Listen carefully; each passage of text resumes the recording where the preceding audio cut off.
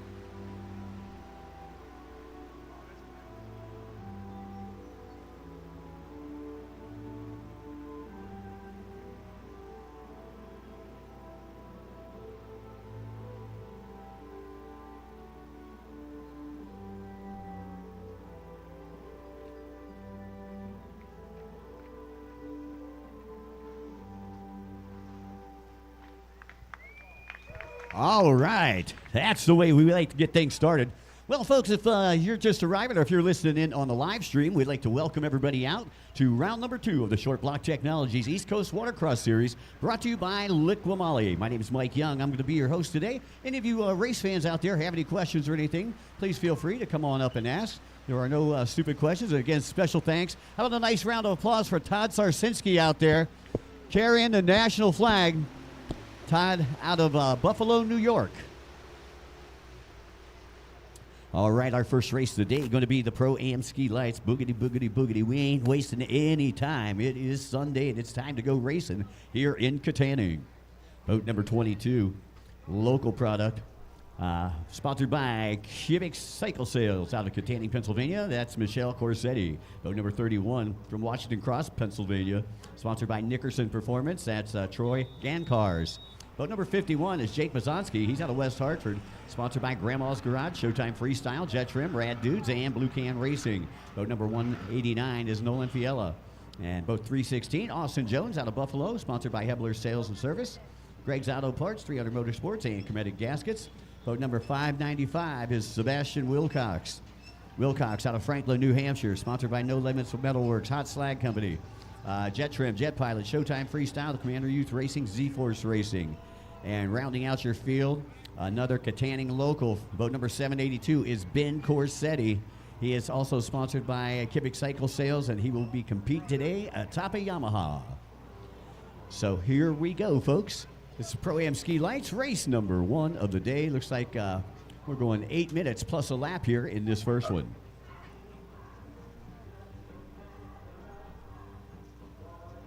Yesterday, Wilcox looked good. Corsetti's looked good.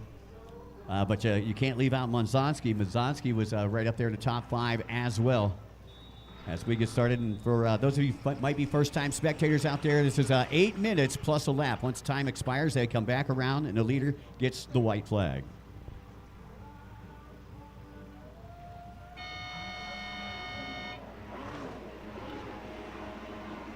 .22 on the inside, 595 on the outside. So 22 is Michelle Corsetti. Corsetti looking to grab the whole shot on the inside. On the outside, it was Wilcox out of New Hampshire. And it looks like, I'm not sure if Wilcox was able to hold on to it. I don't see his boat's up there near the front, but that might be another one of our riders. We'll let you know who it is as they come back around here to the start-finish line as they disappear behind the foliage here. And here we go, drag race down the front straightaway. Not wasting any time after that split start. Michelle Corsetti, it's Troy Gancars back there in second on boat number 31, followed by boat number 782, rounding out your top 3, and that is Ben Corsetti. So a pair of Corsettis running 1 and 3 right now. And you got Troy right there in the middle. As I took a look down here, Troy out of Washington Crossing, Pennsylvania, sponsored by Nickerson Performance. With those Nickerson Performance boats been doing good all weekend long. And we got a rider down here momentarily. It was Seb that went down, Sebastian Wilcox.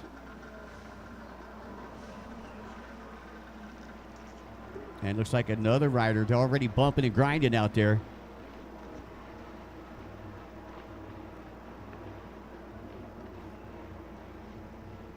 And Wilcox gets rebooted. And I believe he got knotted up there on that turnover on the left side with Nolan Fiala. Gancars took the fast lane, and he's going to take the lead. Now, for those of you who might be first-time spectators, over here on the far right-hand side of the track, underneath the bridge, you can see like a blue-green buoy. Blue on the bottom, green on top. One lap during the race, we call it the fast lap or the 8-ball lane. They can take that lane and they don't have to come into the turn. So that creates some lead changes for everybody that's on shore and that's watching in on the live stream and makes the racing a lot more exciting. So you really got to strategize when you're going to take that 8-ball buoy right here. And you can see Sebastian Wilcox just did that. He's trying to make up some time after taking a water sample on that last lap. And it's Gancars, your race leader, being followed by Michelle Corsetti, and that's Ben Corsetti back in third as they work their way to the bridge right now. And that's the hot slag decision buoy. That's where they decide to go inside or outside. It looks like as this Corsetti's not going to take the 8-ball lane.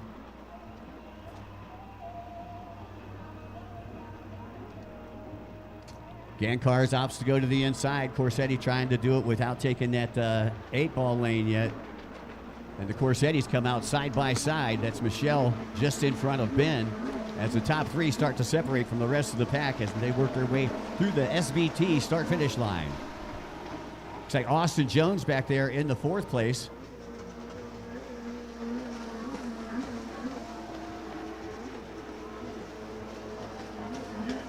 And 189, Fiala, rounding out your top 5 here. As we take a look down, we've got just over 4 minutes left to go, plus a lap. Wilcox trying to climb back into this one. Had a Moto number 1 victory, just got tied up over there on the left-hand side of the track on lap number 1. Troy trying to work on that lead, trying to put a little real estate between he and Michelle. Michelle not having it. And let's see if Michelle takes that 8-ball lane this time around. Nope, going to save it. But look at this. Ben going to take it. Ben takes it. And now working right to left in front of you. And he comes out in front of Troy, so we got a new leader. Ben Corsetti moves into the lead. By the way, Ben, thank you for the accommodations this weekend. Troy back in second. Michelle Corsetti back in the third spot. And here comes Austin Jones. 5 and 6, pretty spread out here. Once again, we need race number 2. That is the novice ski lights and junior ski 4-stroke lights. Novice ski lights and junior 4-stroke lights. Just over 3 minutes left to go here in race number 1. You're watching the Pro-Am Ski Lights. Hey, while we have the opportunity, I'd like to say a special thanks to our good friends from McCutcheon Enterprises, one of our local sponsors here. Talk about them during the break. And you can see Corsetti starting to work on that lead. He took the 8-ball lane on that last lap and was able to get in front of Troy Goncalves. Now let's see if Michelle Corsetti takes it on this lap. Yep, nope, not going to do it. She is saving it. Now Michelle hole-shotted, and first and second place have already taken the 8-ball speed lane, which is on the far right-hand side of the track. And now the gap's starting to widen here between first and second and third.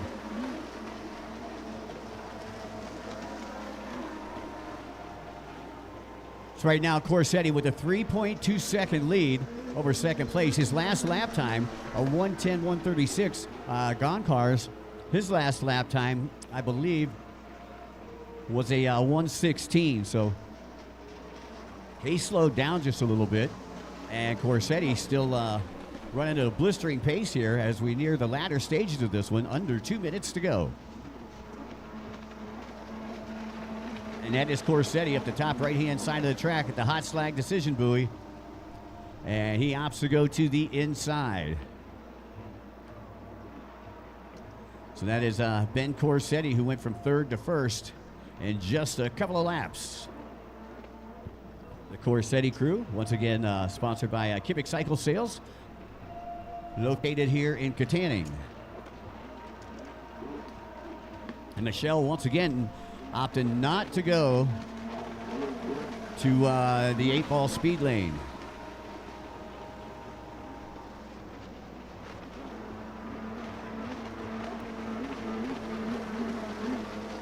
Okay, so time's starting to tick away. Only about 50 seconds left to go as I take a look down at our start-finish line. And once again, Michelle Corsetti has not taken the speed lane yet, so you got to wonder if she's going to take it here because they'll probably be getting the white flag this next lap around.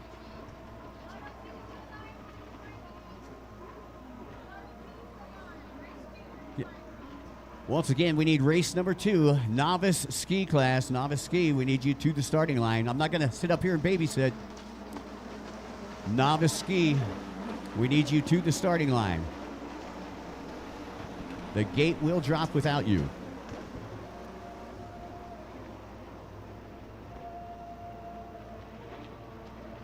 All right, let's see if Michelle Corsetti, she takes that speed lane this time. And once again, coming in, she's going to wait to the white flag lap to do it. Pretty risky. Meanwhile, Ben Corsetti here with the orange helmet right in front of us. That is your race leader. White flag out for Ben. Once again, race number 2, we need you to the starting line. Race number 2, we need you to the starting line. White flag is out, less than a lap to go for your race leaders. And that's Goncalves still in second place, followed by Michelle Corsetti. 3:18, Austin Jones, rounding out your top 4. Once again, Jones out of Buffalo, New York. And he is sponsored by Hebler's Auto Sales, as well as Greg's Auto Parts, 300 Motorsports, Cometic Gaskets, Klotz Synthetic Lubricants, Wasner Pistons, K100, Rhino Power, and ODI Grips. So, sir, first place into the split. One final time here in Moto number 3 in the Pro-Am Ski Lights here. And he's got a back marker in front of him.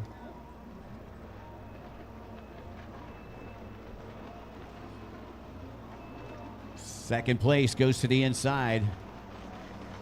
And there goes Michelle. She took the 8-ball speed lane. And let's see if she can overtake that second place position. Here comes first place. Out comes the checkered flag. Corsetti going to get it. And then Michelle Corsetti. Ben Corsetti coming in first. Michelle Corsetti. That strategy paid off. Took it on the last lap. And she'll end up in second place. Great job, Michelle. Troy Gonkars. You know, that was great strategy right there. You know, she waited till time ran out, seen the white flag, knew that she could do it. Staying right there. Congratulations. Great job by the Corsetti clan out there. Troy Gonkars keeping them in his gun sights in third place. Okay, we got the novice runabout coming up next. Or, I'm sorry, novice ski lights down online out of Connellsville, sponsored by Special K's Playtime at YouTube. Boat number 6 is Kenny Callahan. Boat number 40 out of Methuen, Massachusetts is Austin Brown. Boat number 53 is Caleb Bowser. 69 is Brock Hedlund, sponsored by Copenhagen Long Cut, Busch Light, and Tonka Trucks. My kind of racer. Boat number 196 is Tammy Sell out of Kittanning, and Tammy rides for Kippick Cycle Sales. Boat number 220 is Ellie Mini Stroke Stevens, and she is out of Mansfield, Ohio. Sponsored by Fuel One Racing, Aerodisc, Liqueur Automotive Service, Easy Ski, Hitch Haulers, VersaPlug, Jet Blast Performance, and the Junior Stars of Florida. That rounds out your field of competitors. 6 riders here in the Novice Ski Lights class.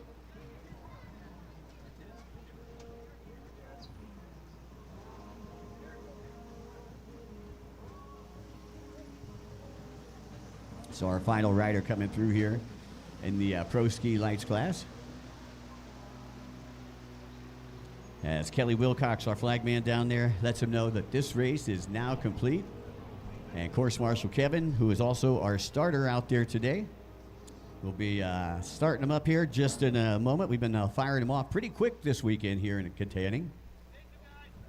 A couple little issues with the start line down there, a little rough down there on the start line, but we plan on getting in that brown house over there. They're both in the Mothman properties. More useless trivia for everybody. I don't know what you're going to do with it, but I like to learn something new from every town I go to, you know. Well, you got something to talk about. All right, Kevin, ready to fire him up here as the Novice Ski Lights are down on the starting line. And after this ski race here, we're going to switch and go to the wide body boats. And there's only about 4 or 5 of them, but they always put on a good show in that runabout stock class. That'll be coming up after this one here. This is race number 2.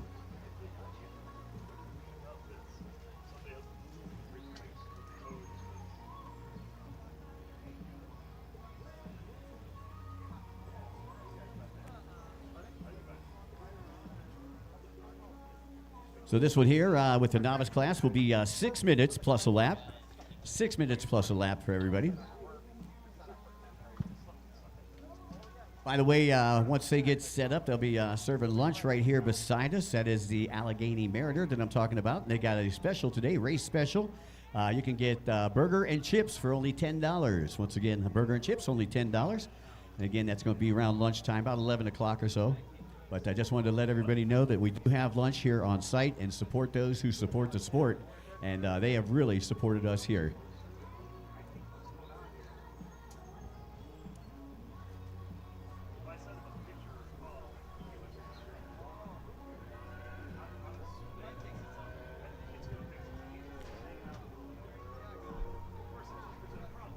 And once again, just getting them staged up down there. The way they stage them, the first moto, basically what it is, it's a random draw. Whoever wins the first moto has pole position. Second has obviously the second position. Same way in the second moto. So you start from wherever you finished, and all the odds start on the inside, all the evens start on the outside. This weekend, the odds are on the right-hand side.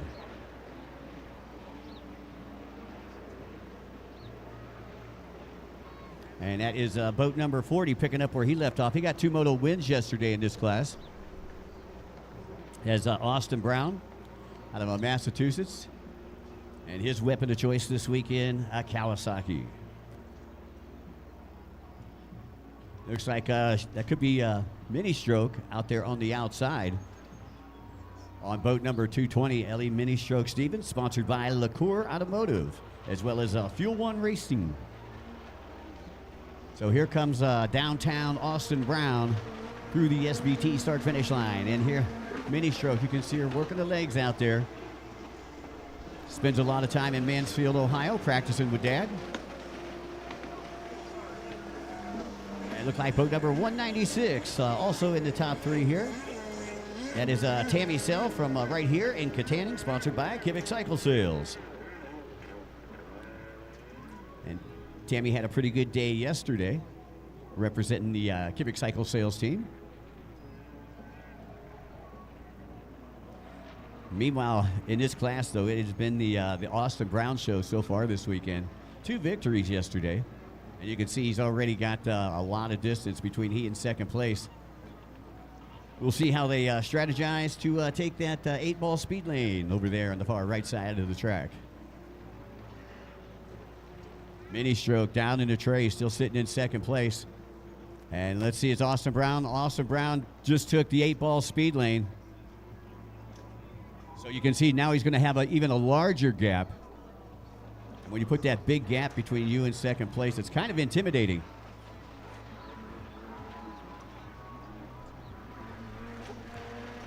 And here comes Brown through the Short Block Technologies start finish line. Mini Stroke still holding on to second. And I believe she is a first in her class, as this is a combined class between the novice ski lights and the junior 4-stroke lights.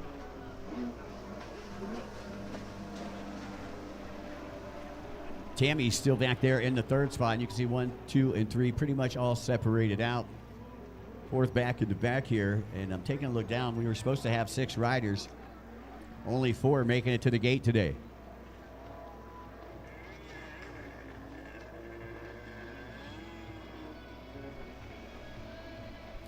Once again, coming up next, we've got the Pro-Am Runabout Stock Class. Pro-Am Runabout Stock Class. If you guys have never seen personal watercraft racing, you want to watch a good race, come on down to the water's edge here and check it out.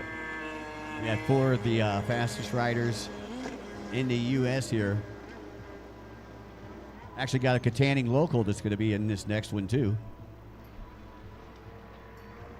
But you got a couple of the top endurance racers in the world that are going to be out here in this next one.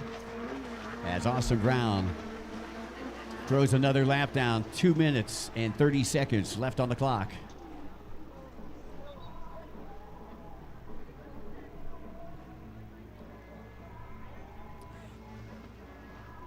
A 1 minute 22 on that last lap for Austin Brown, and 1 minute 27 for second place, Ellie Mini Stroke Stevens.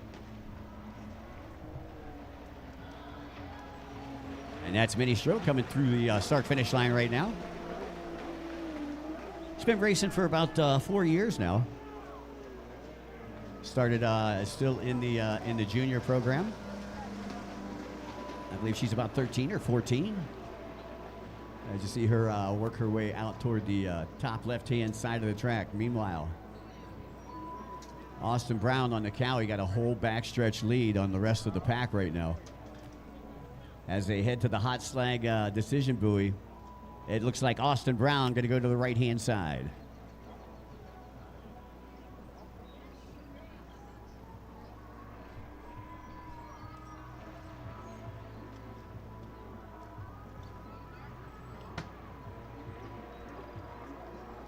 Once again, this is Moto number 3 of the novice ski, junior ski 4-stroke lights.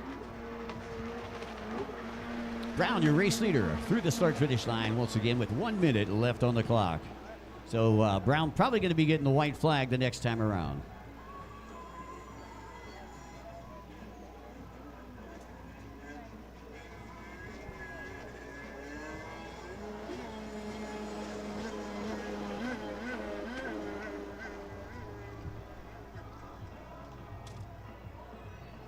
So again, coming up next, Pro-Am Runabout Stock Class. Pro-Am Runabout Stock Class. Again, we'd like to say special thanks. I mentioned McCutcheon Enterprises. MEI is a family-owned and operated Company based in Apollo, Pennsylvania, MEI is a leading provider of waste management, equipment rental, and industrial services, energy, and municipal residential sectors. Since its founding in 1947, MEI has been committed to serving the communities in which it operates. Special thanks to our good friends from McCutcheon Enterprises.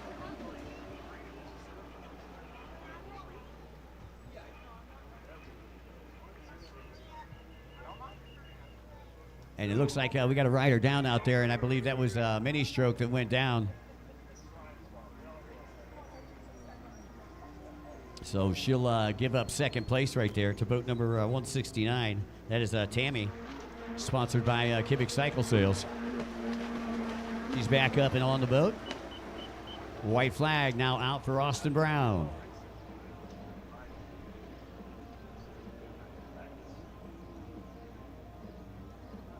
So Brown been dominating here in this class, and these riders will be out for one more moto a little bit later on today. Glad everybody could spend their Sunday morning with us here at Riverfront Park. Nice day to be going racing. You know, I tell you, a lot of times we go to these races, either it's pouring down rain or it's blistering hot sunshine. This is nice. It's overcast.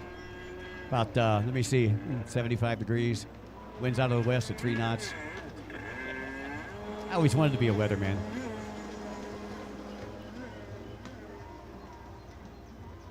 So the Deuce now get the white flag as your battle for second between Tammy and Mini Stroke.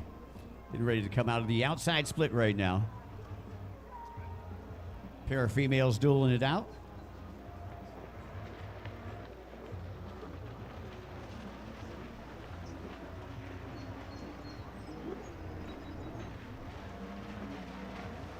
And there is your race leader right behind them. So second place still Tammy. Third place is Ellie. And your winner is Austin. Put your hands together for Austin Brown, folks. Taking the win here in the novice ski lights class.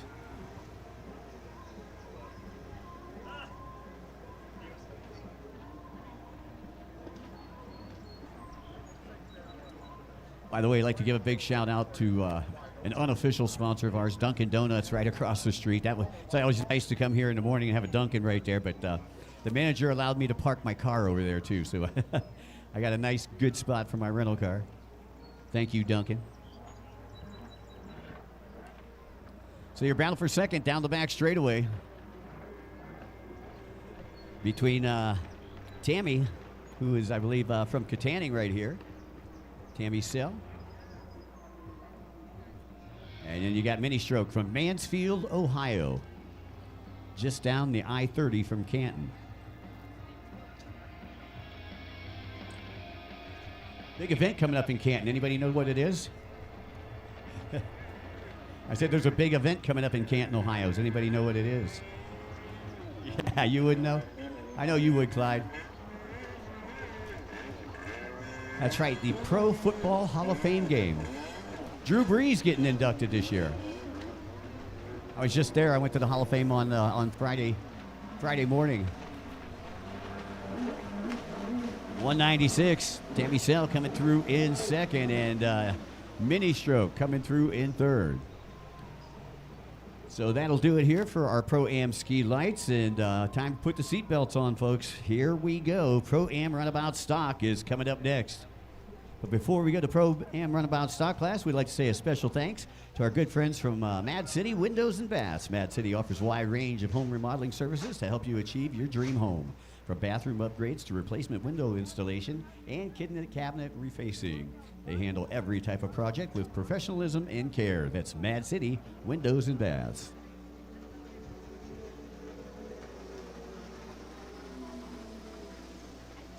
So Course Marshal Kevin coming back over to get this one started here.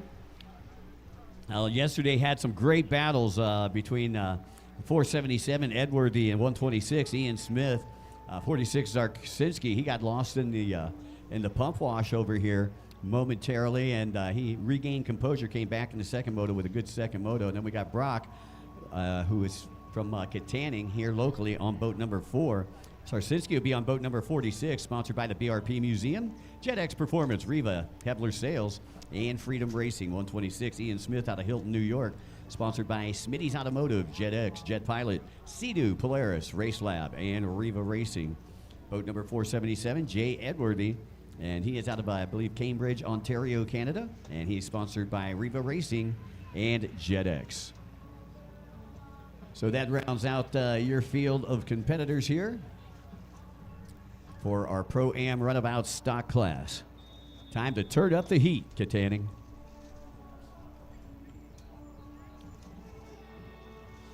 And it looks like Jay Edworthy will be starting from pole position. And you can see Edworthy out there in a hurry. Sarsinski looks like he had a slight lead on the outside. They are side by side as they go into the first turn. Now the makeup buoy, which is that's normally if you miss a buoy, it's a penalty buoy, but this is also going to be a joker buoy. So you're going to have a speed lane and you're going to have a joker buoy. The joker buoy is the buoy with the white tip, the triangular buoy all the way out, far left-hand side. And it's going to be Edworthy, your early race leader, followed by Smitty. And here is Sarsinski. Sarsinski gets lost again. Almost goes over and taps the course marshal there. Again, they get a face full of white water and kind of get lost out there. But Edworthy with the hole shot right there. And again, they can't take the joker buoy or the speed lane on the first lap. They're now on lap number 2. So both the 8-ball speed lane and the joker buoy are open. And once again, we use the joker buoy and the speed lane to create the lead changes. And again, it really makes you have to think on your feet as a racer. And Edworthy just carving it up over there. He's on the outside split right now. Smitty went the same way. And it looks like Sarsinski going to do the same as they work their way into that front horseshoe section. And down the front straightaway, Edworthy, the Chicken Man. Yeah, Jay spends his Mondays through Fridays working at a chicken farm. That's how he got his nickname, the Chicken Man. Sarsinski in third place coming through the SBT start-finish line. And there is Brock, your local. Turned in a good performance against these 3 top pros that are out there. And Edworthy really starting to put some distance between he and Smith. Let's see if Edworthy, no, he's not going to take the speed lane. He's going to save that speed lane for a little bit later. I bet he's going to take the joker buoy on this next lap, though. I think that he's feeling comfortable enough to do that. Where he still may be able to keep the lead from Smitty. Smitty not taking the speed lane yet either. So neither one of them are taking the speed lane or the joker.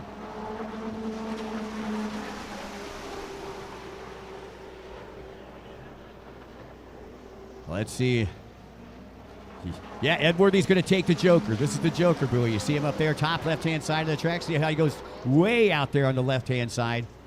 Smitty not going to take it. He's trying to come in and say, oh, he couldn't get the position. Edworthy was able to maintain the position. Great job by Jay Edworthy. Again, strategizing, knowing exactly where he needed to be, what he needed to do, and when he needed to do it. Now is he going to take the speed lane? Nope. He's just going to take the outside split. But Smitty's going to take the speed lane. He's going to try to get that lead back. And looks like he will, so Smitty goes back into the lead now. So Smitty into the lead, Edworthy back in second. And I like the lead swapping here. I told you guys this race would not disappoint as your 2 leaders separating from the rest of the pack over here on the left-hand side of the track. And let's see if Smitty goes, if he tries to take the joker now, because Smitty's still got to hit the joker, and Edworthy hasn't hit the speed lane yet. So this is what I'm guessing. This is my prediction. I think that Edworthy is probably going to take the speed lane here and try to regain that lead back. What do you guys think? Maybe, possibly? All right, let's see. Smitty going to the outside split, and Edworthy taking the speed lane. Edworthy taking the 8-ball speed lane, and he's going to try to regain that lead back, and does. Jay Edworthy back into the lead. 4 lead changes so far here in the Pro Runabout stock class. Some exciting racing going on here on the Allegheny. Great stuff. Sarsinski all by himself back there in third place. Almost like he's in timeout. He's playing all by himself. Todd Sarsinski, he is the owner of the BRP Museum. That's Bombardier Recreational Products. For those of you guys that don't know who Bombardier is, that is Sea-Doo. For you folks that may not be in the personal watercraft industry. Edworthy on the outside. Smitty following suit on the outside. So right now we'll tell you what kind of lap times that Edworthy is putting in. Edworthy with a 3-second lead, but Edworthy, that last lap around, a 49.319. Fastest lap time we've seen all weekend. A 49.319. Most lap times have been hovering around a minute to a minute 15. Not in this class.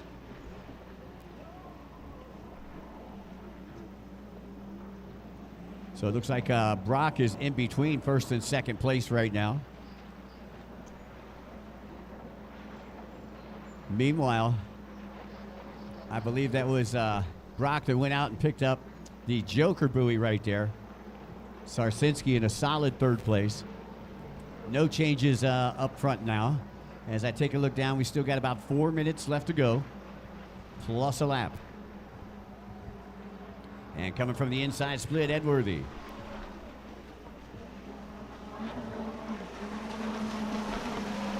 Who I heard had a problem tapping buoys during the practice session on Friday. He is your race leader.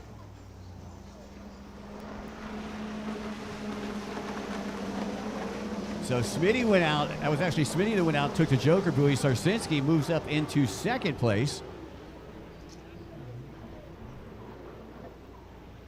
So Sarsinski and Smitty dicing it out right now, and they've got Brock right in front of them, and Brock is a back marker. He'll probably be getting the blue flag next time around.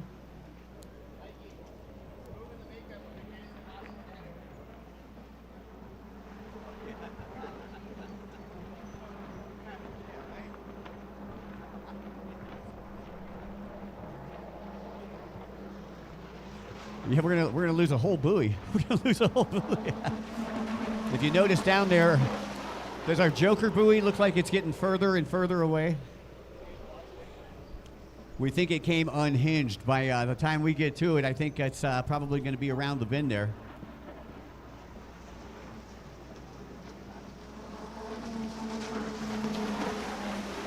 So Smitty picking up that second place position over Sarsinski. Sarsinski, I believe, had to go hit the Joker buoy. Meanwhile, just a couple of minutes to go, just over 2 minutes left to go in this one. Meanwhile, Edworthy just riding at a blistering pace out there. Been riding at a lot of the different series around the USA this year. Seen him at a lot of events, a lot of different events.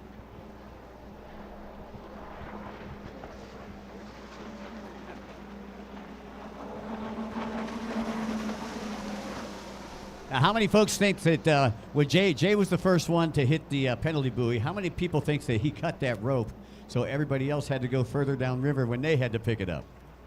I'm just wondering. Create a little controversy.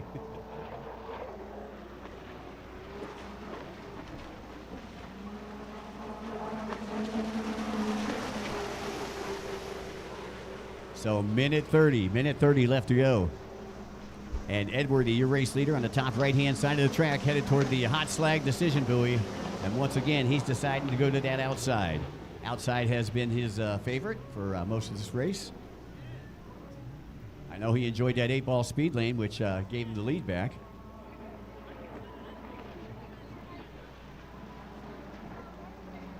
By the way, just as a reminder to all of our local folks and racers out there that we do have our merchandise booth set up, and it's underneath the East Coast Watercross compound. You can stop on down here, check out all the merch. We got T-shirts, we got hats, we got hoodies, we got back protectors, we got sunglasses, we got booties, stickers, keychains. We got all kinds of good stuff down here. Don't leave Kittanning without an East Coast Watercross or Pro Watercross souvenir.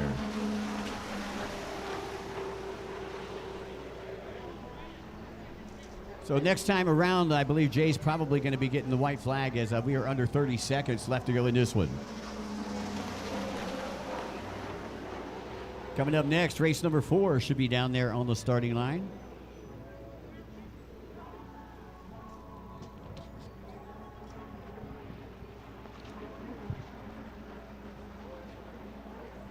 Well, a great battle there in the beginning between Edworthy and Smith, but Edworthy turning this one into a snoozer here at the end as the white flag comes out for him. One more lap to go for the Cambridge, Ontario, Canada native.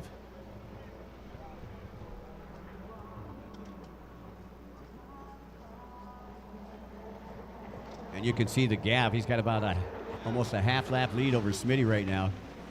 And Smitty just sets that boat up and turns it in the corner. You can tell he's looking for more power there. smacking that boat on the back of the seat like he's whipping his horse.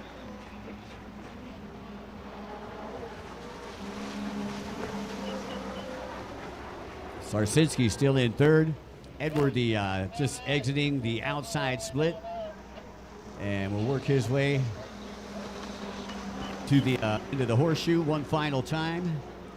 And out comes the checkered flag. Put your hands together for Jay Edworthy taking the win. Congratulations, Jay. Jay again sponsored by Riva Motorsports and JetX.ca. I believe Team Vincent helping him out too. As here comes second place Smitty.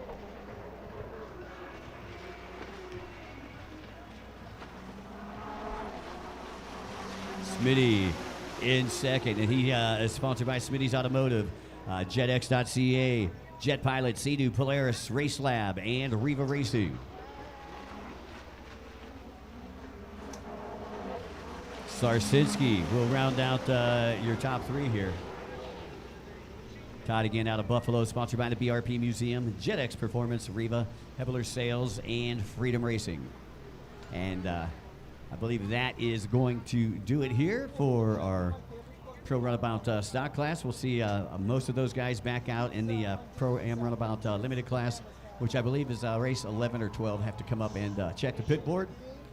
Once again, pit board is located here underneath the East Coast Watercross compound. If any of you spectators like to come check out what the course looks like on the board or check out what the race order is today, we've got 13 races before lunch, and then we'll have 13 more after lunch for all of you spectators out there.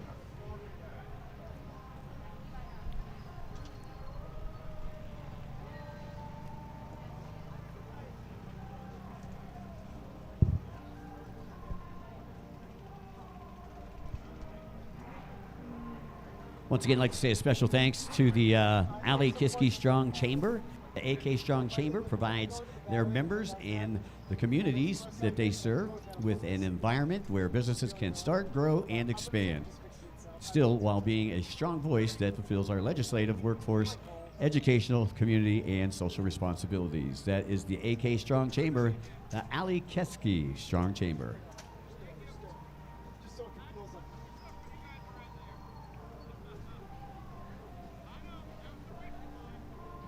By the way, I'd like to say a big shout out to Ford City Barbershop, not only for their sponsorship of our national anthem first thing this morning, but they are a family-owned and proudly local barbershop here. Ford City Barbershop blends barbering traditions with a modern touch, a place where men can relax, get pampered, and leave feeling their best. Small business, big dreams, Ford City Barbershop.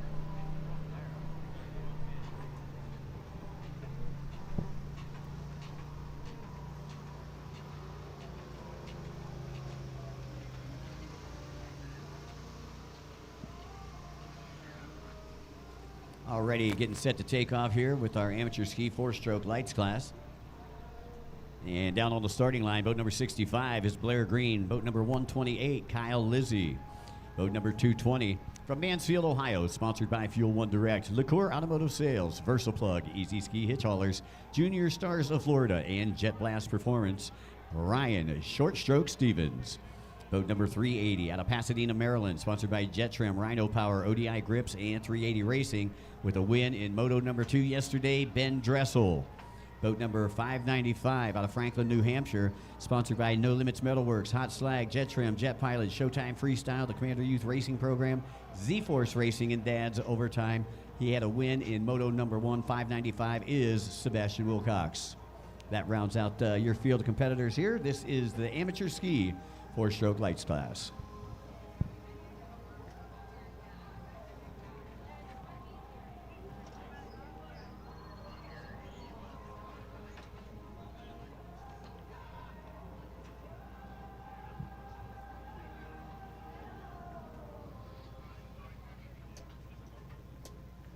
Once again, folks, don't forget to check out all the fun stuff they got going on at the festival here. I heard I missed a foam party yesterday. I don't know what was going on down there, but I guess I missed a foam party, the bouncy house, all that stuff. So today at lunchtime, I'm going to take a walk. Don't forget, right over here beside us on the right-hand side of the East Coast Watercross compound, as you face the Allegheny, we've got our good friends from Allegheny Mariner, and they're going to be having a lunch special over there. Hamburgers and chips for only $10. That's right, a hamburger and chips for only $10. I mean, you can't buy a Big Mac meal for that anymore, so stop on over there and get some fresh food from Allegheny Mariner.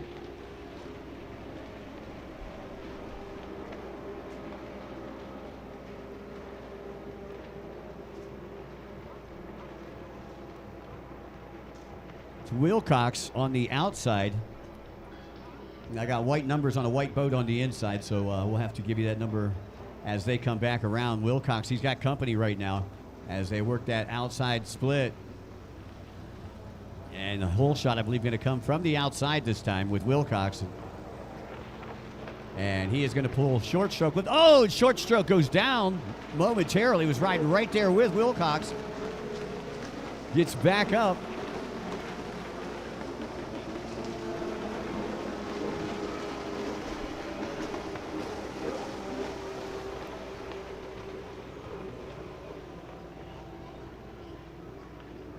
So that was Blair Green. It was in second. Kyle Lizzie in third. Short stroke was the one that went down right here before the chicane in the front section of the course. But meanwhile, it's going to be Sebastian Wilcox. Again, he was a winner in Moto number 1. And he's sponsored by Tim Zarnstorff and company over at Z-Force Racing, as well as Showtime Freestyle and No Limits Metalworks. Second and third place, both privateers. Blair Green riding the top, or Blair Green, and I believe this is one of his first races. Kyle Lizzie, I recognize that name. I believe he was in Laconia with us on boat number 128. Currently sitting in the third spot right now. And here comes your race leader. Now, once again, for all other classes but that runabout class, there's no joker buoy over here on the left-hand side. It's just a 8-ball speed lane over here on the right-hand side. And meanwhile, we got a rider down underneath the bridge. As I believe that's course marshal Kevin giving short stroke a tow back to the boat over here on the right-hand side. Tough break for short stroke. He had a good start. And then just got caught up in Wilcox's wake as they were coming away through the horseshoe here in the front section of the track. Meanwhile, Wilcox starting to extend that lead. I didn't see if he took the 8-ball speed lane that last time or not, but I'm pretty sure that second and third place have not. Wilcox going to the outside split here. Meanwhile, Stevens gets back up on the boat and in the tray, and will continue on. And there is your race leader, Wilcox. Easy to pick out on the black boat, trimmed in green.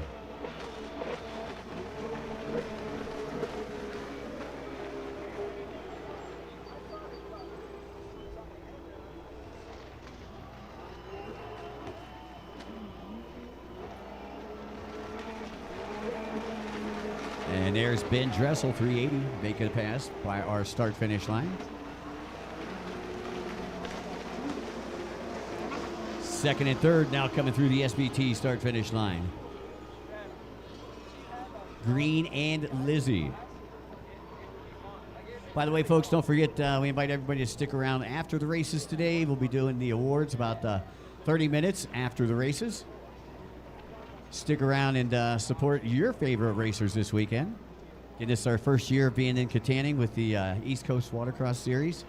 Great to be here, and we hope to come back for many, many more years. So Wilcox, your race leader, coming from the bottom right-hand side of the track. Really starting to put some distance between he and second place. Again, this is race number 4. Race number 5 should be coming to the line, and that is the Pro-Am ski stock combined with the novice ski stock 1500 cc class.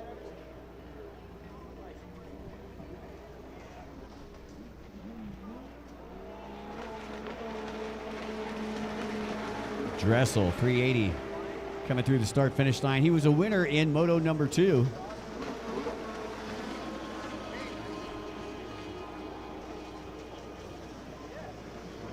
I see 128, Lizzie, now able to get past Green, unofficially for that second place position.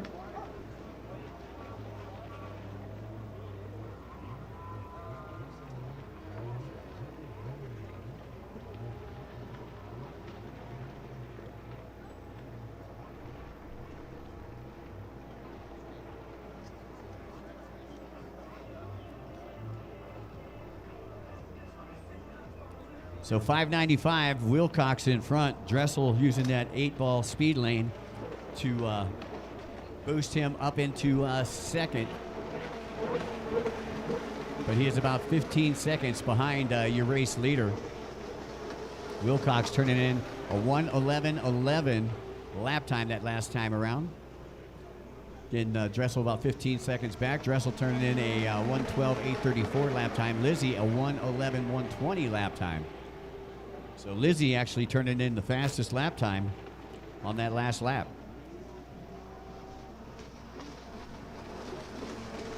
Yeah, and Lizzie on a 2-stroke. Most of these guys have got are 4 strokes out here.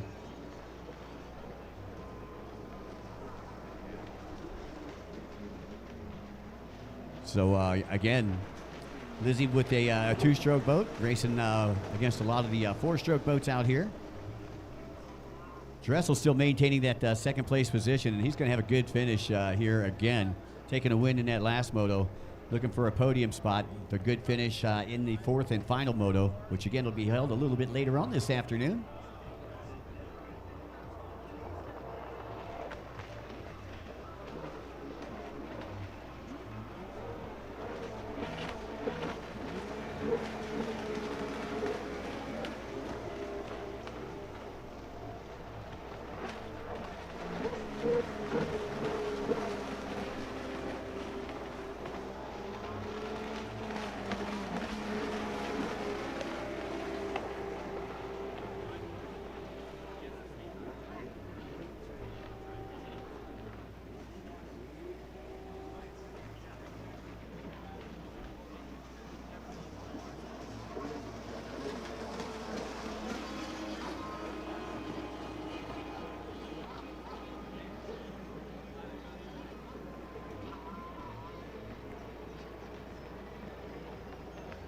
Wilcox headed toward the hot slag decision buoy up there top right-hand side of the track as we view it here from the East Coast Watercross compound. And again, Wilcox opting to go to that outside. The outside split, a little more wide open, a little more sweeping. You can hold the throttle pin a little bit tighter, whereas the inside's a little more tighter, a little more technical. All depends on your riding style, on which one you like, or if you're trying to get past somebody and you're trying to find some clean water. As Wilcox works his way through that chicane right there, the white flag will come out for Sebastian Wilcox as he takes a look behind him. Dressel in short stroke right there.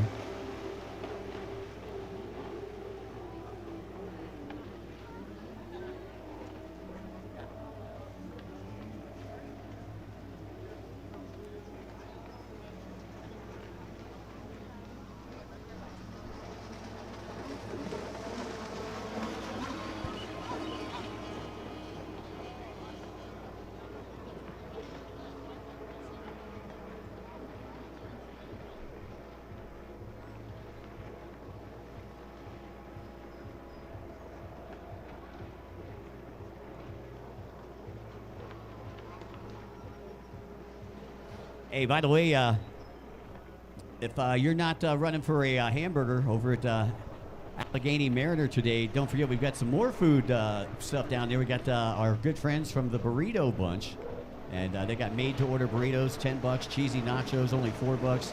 Two-step tacos, only $6. Walking tacos, $7. Loaded nachos, $8. That is at the Burrito Bunch, just down the midway here in Performance Alley. So the checkered flag out. Congratulations, Sebastian Wilcox taking it home. Second place unofficially, Ben Dressel. I did hear, though, that Ben had some issues in tech yesterday. So he's out here just kind of running with the pack today. So unofficially,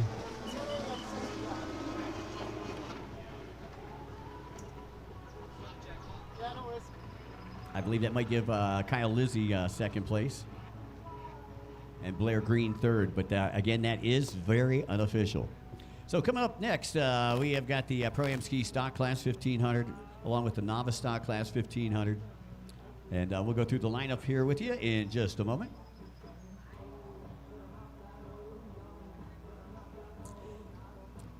Folks, we'd like to say a special thanks to the Armstrong Beer Distributing Company. For decades, Armstrong Beer Distributing has been a trusted part of the Kittanning community, offering a wide selection of domestic, imported, and craft beverages with friendly hometown service. Conveniently located on South Jefferson Street, Armstrong Beer Distributing is known for its knowledgeable staff, great selection, and commitment to serving customers throughout Armstrong County. Whether you're planning a gathering, stocking up for the weekend, or looking for something new to try, Armstrong Beer Distributing has you covered.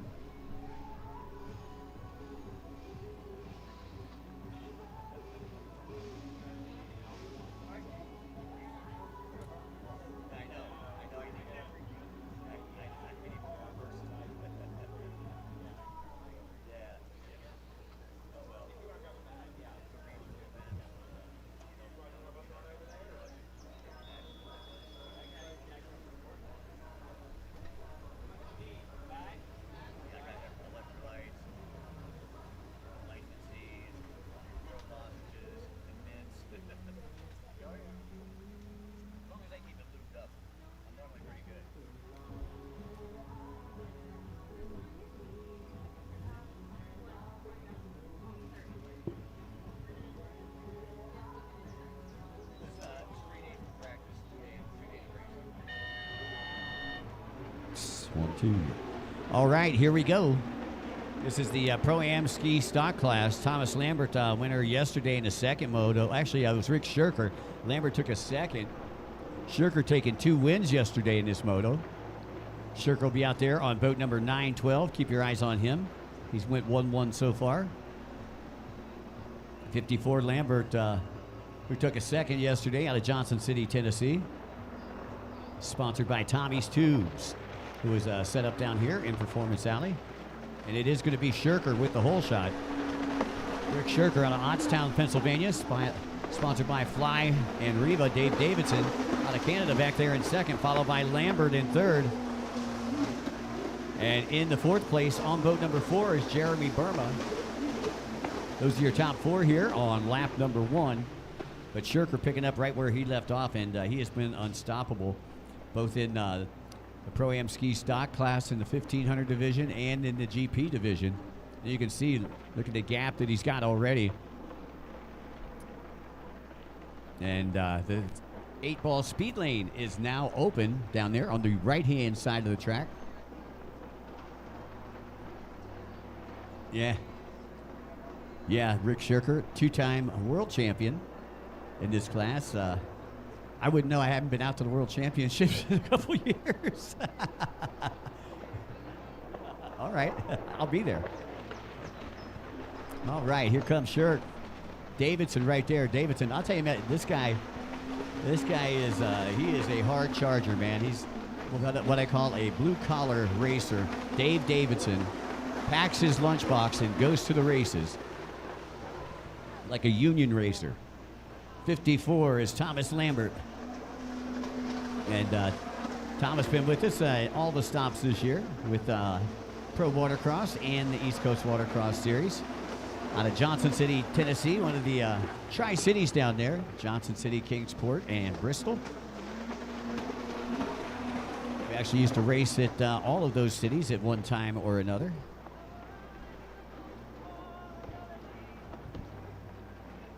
This time, your race leader opts to go to the inside split. Let's see if Davidson tries to use that 8-ball speed lane over here, far right side of the track. And Davidson will go to the outside. Now he's just going to the outside split. Not going to use the speed lane yet.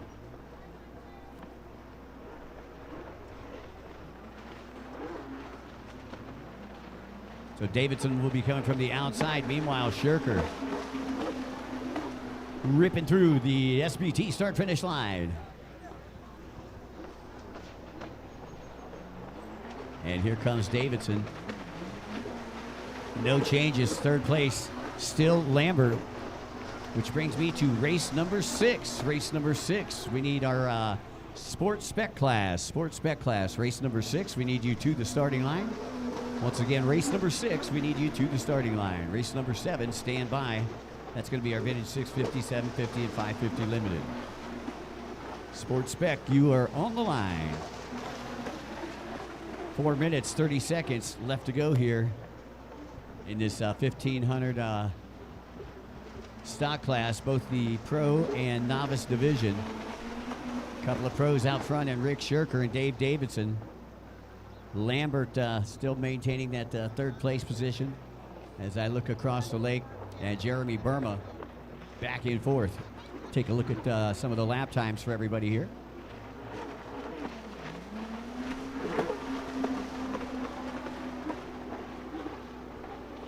So you got Shirker just turned in a 1:05.726 lap time. He's got an 11.4 second lead over Dave Davidson, 15 second lead over Lambert. Davidson that last lap, a 1:13.709, and Lambert a 1:15.611. So just in case you're keeping score there, as once again Burma trying to get her under control. Looked like he was going to have a shot at making a run on third place.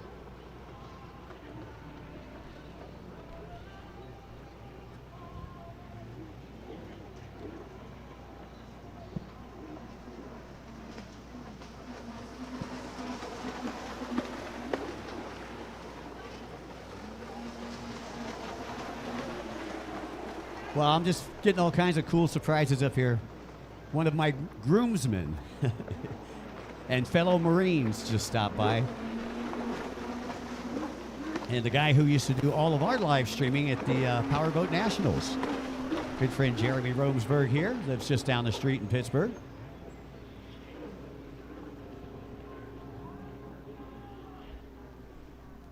So again, time's starting to tick away here with under 2:45 left to go.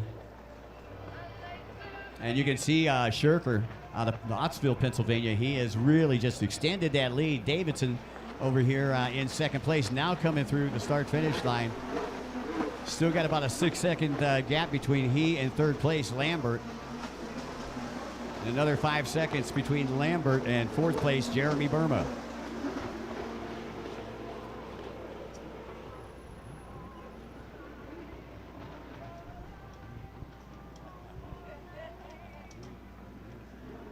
Yeah, so I got all kind of friends here. Clyde, who's been to every one of the IJSBA Jet Ski World Finals. I worked with Clyde back in 1987, 88. And Jared, who used to do all the camera work and live streaming for the Powerboat Nationals, and who was also one of my groomsmen at my wedding, just showed up. Surprises everywhere this weekend. I kind of like it. I like Kittanning. It's got good karma. So again, no lead swapping. Shirker still your leader. Again, 1:30 left to go.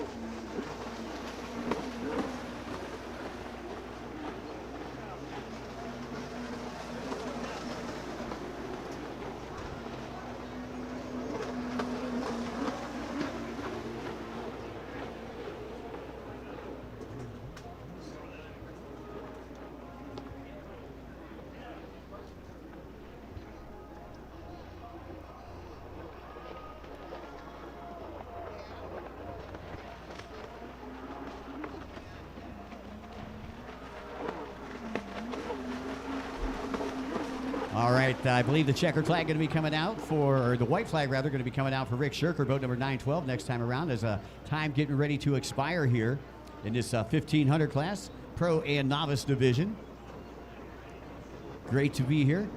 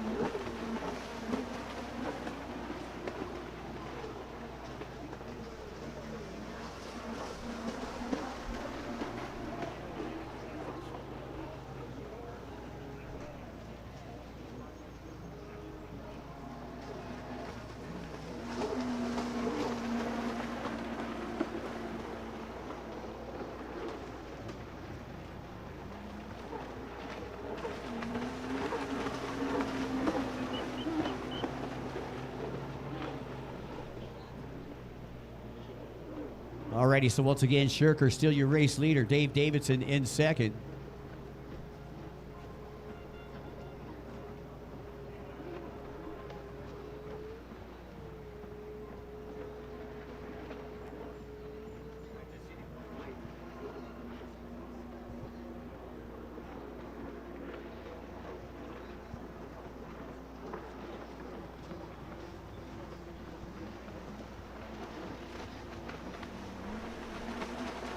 Once again, white flag out for Rick Shirker. Again, sponsored by Fly, Jet Trim, and Riva, as well as the Moon Man, Gino Carran's Brewing Company. That's a great sponsor right there. I'd like to be sponsored by the Moon Man. I heard he throws a great party every year, too, and just opens up the kegs. You can see just how far Shirker's lead was. He's lapped all the way up to 4th place. This is Burma right here. Boat number 4 is coming through. He's in 4th place. And Shirker, your race winner, boat number 912, will take the checkered flag. I'm sure that puts a big smile on Miss Kristen's face, who is watching on from the shoreline. She showed me they went down to Armstrong Brewery yesterday, and they were walking back through the pits. And she's got the 2 babies in the stroller and everything. Behind the stroller, she's got a Mountain Dew flavored beer. I'm like, now that's pretty good thinking right there.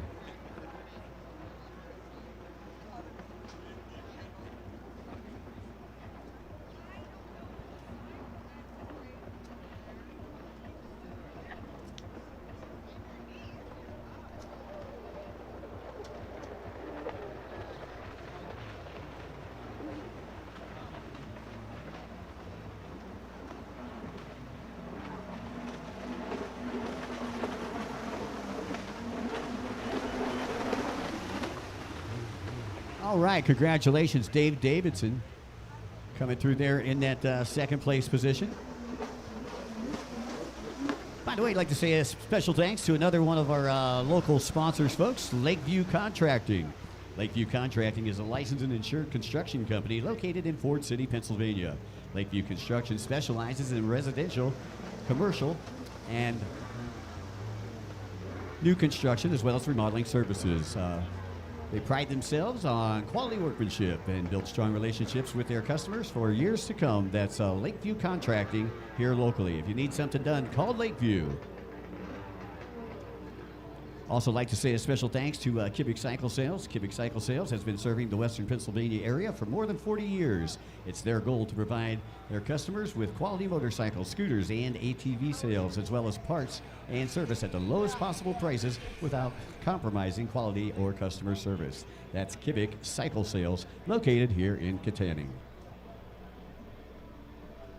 All right, folks, looking down here at the schedule. Coming up next, we've got our sports spec class, and down online we should have boat number 7 Riding atop of Yamaha, sponsored by Moto Option, Pro Watercraft and Watcon.com. That's Kayla Flitzka. Boat number 125 out of East Haven, Connecticut. Sponsored by Blue Can Racing, the Clark Group, Abstract Tail, and Computer Science, Katie Berner. Boat number 172 is Brett Hahn. He's out of Broadview Heights, Ohio, riding atop of Yamaha. 812, Brad Nickerson. He's out of Bristol, Pennsylvania, sponsored by Nickerson Performance, Cassidy Painting, Hill Racing, Loomis Fabrication, My Girls Racing, Miller Racing, Watusi, and Competitive Crankshafts. That's Brad Nickerson. 872 out of Poughkeepsie, New York, sponsored by the PWC Doctor, Undercover Auto Body, a Hydro Turf, Nickerson Performance, Moto Option, Articat Adventures, and Moto Pro Graphics. Colin Beers, and rounding out your field on the 1251 out of West Hartford, sponsored by Grandma's Garage, Showtime Freestyle. That is Jake Mazonsky.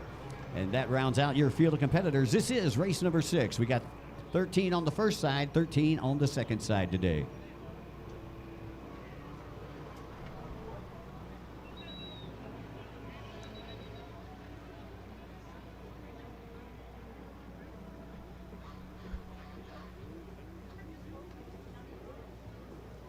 Alrighty, so it looks like somebody pulled the trigger a little too early down there, and they brought them back to the line. And they're going to refire these guys off. Once again, this is a sports spec class.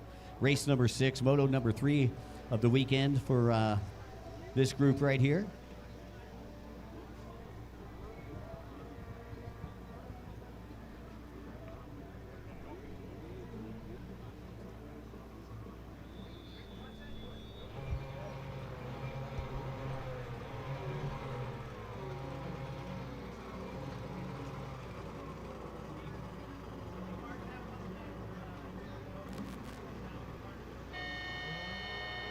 All right, here we go. It looks like Katie Berner with the early lead on the inside. Easy to pick out with that lime green helmet. And Berner taking 2 wins yesterday. She is side by side with another rider, but I can't get the... Oh, and that rider goes down. That was Nickerson. Yeah, Nickerson and her was battling it out, and Nickerson getting the worst of that exchange right there. Yeah, Berner with 2 wins yesterday. And her and Nickerson fought back and forth throughout both motos. And it's going to be Berner, your early leader. So it's Katie followed by 872.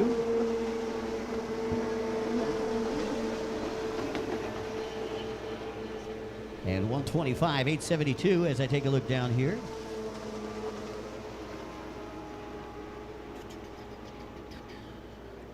Actually, I believe that is Colin Beers that is in second place right now. Colin, again, sponsored by the PWC Doctor. And your race leader, Katie, sponsored by Blue Can Racing, Clark Group, Abstract Tail, and Computer Science. Back in the third spot, looks like we got boat number 125-1, Jack Mazonsky out of West Hartford. And he is out of Grandma's Garage. As you see your race leaders over here on the far side. Is Berner going to take the 8-ball lane? Yeah, Berner, your race leader, takes the 8-ball lane. That's going to extend her lead. We got a fast lane over here right underneath the bridge where you don't have to turn in. And one lap, you can actually take that lane and just hold it wide open and keep it pinned. So look at the lead that Berner's got now. You can see that she has really put a lot of real estate between her and second place. Now, second place has not hit the fast lane yet. That is where you want to keep your eyes on. And once again, that's the 812 or 870, 812 of a.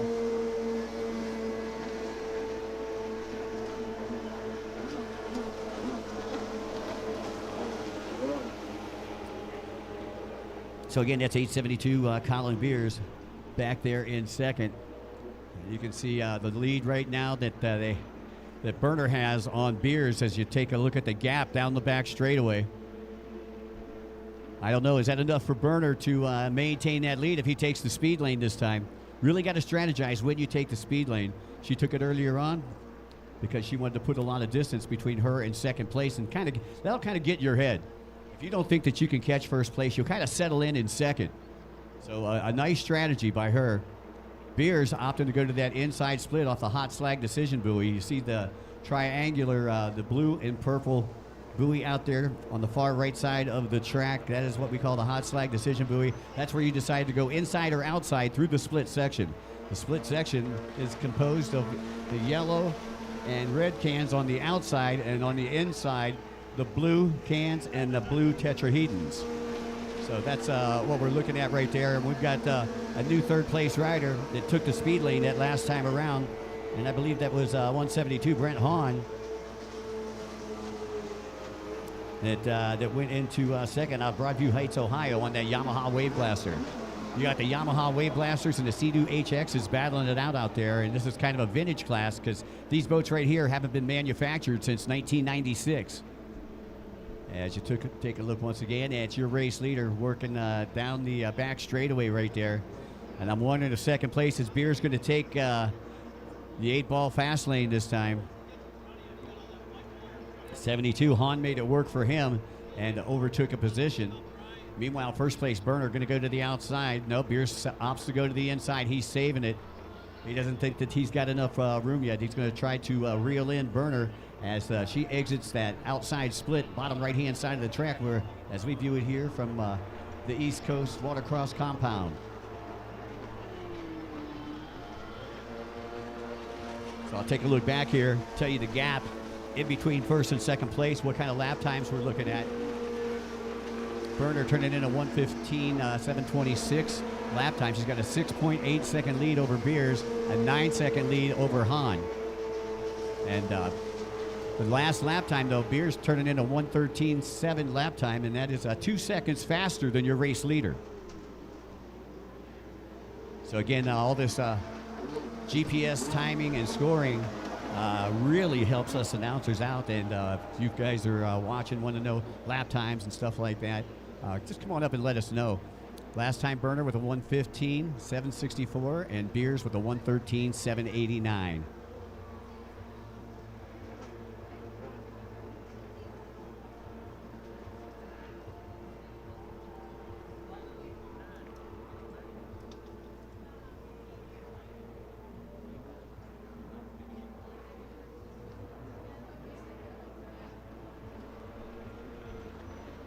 All right, so race number seven should be coming to the starting line, and Burner still maintaining that lead.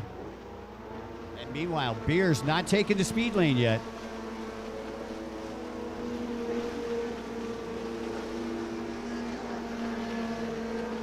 And boat number 812, Nickerson, trying to get back into it. Nickerson able to get past Jake Mazonsky for that fourth place position as your leaders work onto the left-hand side of the track.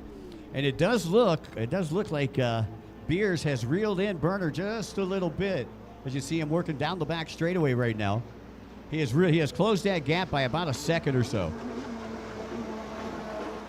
So you got Burner up front.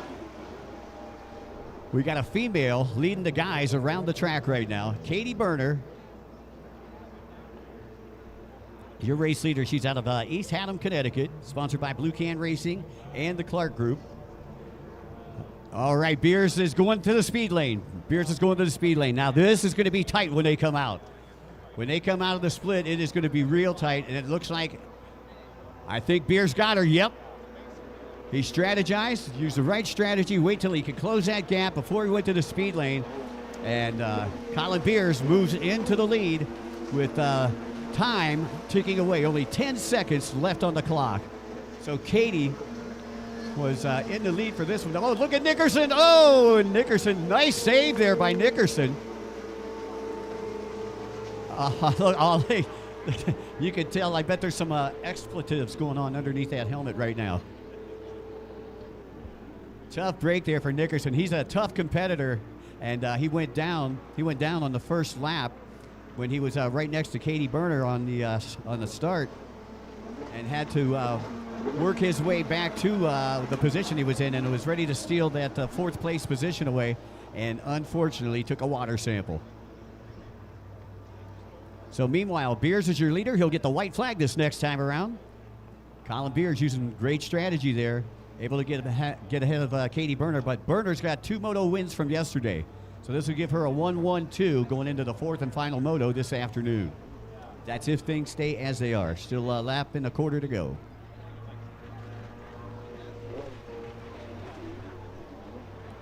Beers up front, all by himself now. Got a little bit of breathing room.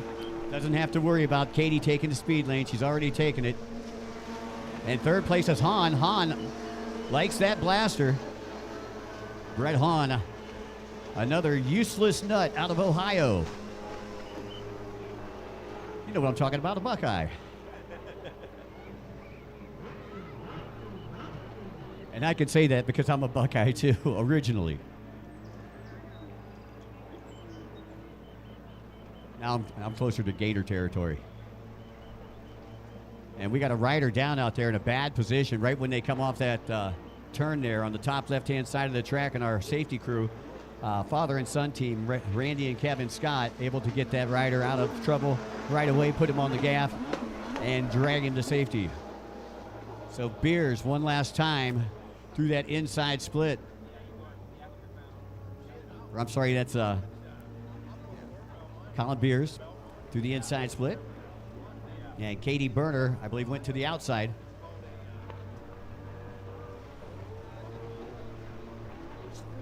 So the checkered flag is going to be coming out. Put your hands together for boat number 812, Colin Beers. Beers takes a win, and look at this, boat number 72. Hahn able to get past Katie Berner. Berner back into third. Hahn taking a second against the Sea-Doos. The Sea-Doo HXs and the Yamaha Wave Blasters out there. Some epic battles throughout the years with those manufacturers, that's for sure. But again, these boats hadn't been manufactured since the 90s, so it's a very affordable way of racing to get into. You can go find one of these blasters here or HXs, a barn find for $1,500, $2,000. Throw a couple parts on it, and you're racing for under $5,000. So that was Mazonsky that went down, that came in on the hook. Tough break there for the 1-2-5-1. Kayla Flitzka, boat number 7, final rider to come through our SBT start-finish line, and that will do it for race number 6. We're on to race number 7. Race number 7, I believe, is one of our vintage classes. Vintage 750, 650, and 550.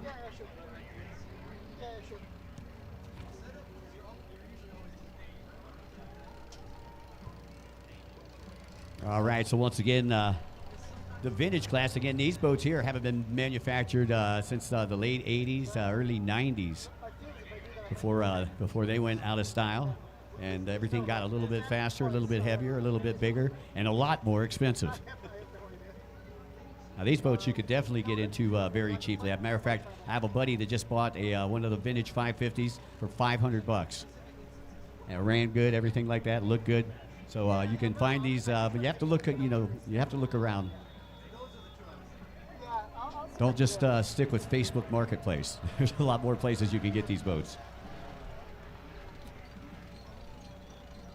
A lot of boats out here representing the vintage class, too. I believe we got 12 riders down there.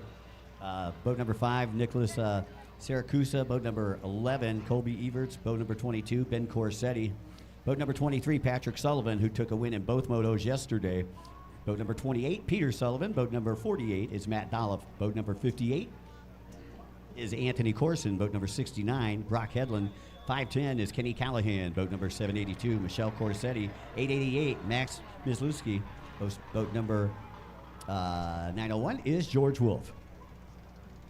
Wolf with a whole shot yesterday. Corsetti's two of the favorites out there, but Sullivan has been unstoppable on boat number 23.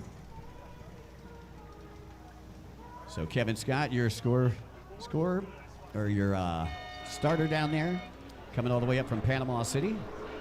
And I believe that's Corsetti on the inside, getting a jump. Boat number 782, Michelle Corsetti, sponsored by Cubic Cycle Sales from right here in Kittanning.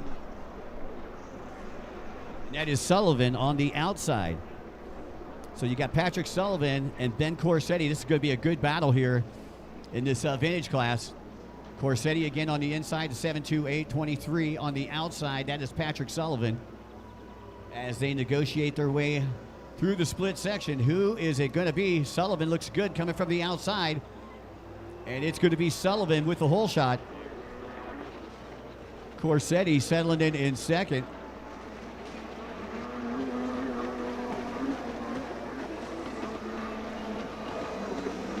Oh, and then you got boat number 11 back there in third. And boat number 11 is Colby Everts. He has got the old 701. We called it the SpongeBob Square Nose. Yeah, that's the Square Nose Yamaha Superjet, first generation, 701cc power plant. Those are your top three here. Under 5 minutes left to go. I believe this was a 6+1 race. Once again, these vintage boats that we see out here now, you see the stand-ups that we got nowadays, they've got a much wider base.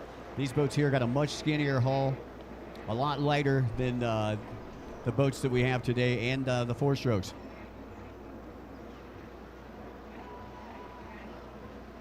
So once again, nice overcast day here in Kittanning. Sun ain't too hot, got a nice little breeze.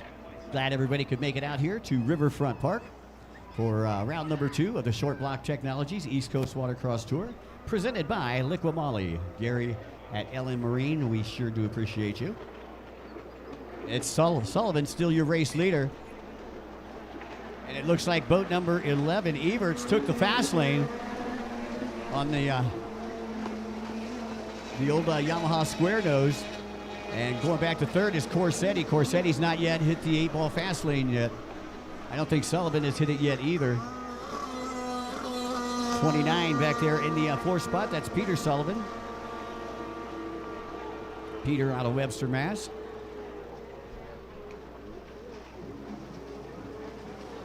Once again, this is the vintage 750, 650, and 550, a combined class right here. I like to put all the vintage boats out there together, but they are scored separately. And speaking of scoring, don't forget the awards tonight will be held about 30 minutes after the final race, which we're hoping to be right around 3 o'clock, 3:30.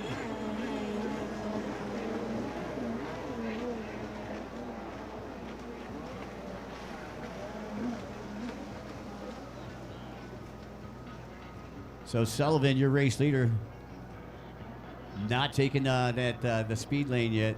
The 8-ball speed lane, all your top three, all on the outside split right now. Sullivan on the burnt orange, number 23. And it looks like he's got a back marker in front of him as he gets ready to work his way down the front straightaway. Boat number 58 takes a look beside him. Holds his line as your race leader goes by. Everts still maintaining that second place position, followed by Corsetti. Everts on boat number 11. Corsetti is on boat number 782, and we got a rider down with a mechanical pulling off to the side. So a tough break there for Peter Sullivan. Having to pull in a little bit early, has a mechanical issue.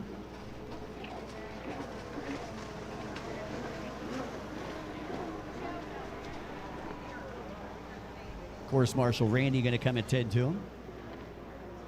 Randy Scott been course marshaling and being a safety patrol guy for us. I've been working with him for 35 years.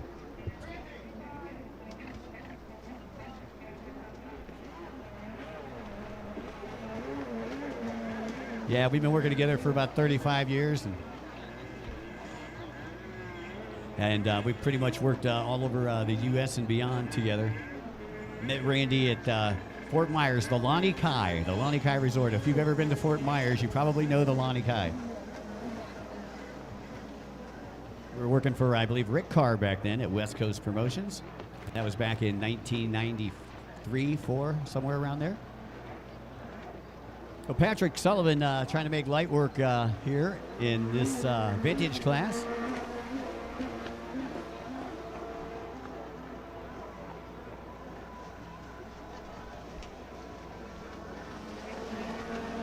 So here's your battle for second place between boat number 11 and boat number 782. Again, they're coming up on the back of the pack right now. We'll see if that slows them up at all. And as I take a look down, time is starting to expire. So the next time Sullivan comes around, he'll get the white flag, AKA the Hallelujah flag, because when you see that flag up, you're like, hallelujah, as a racer. There's only one more lap to go, because at that time, the arm pump's setting in, and you're ready to get off the track. And if you're in the lead, drop that checker.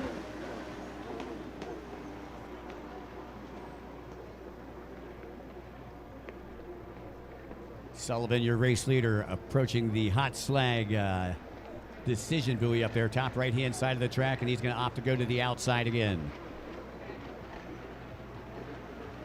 And Sullivan hadn't been around the speed lane yet. You can see he's taking the 8-ball speed lane right now, where he can hold it wide open right there alongside the bridge.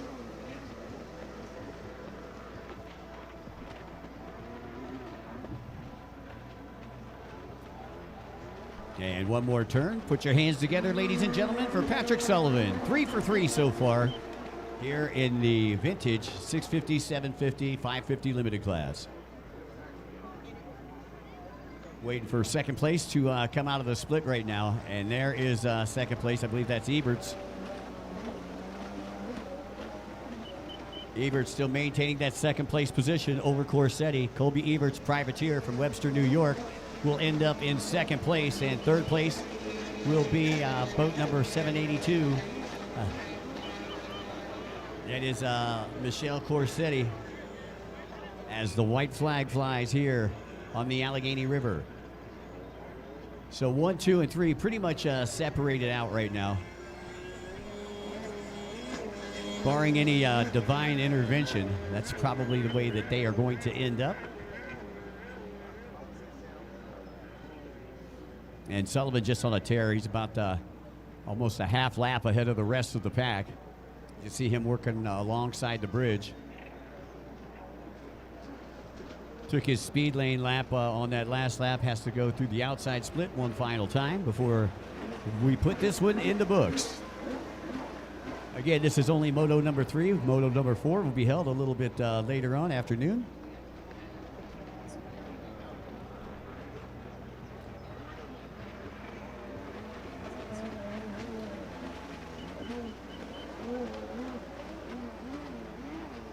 Sullivan comes through the checkered flag, and congratulations. First one to the SBT, checkered buoys.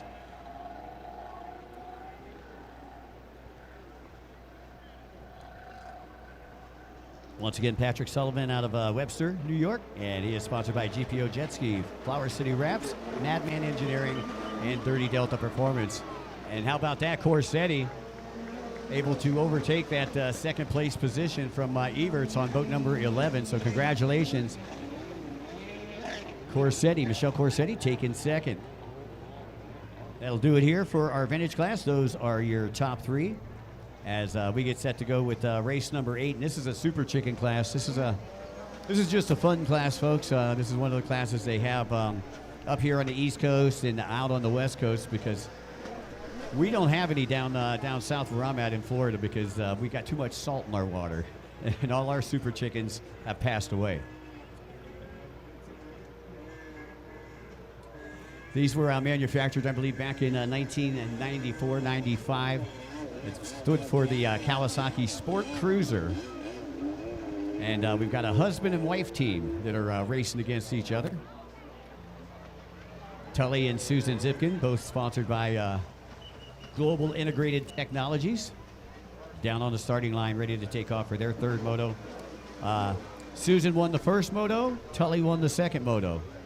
But Tully roosted Susan coming out of the split in the second moto. And it was funny because Susan came up and she was talking to me about it. She's like, "Did you see what he did to me?"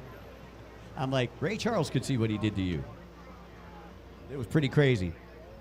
He just threw a big face full of pump wash right in her face, right coming out of the split, and that's his wife.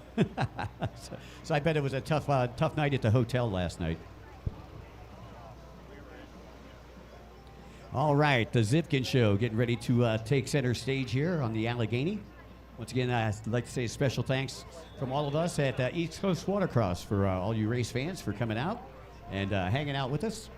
Don't forget, we do have the merchandise booth. It is located up here right behind where I'm announcing the East Coast Watercross compound. So that's Tully in yellow and Susan in pink. And both of them starting on the outside. Normally they start opposite sides. Tully, your early leader. And they are sponsored by Beer Dart as well as Wetworks.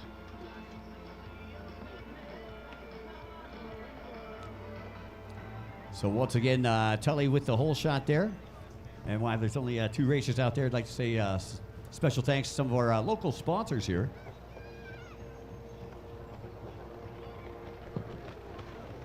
Before I do that, though, don't forget, as it does near the lunchtime hour, that the Allegheny Mariner is open, and they got a special. They got burgers and chips over there for $10. Also down there in Performance Alley, we got the Burrito Bunch. And I believe they've got made-to-order burritos for $10, cheesy nachos for $4, loaded nachos for $8. So if you want some Latin food, head over to the Burrito Bunch. If you want some burgers, some good old food from the USA, head on over to Allegheny Mariner. So Tully, with about a 6-second gap right now between first and second, is your race leader. It's one of our shorter races, folks. And why this is only 2 races out there, I'd like to say a special thanks to Armstrong County Building and Loan Association.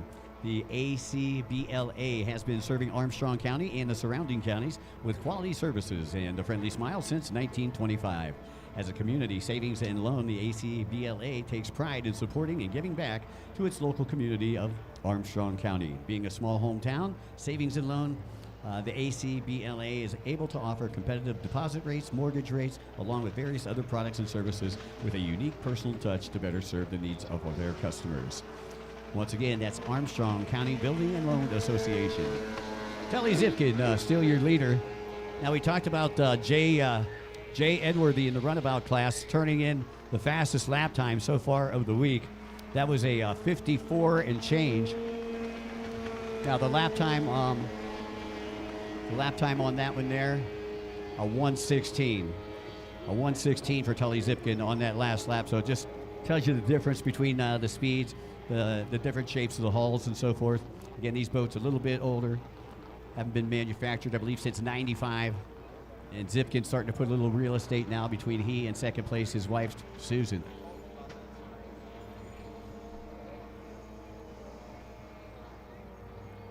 By the way, here's one for the ladies. Check out Rare Roots Salon. Rare Roots exists to create hair that feels like home. Lived in, luxe, and rare. With an artist's eye and a best friend's honesty, we blend skill, care, creativity to deliver the hair that empowers every client to step in their most confident self. That is Rare Roots Salon, located here locally in Kittanning.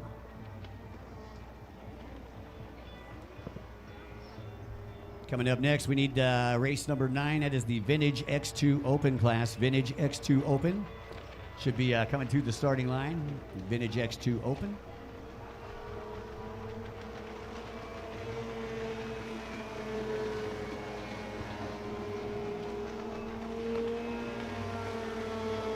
So about a minute 20 left to go, plus a lap here. So they may be throwing the white flag on this next lap.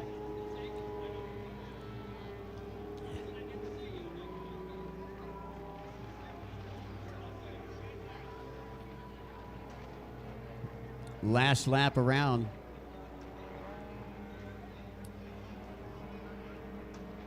I'm waiting. Okay, 127.673 for Tully Zipkin. Susan with a 1:18, so she shaved a lot of time off. Tully right now with a 6-second lead, according to our software up here. As you see, the Zipkin team working their way down that back straightaway. Once again, sponsored by Global Integrated Technologies, one of our sponsors for the entire tour here of the East Coast Watercross Series.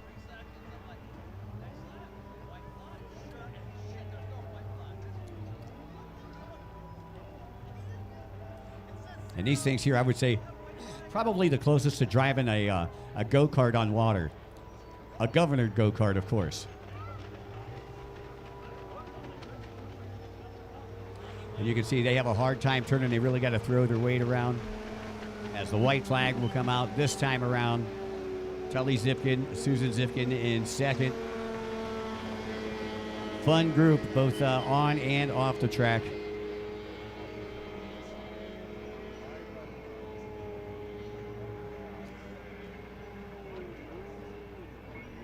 So the Zipkins got about three quarters of a lap to go.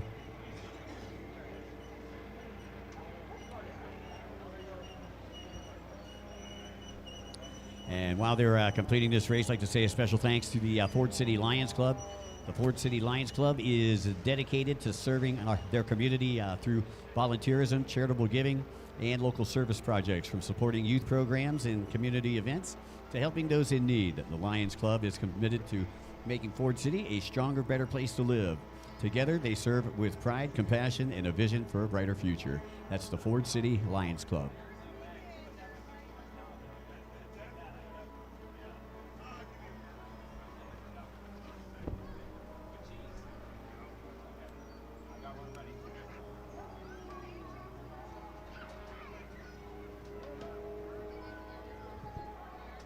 Once again, Vintage X2 coming up next as we get the checkered flag out, I believe. Yep. For Tully missed a buoy. Last lap. Holy brain fade. Oh my goodness. Susan is going to love that. That is redemption for the pump wash to the face yesterday. I'll tell you, I always tell people that it takes three things to be a winner in personal watercraft racing. One, the first thing that you need is a boat that's going to run all the way to the end.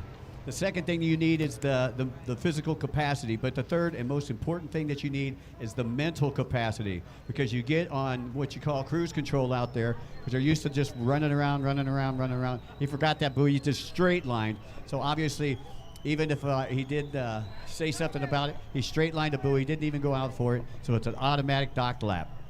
That is the IJSBA rule.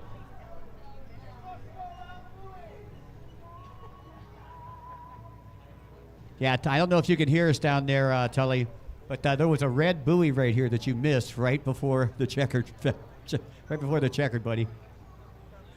You straight lined into the checkered. He thought he was going to get a Moto number 3 victory on Mama. Nothing doing.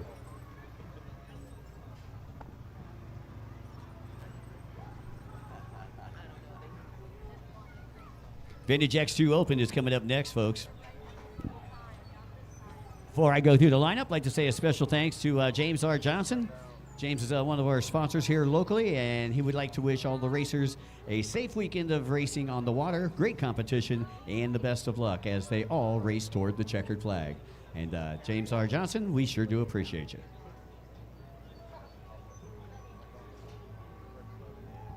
So taking a look down here at our Vintage X2 Open.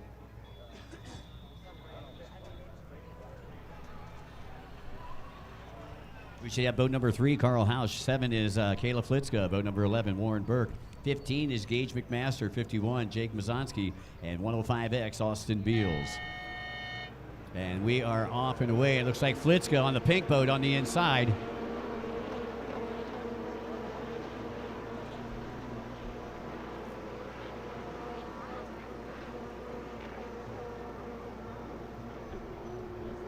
On the outside, looked like Mazonsky. So Kayla and Mazonsky going to come out of the split. We'll see where they come out. Again, this is the Vintage X2 class. Another boat that hasn't been manufactured since the mid-90s. Another very affordable way to get into personal watercraft racing. Mazonsky, again, will be coming from the outside. Flitzka from the inside. It's going to be Mazonsky, followed by Flitzka.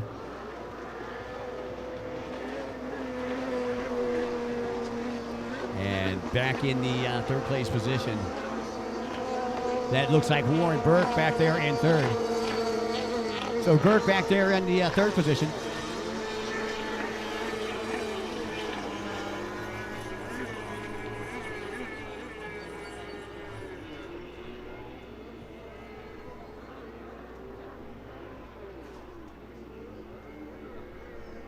I like that gator ramp out there.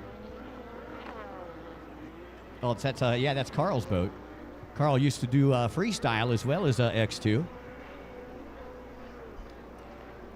Up here with one of my buddies, Jared Romsberg. Jared, we used to do some jet ski racing with the Powerboat National Series. This is the first time that you've been out and seen a race in a while. What are you thinking, bud? Oh man, this is fantastic for the sport. This is great for Kittanning. I mean, this is a beautiful location. It's my first time being here, watching a race here, and so wide open, so fantastic, and the racing is spot on, man. This is a great event. You know, and that's really saying something, because you guys don't know, Jared takes care of the live stream for a lot of the different tracks around here, and to be this close to your hometown too, man, that's pretty cool as well. Oh, to be able to come to a race and sleep in my own bed and not have to get on a plane like you guys, yeah, this is fantastic.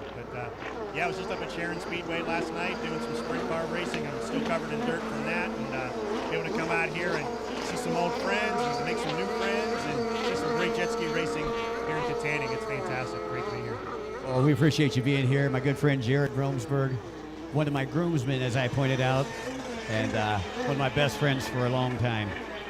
So glad you're enjoying your experience here. Glad that you came up, man. You really surprised me, because we were going to try to get together last night. My hotel canceled on me, so I wasn't able to get out to where we were supposed to meet. So thanks for coming up. I appreciate it. All right, Mazanski, I believe your race leader took the speed lane on that last lap. Kayla, I don't believe, has taken it yet. She's on the pink ski right across from us right now. Kayla, a winner yesterday, won one of the motos yesterday. And here comes Mazanski from the outside split right now. Boat number 31.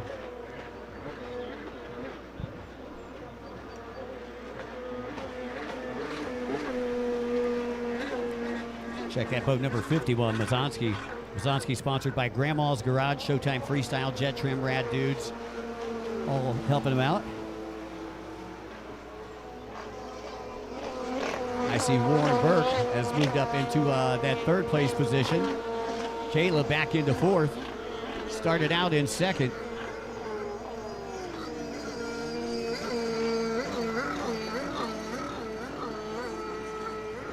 I believe that was Austin Beals rounding out your top four, and that's Carl there on the Gator boat. They couldn't get that running yesterday.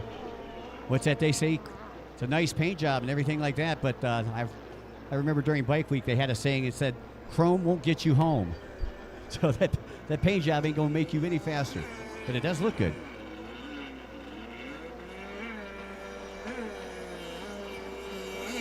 Mazanski, boat number 51, your race leader.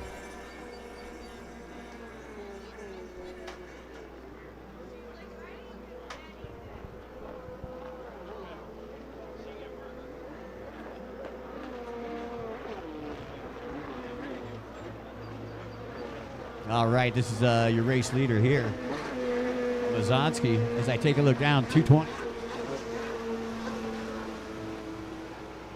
That is boat number 15 that has actually moved into second by utilizing the 8-ball speed lane. That's Gage McMaster, followed by Warren Burke in third. So those are your top three, as we are well over halfway through this one. Just over 2 minutes left on the clock here. You're watching the Vintage X2, and we got a rider down in a bad spot up there, top left-hand side of the track. And you can see course marshal Kevin going over there to assist. He's actually doing triple duty this week. Course marshal, race director, and starter this week. Kevin Scott out of Panama City Beach, Florida.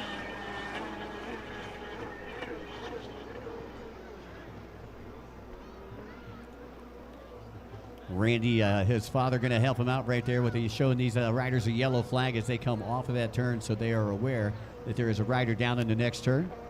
Just so you folks are aware, in personal watercraft racing, you're not allowed to pass where the yellow flag is, but if the yellow flag's out and you're somewhere else on the track, you are allowed to pass. So just a little 411, not like NASCAR. And look at this, Mazanski really getting pressured right now. Putting on the heat there, boat number 15, Gage McMaster, all over Mazanski as the top two head to the left-hand side of the track.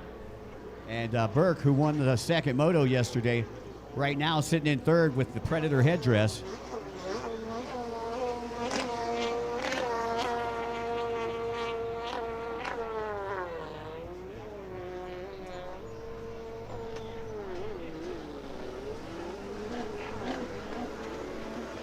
Once again, race number 10, race number 10.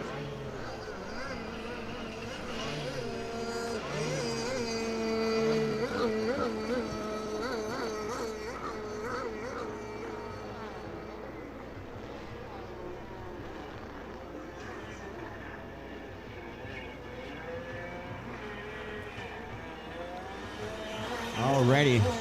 It looks like your leader's going to opposite sides of the split right there. McMaster, I believe, made the pass on that back section of the course. So McMaster now in front. Mazonsky will be coming from the outside. I believe time is expired, so the white flag will come out this next time around. And Gage McMaster takes a look over as he just took the lead from Mazonsky. Doesn't find him there. And McMaster will get the white flag. Gage McMaster. Gage out of Levittown. He is sponsored by Nickerson Performance, Tri-State Dock Builders, Galaxy Limousine, and the Martelli Companies. Nice race there for Gage. Had to work his way through the pack. Started off in fourth. And currently sitting in first under white flag racing conditions. Mazonsky in a solid second place position with Burke in third. Litska all the way back here to the right in front of the TV cameras right now. On the pink ski, she is in fourth. I believe that's Beal back there in the fifth spot. So those are your top five here as the white flag flies over the Allegheny. Speaking of Allegheny, don't forget we got Allegheny Mariner back here, and they've got the Hamburg special. You can get a hamburger chips back there for only $10. Once again, hamburger chips, $10, right next to the East Coast Watercross compound, located just to the right as you're facing the Allegheny. Also, we'll be taking a short break after race number 13. Perfect time for you to come up here and pick up some merchandise. We got hats, shirts, goodies, stickers, keychains, back protectors, whatever you need. We probably got it here, right here at the East Coast Watercross compound. Checkered flag flies, and congratulations to Gage McMaster. Mazonsky coming through in second on boat number 51. And Burke coming off the inside split right now. Looks like he is going to have to settle for third here in this one, but they got one more moto to go. Burke with a couple solid finishes. Looks like he may be on the podium tonight. And Burke is sponsored by none other than Mom and Dad. Mom and Dad, who both work with the East Coast Watercross Series. Just a youngster, just a young guy. He's only like 14.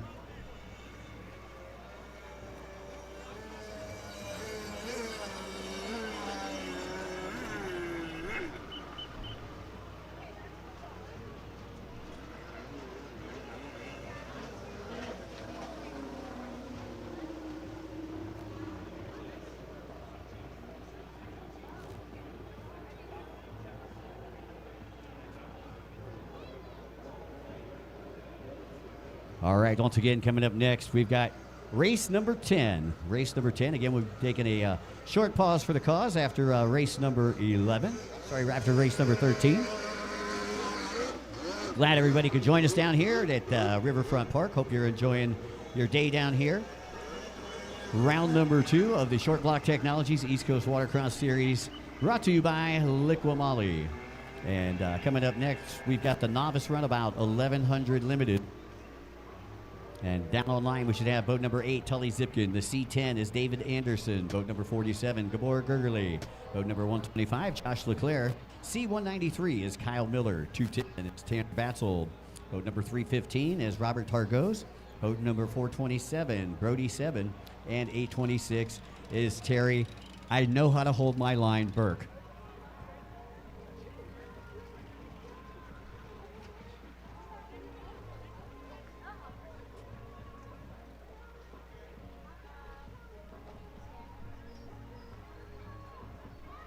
All right, once again, that is your field here. Novice runabout 1100 Limited. By the way, I'd like to say a special thanks to our friends from Good Tire Service.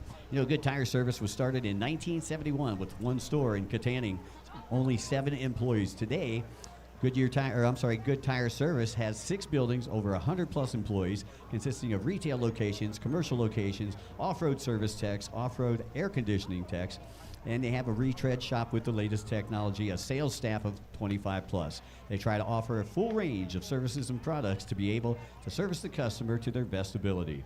Combine that with superb employees, it's easy to see how they got where they got today. Good Tire Service. I gotta watch my P's and Q's. Good Tire Service.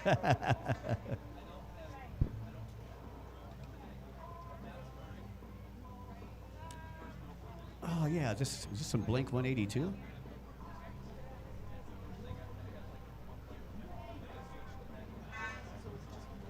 Once again, all kinds of fun stuff to do down here at the festival. If you're not watching the races, make sure that you check out the Midway down here. Great festival here in Kittanning. Glad to be one of the highlights of it here as a part of the SBT East Coast Watercross Series. This is our second round. Third round, for those of you folks that like what you're seeing, we've got a race only 2 hours away from here. That's going to be up in Lock Haven, Pennsylvania. That's going to be going on July 10th through 12th. We'd like to invite everybody up to Lock Haven. And by the way, we've got some leftover donuts this morning. Anybody want a donut? Free donuts at announcing. We've got about 5 glazed and a jelly. If you want a donut, come on up here. Be more than happy to help you out. See, we are spectator friendly. Come on up, honey. You're fine. Take your choice there.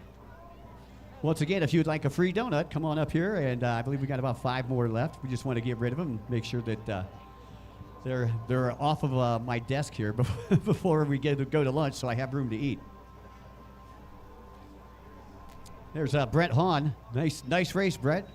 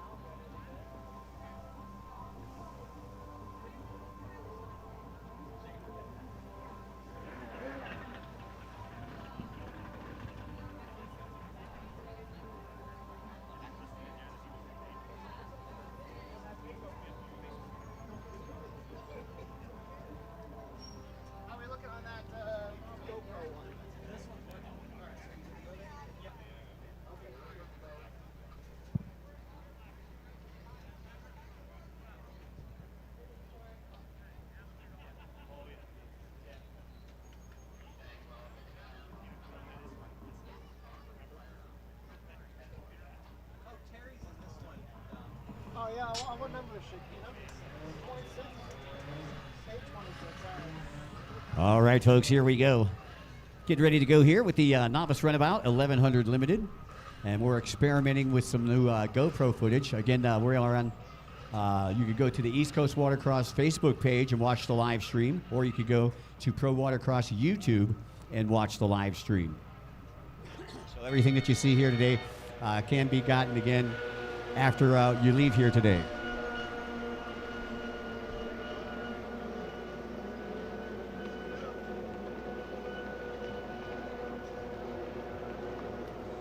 Alrighty, so once again, all the the dreaded red is coming out.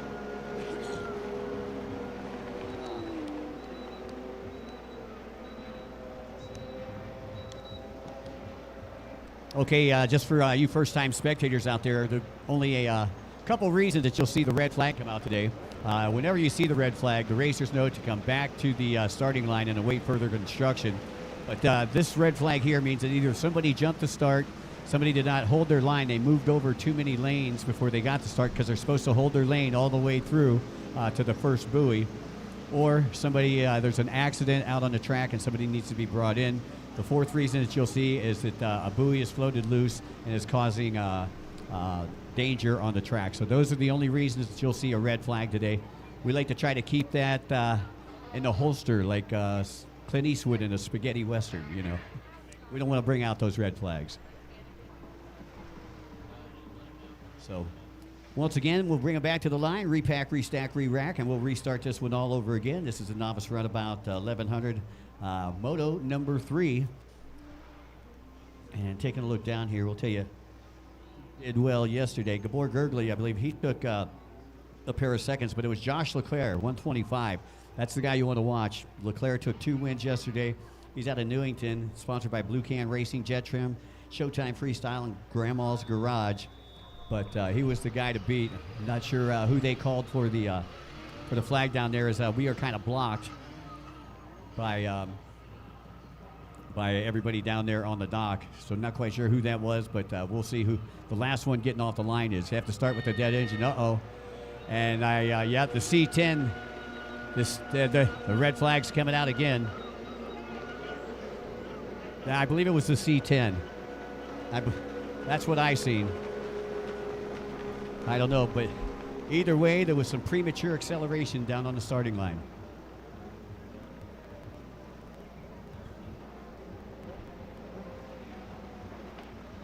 Yeah, I thought. So yeah, it was. I'm getting the official call. It was C10. It was down on the end of the line. I could see he pulled out in front of everybody. And it's funny. I can see all the way down there, but I can't see my paperwork. It's hell getting old.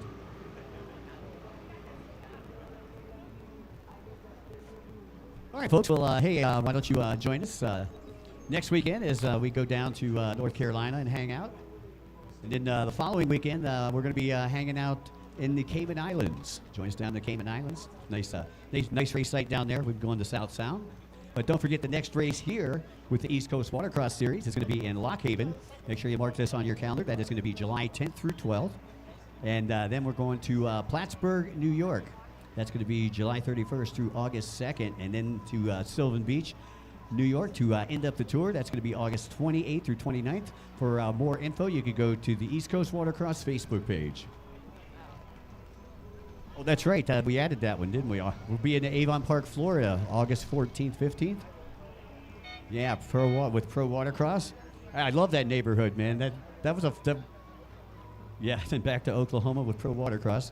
Yeah, I'll tell you, we went to Sebring, Florida a little earlier this year with the Pro Watercross Series, which Sean is the half owner of East Coast Watercross. And I'll tell you, that was a town that I'd never been to in Florida. I've been in Florida for nearly 40 years now, and I'd never been to Sebring, and I did not realize how fun that town is. Yeah, I'd never even been this was my first time, yeah.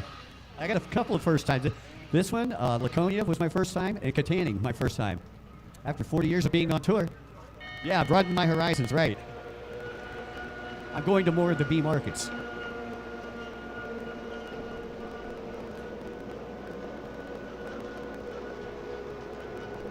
All right, they are out in a hurry. It looks like we had a clean start here on this one, and it is tight going into those turns. You need a shoehorn to get through that first turn on the inside, that's for sure. And as we get ready to go down the front straightaway and into the turns, it's Gabor Gergely on the outside. Gabor sponsored by JetX on the inside. No surprise, Josh Leclerc back in third. It looks like boat number 92. Could be one of our new entries right there. Boat number 92, as we don't have one here on our sheets. But I can tell you up front, that is Leclerc. So once again, Josh Leclerc looking to go 3 for 3 here. He's won the first 2 motos. And got a very quick boat out there. Passed tech, though, yesterday. Passed the I call him the lie detector, Steve Hotchkiss, a.k.a. Beer Dart, who is our chief technical inspector. Gabor Gergely currently sitting in second, and he'll opt to go to the inside. He dives to the inside. Gergely, talked to him yesterday. He said he was having a couple of issues. He's out of Cambridge, Ontario, Canada, sponsored by JetX, the BRP Museum, the Hamburg floor covering. And here comes Leclerc. Oh, look at this. Gergely was going to go straight. Meanwhile, boat number 92 turned right in front of him. And again, unfortunately, I do not have a 92, so somebody made a boat swap, and I didn't get it. So it looks like we're going on board with one of our riders. So that's Gabor Gergely, who has the GoPro. And I would have liked to have seen that footage of that rider just coming right in front of him.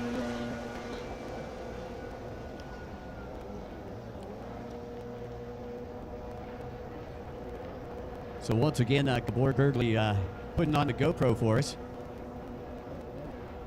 We're taking a look at the live stream and seeing what that looks like through the GoPro, because that was Harry, boat number 92, just cut right in front of Gabor. Now Gabor this time, he takes the 8-ball speed lane on the far outside, and that means you don't have to turn in, and Gabor Gergely back into second. Leclerc all by himself out in front of the 125. Gergely, boat number 47, has moved back into second.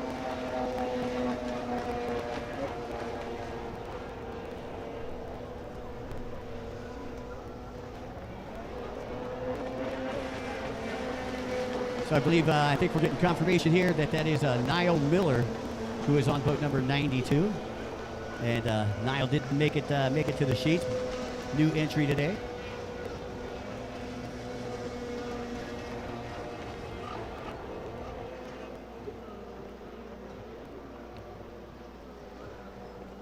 So Miller not making it to the race yesterday. Came in today for Motos 3 and 4.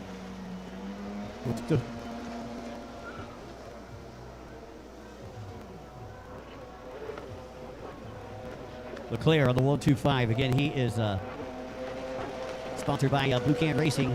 Frank and the folks out at Jet Trim. He's also sponsored by Showtime Freestyle and Grandma's Garage. And there is Gurley on the Jet X Sea-Doo. And these are the old X4 hulls.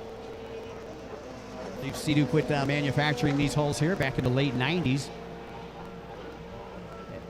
And coming up later, they've got there's what they call the 8-ball challenge in these Sea-Doos right here. Same size Sea-Doos. They've got I believe over $20,000 in cash. You go to like 4 rounds and all different promoters, and the winner will take home the lion's share of $20,000 in cash. And they've got a bunch of prizes as well. They raffle off a couple boats. So these old X4 boats, fun class to watch, fun class to get into, and could be a profitable one if you're a good racer. So Leclerc starting to walk away with this one, as you still got in second place. There's Leclerc getting ready to come through the SBT start-finish line. Gurgley still in second, so you got a back marker in between first and second right now.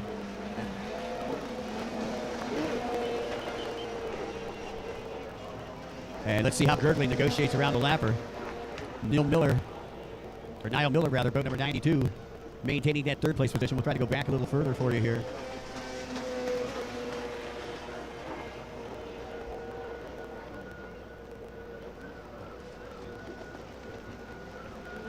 That was Tanner Batsold in the third place position. Looks like boat number 421, or 427, Brody 7, rounding out your top 5. So those are your top 5, and let's take a look down. We've got under 2 minutes left to go.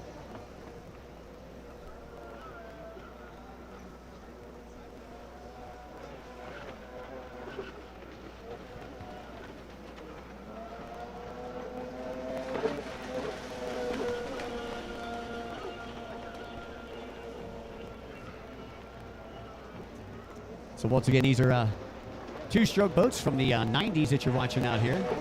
This novice runabout 1100 class. Coming up next, we've got the Pro-Am runabout 1100. So we're going to we're gonna bump it up a notch and have the pros go out there on these same boats. And the Pro-Am runabout 1100 is the class I told you that they're giving $20,000 to at the end of this season. I got some great racers in this next one. I anticipate it being a great race with Davidson, Sarsinski, Batsold, Smith, and Edworthy. Edworthy already taking a win in the runabout stock class a little earlier today. Did pretty well in this class yesterday. Gonna see if he can back it up today. As they all head to the starting line, we come to the conclusion of this one. As time is now expired, and the white flag will be coming out for your leader the next time around. Leclerc making it look easy out there. So far, there's Leclerc. Out comes the white flag. And Gabor Gurgley will also collect a white flag here, and they're finishing up exactly where they finished up yesterday. Leclerc with 2 firsts, and Gabor with 2 thirds. Niall's a new one in the mix up here in the podium. 92, Niall Miller. Miller takes a look behind him. That's where we'll find Tanner Batsold, who currently sits in 4th. Boat number, I think that's 210.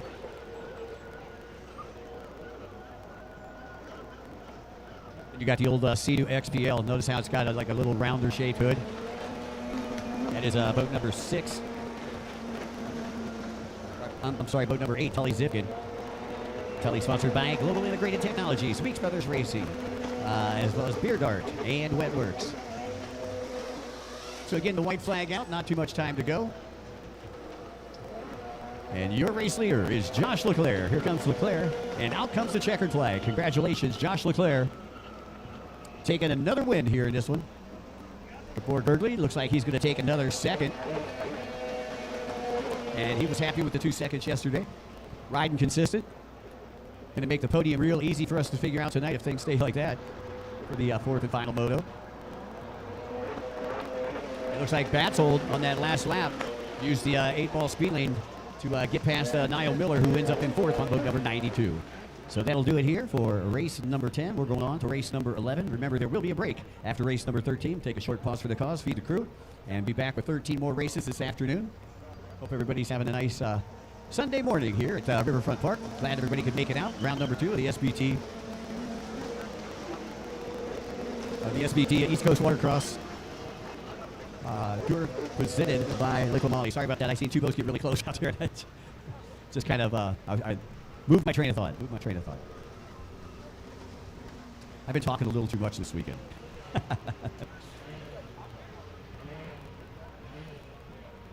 All right, Pro-Am Runabout 1100. I promise you guys a good show on this one. This one will be a good show. I know that I believe we only got 5 riders out there, but we've got 5 really good riders out there. Beginning with boat number C477, Jay Edwardy. Edwardy out of Cambridge, Ontario, Canada. And he'll be on a Sea-Doo, and he is sponsored by JetX, Riva Racing, and Vincent Motorsports. Boat number 72 is Ian Smith. Okay, they swapped on me. Wouldn't be the first. Well, no. Okay, they swapped races on me. I had the wrong paperwork here, so now I got the right paperwork. So it's the women down there, but they're fast too. So stick around.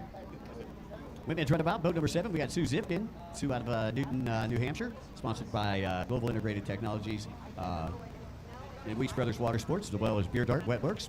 Gage McMaster out of Levittown, sponsored by Nickerson Performance, Tri-State Dock Builders, Galaxy Limousine, and the Martelli Companies.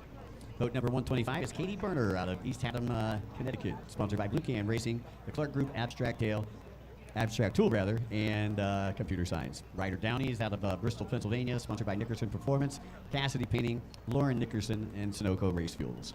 He'll be on boat number 212, and here we go. There has been a call to order down there on the starting line.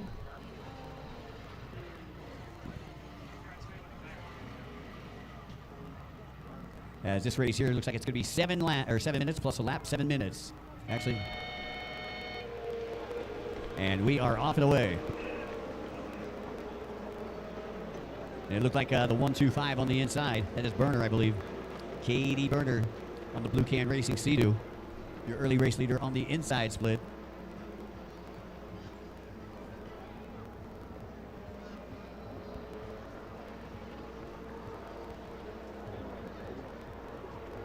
Let's see how they come out of the split. Looks like your race leader going to come from the inside. That's Katie Berner.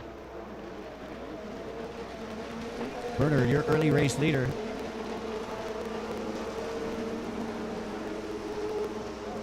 Followed by boat number 520, and then boat number 15. So 520 is Avery Nickerson, who settled into second place out of Bristol, Pennsylvania, and boat number 15 back in third, Gage McMaster.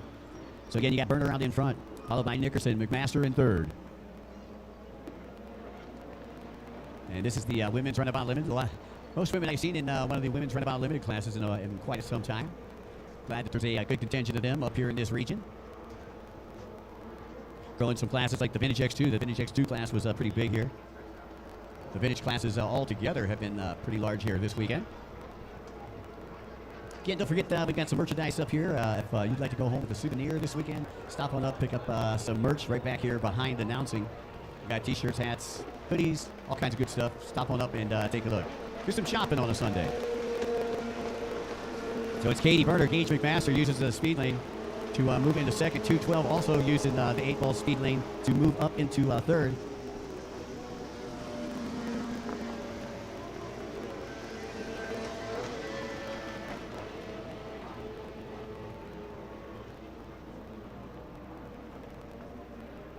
It's 1-2. Okay, we're back.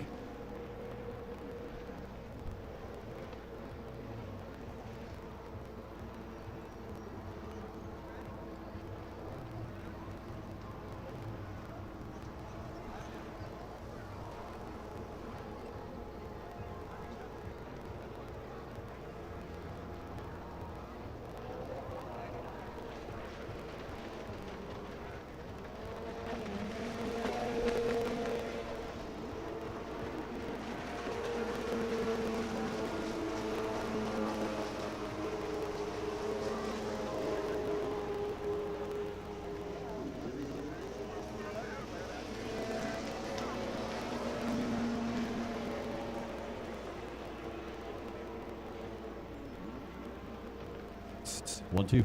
All right, I outlasted the Energizer Bunny. As we look back out, I believe it was Burner out in front. It looks like I told you she was waiting to use that speed lane. That was Gage McMaster was in second, but I believe we have a change there because I see Avery Nickerson in. Actually, yeah, that is Nickerson in second. Gotcha. Gage McMaster still in second, and Nickerson has moved back to third. Sorry about that. Had to do a little battery swap out. And there's your race leader, Katie Burner, working right to left in front of you, Kittanning. And this is McMaster here with the C2HX. Takes a look behind him. We'll find Nickerson there. Avery Nickerson, boat number 520, still maintaining that third place position. And you got 212 right there in fourth. So a good battle going on up there. All the top four, all onto the right-hand side of the track.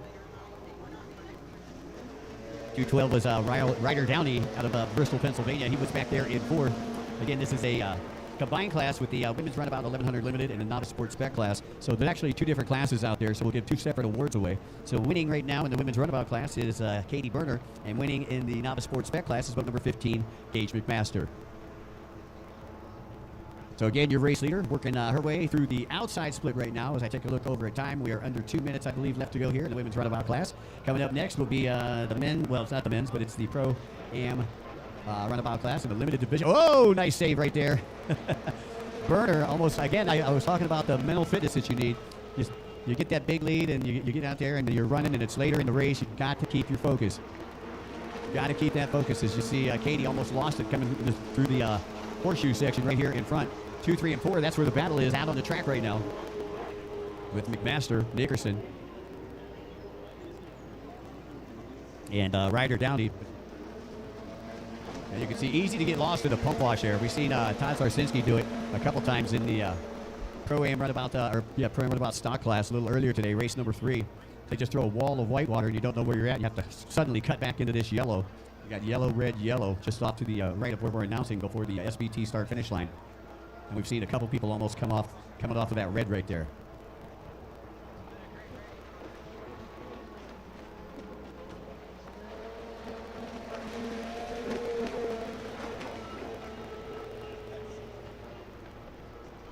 So Burner going through the start-finish line will get the white flag the next time around. This is Gage McMaster working his way through the horseshoe right now.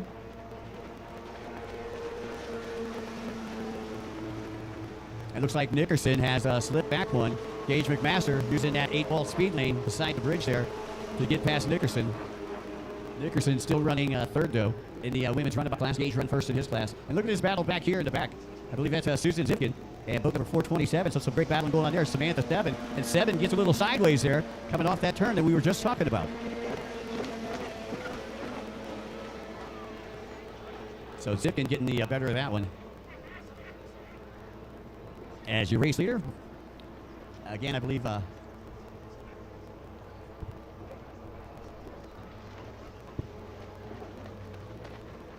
here comes Burner, and out will come the white flag. Katie Burner, who's been pretty stellar in this class and in the sports spec class. She's got a 1-1-3 in the sports spec class. She's got a 1-1 so far in this class and looking for a third one.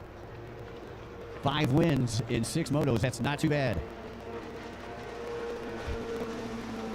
15, Gage McMaster in that second place position, followed by the 212 of Ryder Downey. And there is Avery Nickerson. So you got 2 riders out there representing the novice sports spec class, Gage McMaster and Ryder Downey, and they're side by side out there as they get ready to go down the back straightaway. And then you got 4 riders out there that are in the women's runabout class. Katie Burner leading that class with Avery Nickerson in second. So once again, a combined class. I just want to give props where props are due. A couple of these riders are riding against riders that may be a little more powerful than them.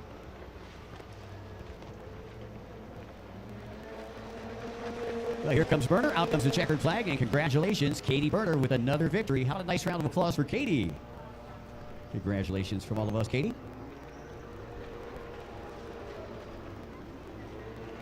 Gage McMaster going to come through in second place on the Nickerson Performance Tri-State Dock Builders Galaxy Limousine C2. And rounding out your top 3 will be Ryder Downey out of Bristol, Pennsylvania, sponsored by Nickerson Performance and Cassidy Painting.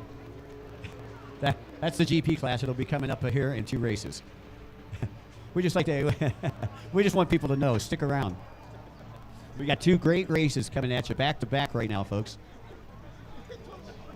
We've got the Pro-Am Runabout 1100 limited class, and that'll be followed by our Pro-Am Ski GP, which you just heard in the background.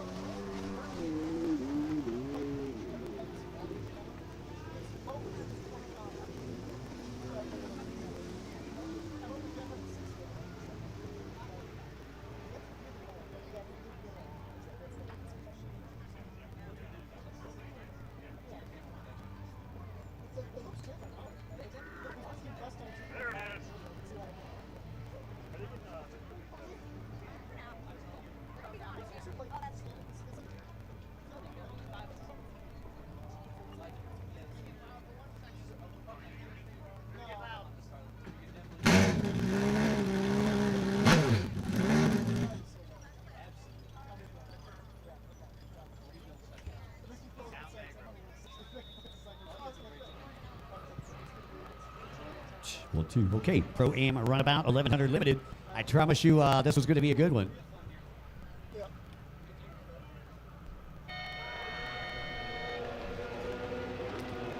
All right, that's Edworthy on the inside. He's on the green boat right there, side by side. They are rail to rail, deck to deck. I promise you some good racing. Davidson was in front, out and back, and it looks like Edworthy's pulled away just a little bit on that inside, and you can look at it. They're carving it up like a Thanksgiving Day turkey out there. Woo-hoo. Look at Edworthy, and that's Dave Davidson, I believe, on the outside as they get ready to merge. Look at Edworthy coming over, taking away the line.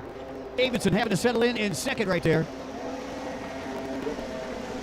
Oh, yeah, boat number 72. That's Ian Smith in third. Boat number 21 back there in the fourth spot. That is actually Davidson in fourth. So a great start. What'd you guys think of that start? That was pretty cool, huh?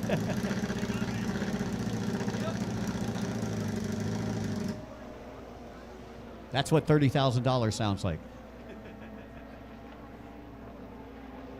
And look at Edworthy. Edworthy trying to already work on that lead.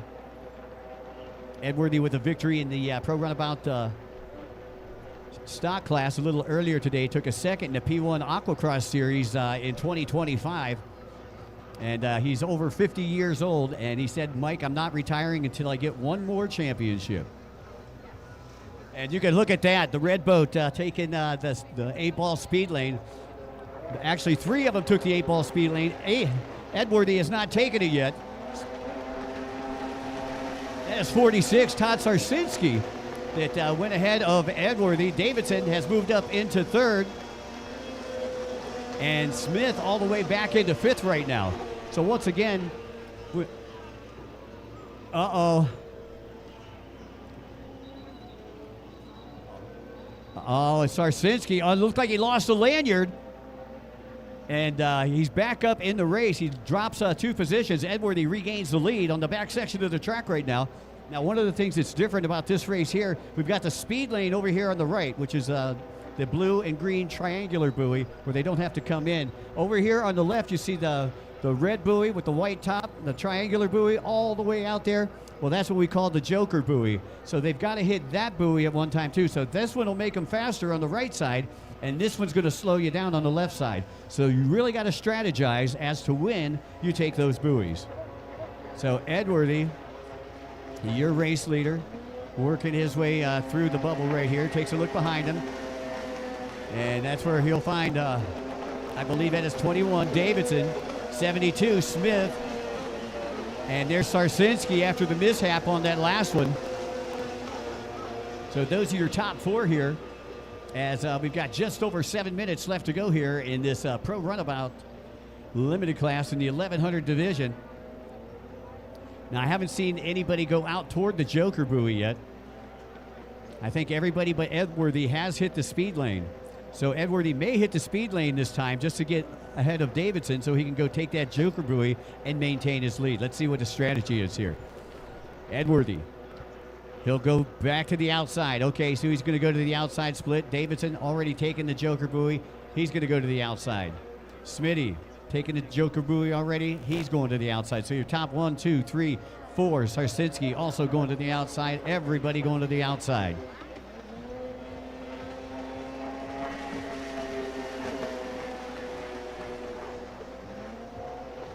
I don't know if you guys seen that. But as Jay Edwardy went past our flagman down there, your race leader, he waved at the flagman. See, we're all kind of friends in this sport. We got a friendly leader. Look at Edwardy. Now he's going to the joker buoy. That's what I was talking about. They got to hit that one time during the race. Is he going to be able to get back in time and take Davidson? He's going to have the drive coming from the outside. Davidson's trying to steal away his line, and Dave Davidson hasn't taken the joker buoy yet.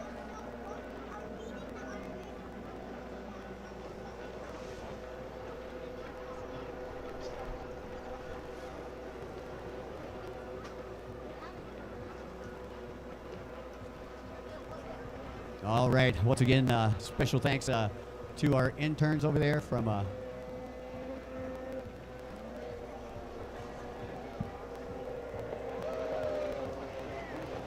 SUNY Rockamore.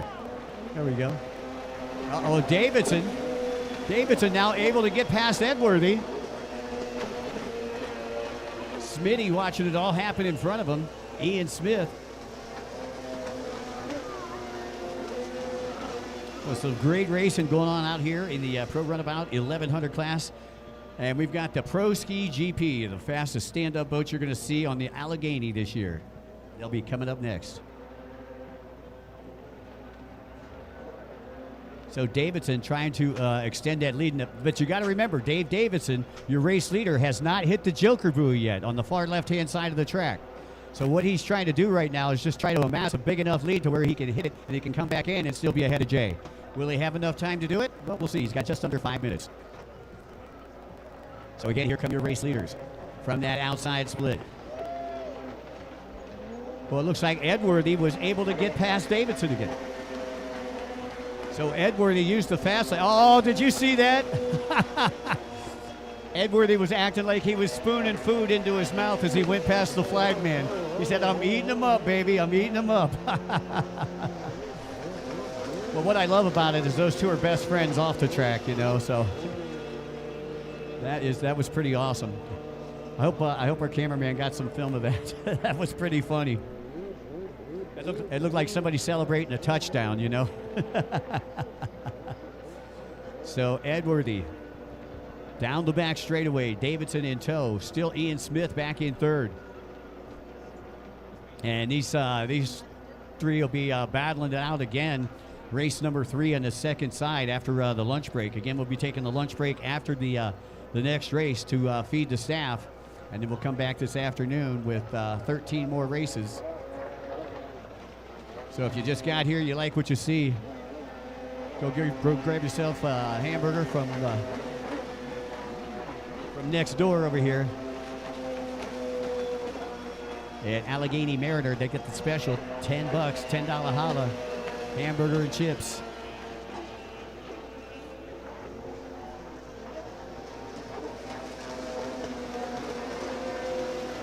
So I'm wondering if Ian Smith took the joker yet. I'm not quite sure.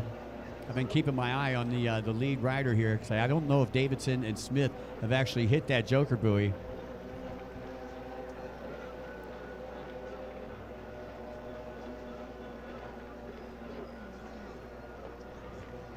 So Edworthy amassing a lead as he works alongside the bridge down there.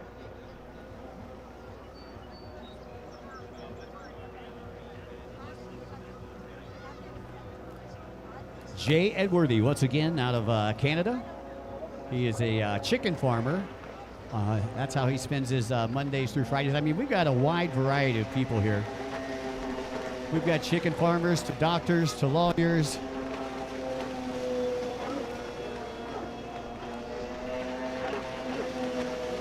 Lots of mechanics.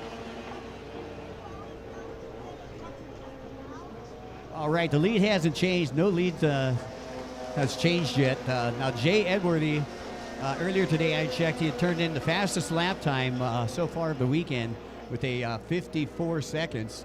That last lap time around for him was a 1:03.340, and it looks like Dave Davidson has the GoPro. And you can look through the lens there of Davidson, or actually that's actually the drone that's following your leader. If you're watching the live stream right now, that's the drone following Edworthy as your race leader navigates beside the bridge right there.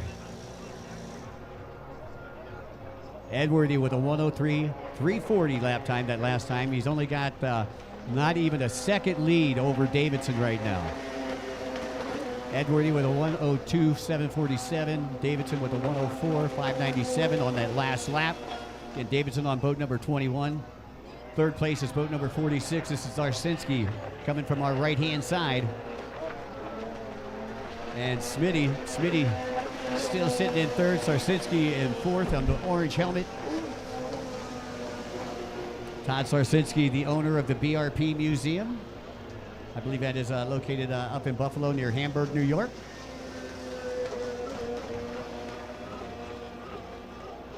Meanwhile, we are under a minute, and it looks like Edworthy going to have to run a couple more laps here, as he'll probably get to the start-finish line before time runs out. I don't know. I see the white flag coming out from Kelly. We're at 8, 7, 6, 5.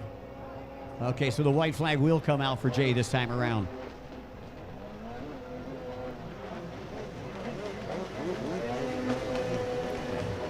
And you can see Edworthy giving him the thumbs up.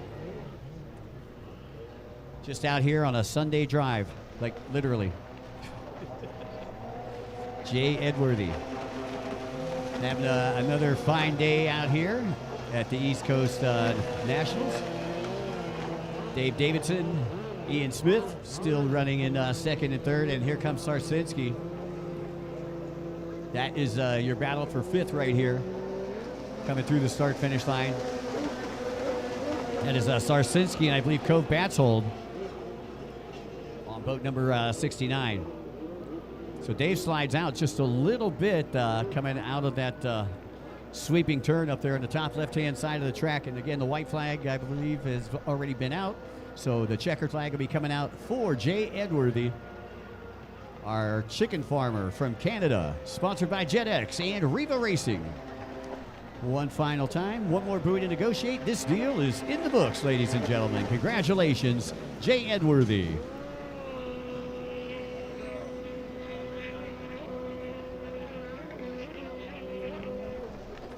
And that's your battle for second. Smitty trying to pick off Davidson.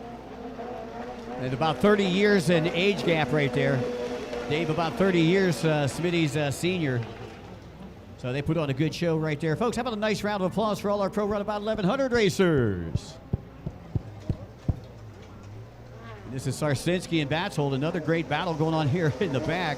Zarsinski going to end up in that fourth spot, and Batshold having to settle for fifth. So that will do it there for the Pro Runabout 1100 limited class.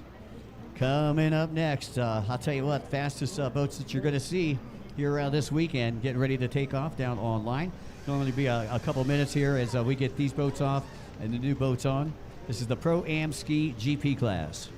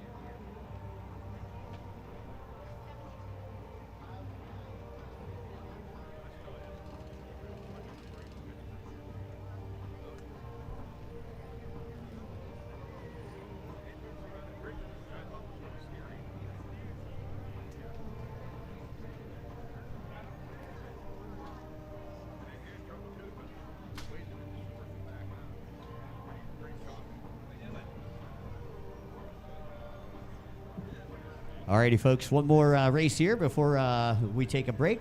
This is the Pro-Am Ski GP, heat number 1. I can see they're already down there on the line. Boat number 54 is Kelly Wilcox out of Franklin, New Hampshire. We got boat number 114 who is working his way down there from Laconia. That's going to be Sean Dudek, sponsored by Liquid Molly, No Limits Metalworks, Hot Slag, Gate Drop Gummies, and SureCan USA. Boat number 247 will be on a fast power sports boat, sponsored by the Motorcycle Shop and Hot Products, Josh Hammond. Boat number 730 out of Ellington, Connecticut, sponsored by Liquid Molly, Commander, Duncan Racing, Hot Slag, No Limits, as well as Jet Pilot, Milikowski Trucking, Casey's Cafe, and Global Technologies. That is Braden Sebin. Ben Corsetti will be on boat number 782 out of Kittanning, and he is sponsored by Cubic Cycle Sales. Boat number 812, Mike Kilbear. He is out of the Tidewater area down there by Maryland. And boat number 912 is Rick Shirker out of Ottsville, Pennsylvania, sponsored by the Koran Brewing Company, Fly, Riva, Jet Trim, and Jet Pilot. So that rounds out your field of competitors. Now, one of the things that maybe a lot of you folks may not know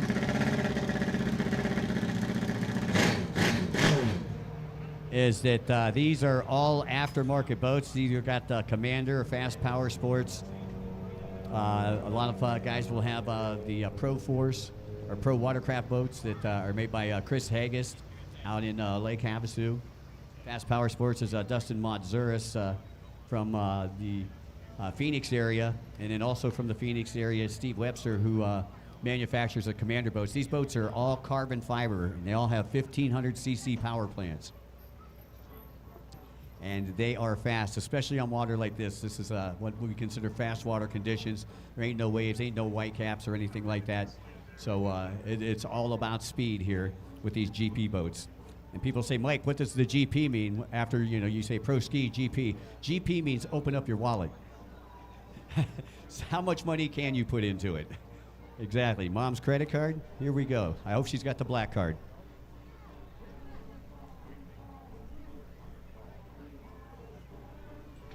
All right, so we were given Sean Dudek, who is our race promoter here this weekend, who brought the circus to town. He's racing in this race, so they were giving him a chance to get down there and get involved in his own race.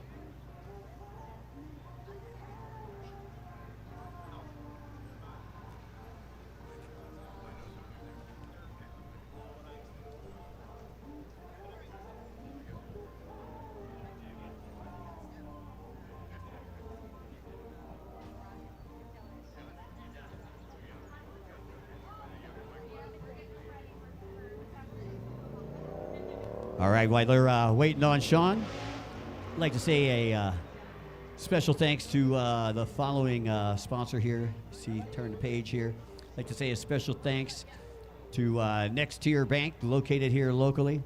Next Tier Bank, they will remain dedicated to being a business leader and a responsible corporate citizen in the communities that they have served for over a century by helping local families and businesses achieve their financial goals, and by giving back to the community through employee volunteerism, donations, and fundraising. Next Tier Bank, one of our great sponsors here with the SBT East Coast Watercross Series, brought to you by Liquid Molly. Also, like to say a special thanks to Toys Underground Storage, premium storage facilities for cars, boats, campers, RVs, and more. That's Toys Underground Storage. They're going to give him a chance to blow it out, get back to the line. Also, a special thanks to Marine Carpet and More. Thank you very much. And going back to the front here, special thanks to Lakeview Contracting, Kibbick Cycle Sales, some more of our local sponsors, Hallman Insurance Agency, Steam Fitters, Local 409, the Ford City Barbershop, Armstrong Beer Company, the Allegheny Mariner, and of course, Bradigans Incorporated. When you depend on fuel every day, quality matters. Bradigans is committed to providing high-quality gasoline, diesel, heating oil, and petroleum products to keep homes, vehicles, and businesses running efficiently. They believe their customers deserve great products.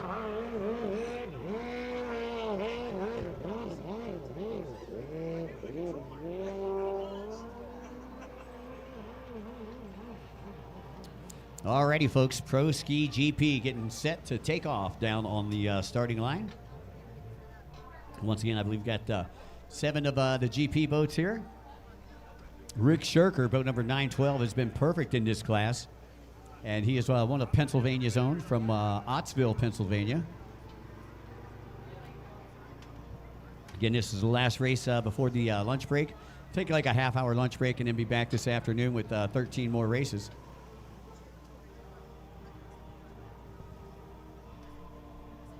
All right, so I see our starter in position down there, Kevin Scott.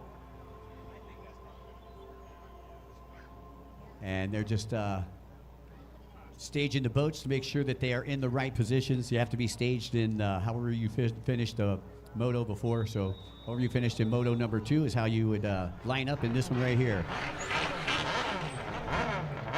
And here we go. Put your seat backs and tray tables in their upright and locked position, because speed is about to take place.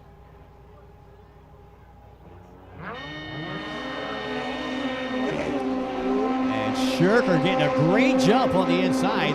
That's 7 right to flank to his left. Shirker, boat number 912, yellow vest out there. He'll be cutting in at the Devil Blue.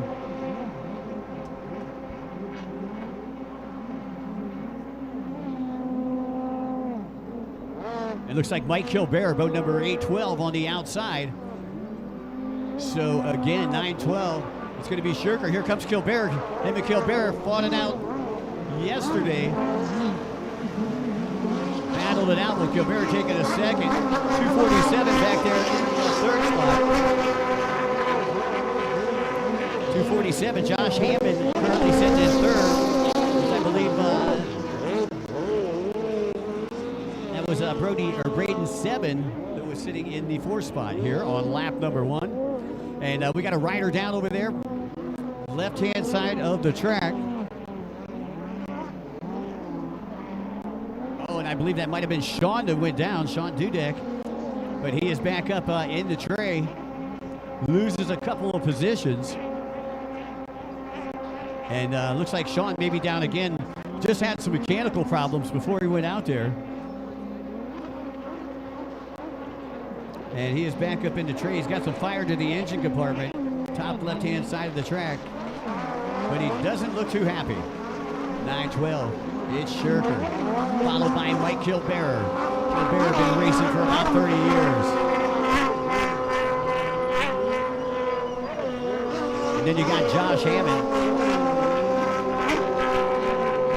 Josh Hammond, again, sponsored by the Motorcycle Shop and Hot Products. Currently sitting in that 3rd spot as the top 3. Get ready to go down the back straightaway. Again, it is Shirker. Shirker trying to open up that gap over 2nd place Kilbear, and you can see he's doing just that right now as he works his way down the back straightaway. He's really pulling on Kilbear. Let's see, they're at the hot flag decision buoy. Shirker goes to the outside, and Shirker just going to go to the outside lane. Let's see what Kilbear does if he tries to steal the lead away by taking the fast lane. Not going to do it. He goes to the outside. I haven't seen anybody take the fast lane yet. As here comes your race leader through the start-finish line, Rick Shirker. Rick, his wife, Kristen, and their 2 young children making a trip here to Kittanning. 812 Kilbear still holding on to 3rd with Hammond in 4th. 7 in the 4th spot.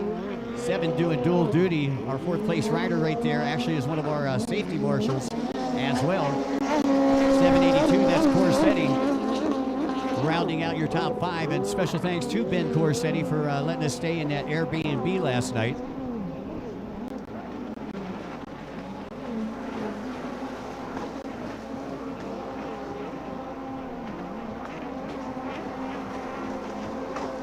Shirker working his way through the outside split, right-hand side of the track. And still, I haven't seen one of the top 3 take that 8-ball fast lane yet. Here comes Shirker through the bubble. And Dudek looks like he may be pulling off a little bit early. Sean, who had a mechanical issue. It looks like 7 has moved up through the pack. He's moved into 3rd, now chasing Kilbear.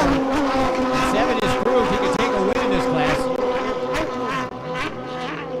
7 just a young gun from Ellington, Connecticut. And he took a win in the first pro Watercross tour race back in Spring, Texas, a little earlier this season in front of CBS Sports.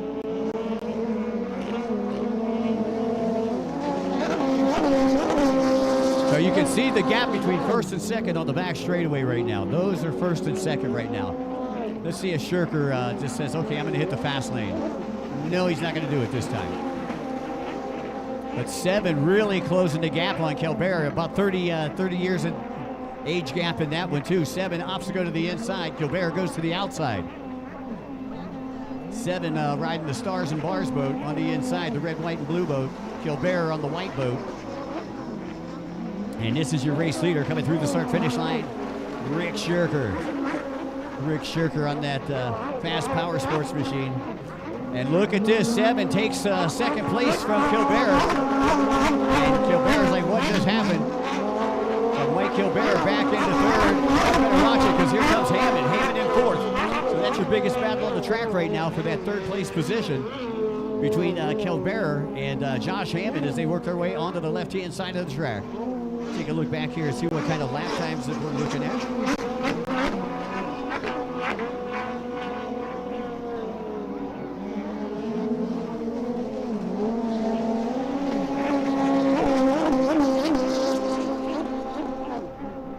So Shirker, that last lap, turning in a 106.616. 7 turning in a 106.438. So 7, the fastest guy on the track right now.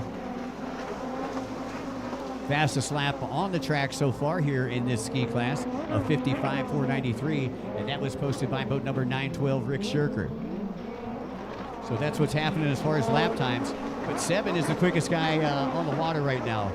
And that's the guy coming off the red buoy right here, now past the yellow and in through the start-finish line. He's turning in the fastest laps. And 7, once again, I believe he is on a Commander Industries boat.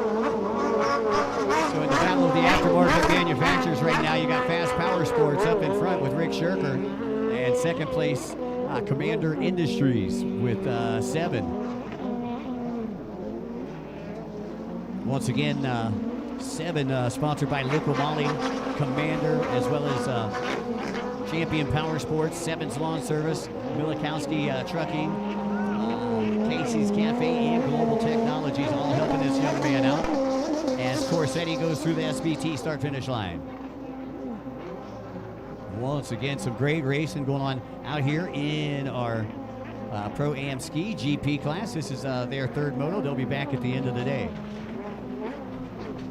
As you can see, Shirker, your race leader. I'm taking a look over. We got about 3.5 minutes left to go in this one, plus a lap. And 7 got a back marker in between first and second. And I believe that is Lambert's boat at least. And he's going to move out of the way and let 7 try to catch up to Shirker.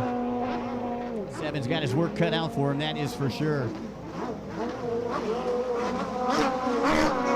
Kilbert back into third, and that is Josh Hammond back in the 4th spot as they get around the lap traffic. So we got some lap traffic out there that your race leaders are having to deal with. And your top 2 on the back straight right now. So you got about a 6-second gap right now between first and second. And Shirker goes to the outside split. Let's see what 7 does here. 7 has been going to the inside. This time he's going to go to the outside. So once again, 7 turning in a great performance here. That's Braden 7 that is out there right now.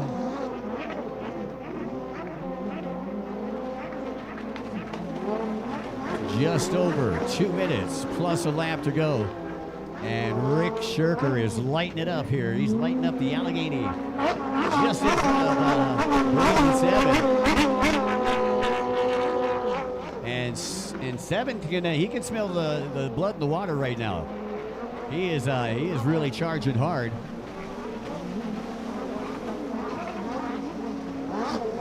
Kilbert still holding on to third, trying to hold off Joshua Hammond on 247. Once again, just as a reminder, we will be taking a short lunch break after this. And if you're taking a lunch break, you should go to Allegheny Mariner, which is located right here beside the East Coast Watercross compound. $10 holler special. That's right, a hamburger and chips, only $10. As we got a rider down right here in front of announcing, and I believe that is boat number 8, is that boat number 11? That is boat number 11, which we don't have on our sheets. So we'll call that rider John Doe. Just over a minute. And Shirker comes by again at a blistering pace, and here comes 7. The SVT start-finish line, so your top 2 onto the left-hand side of the track, and they got a couple lappers to deal with before this one will be finished. So great race out there by Shirker, being smart, knowing when to pass and where to pass, not trying to pass in the corners, passing on the straightaways where he knows he can pull the racer. 3rd place, Gilbert. And 4th place, Hammond, still going on and on the near side. On the far side is Shirker. Shirker and 7. I don't know if Shirker's even went to the 8-ball fast lane yet, but he must go at least one time, otherwise he gets stocked a lap. Unless he did it on that 2nd lap where I didn't see it, so. Shirker once again coming to the outside split. And time ticking away here. Will Shirker have to do another lap? Let's see how the flagman feels. Oh, he's going to make him do another lap with only 4 seconds left on the clock. And now time has expired. So Shirker will get the white flag on the next lap.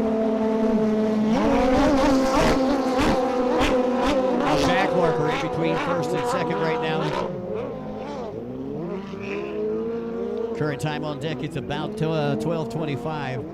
Should be done right here about 12:30, which would put us back from lunch right about 1:15. And we'll get the 2nd half of our day started.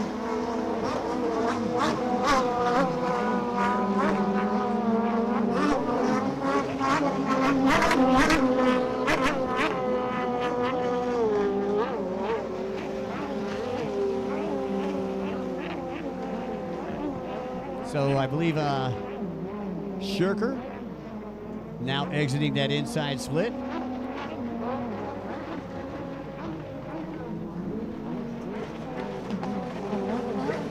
And there is your race leader. White flag will come out for Shirker this time around. 7 now just exiting the outside split, and he's just going to settle for 2nd. He's like, you know what, I might as well save the boat. We got one more moto. Brandon 7 once again. Wellington, Connecticut. Currently stands in 2nd. This is Ben Corsetti, boat number 782, unofficially in that 3rd spot. Local product from right here in Kittanning. Both he and Michelle racing this weekend. Having a good weekend so far. This is Mike Kilbear. Actually, Mike Kilbear is actually in 3rd. 4th place is Josh Hammond on 247.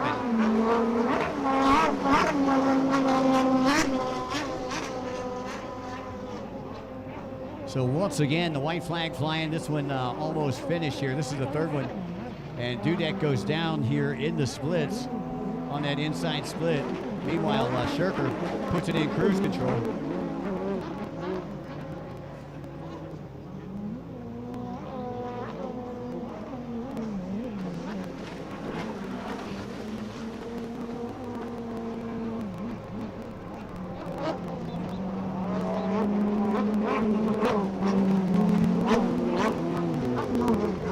I did not see Shirker come across. What happened to Shirker? That would give... Oh, he finished 5 minutes ago. He was so fast, I didn't see him. Wow. So Rick Shirker takes the win. 7 coming through in 2nd. 3rd place now coming out of the split. Should be boat number 812, Mike Kilbear, followed by 247, Josh Hammond. So that's 1, 2, 3, and 4. And again, congratulations, Rick Shirker, on another victory. Perfect so far here this weekend in Kittanning. There is 3 and 4. And once again, I'd like to say a special thanks to the Allegheny Mariner, as well as Bradigans Incorporated, the Armstrong Beer Distributing Company, who I'm going to go and support later, and the Fort City Barbershop. Once again, folks, we're going to take a short pause for the cause. Going to take a short lunch break. And we should be back, I believe, between 1 and 1:15. Once again, thanks to everybody for coming out, for checking us out here at round number 2 of the SBT, East Coast Watercross events, brought to you by our good friends at Liqui-Moly.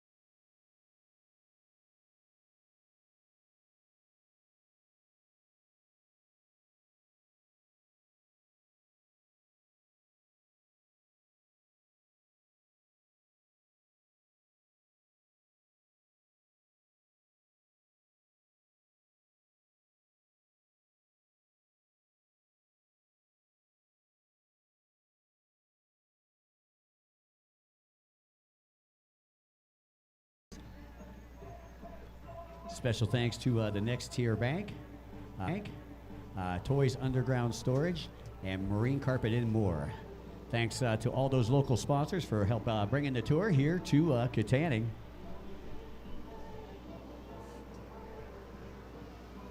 And so our marshal's going to get into position here before we get started. So again, glad everybody could make it out. My name's Mike Young. I'm going to be your host this afternoon. Sure is great to be here in Kittanning. This is my first time to Kittanning. And I'll tell you, I've been on tour for 40 years, went all over the world doing jet ski, motocross, and offshore powerboat. And I tell you, I really like this town right here. I'm a Midwest boy, originally from just down the street in Canton, Ohio. Been in Florida for a little bit, but let me tell you something. You guys got a little slice of paradise here in Kittanning.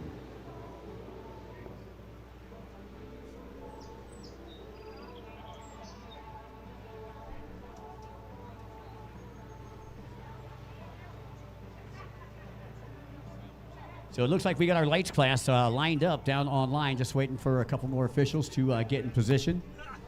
As I see Kevin, our starter, he is ready to go. Kelly, our flagman, he is ready to go.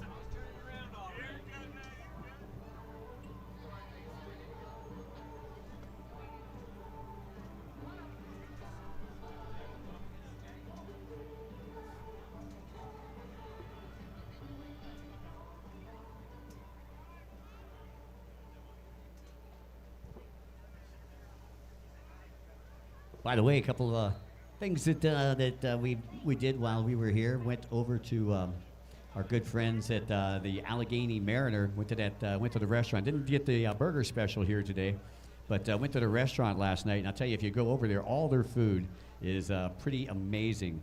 I chose the chicken parmesan, and I ended up taking half of it home and half of it for breakfast. I mean, they're big. I'm telling you, lots of pasta, big. I don't know where they find them chickens at. But good stuff. Support those who support the sport, and they're our title sponsor here locally. So that was a fun time. As we get started with our second half of the day here, this is Moto number 4, the final Motos. This is where we crown the champions.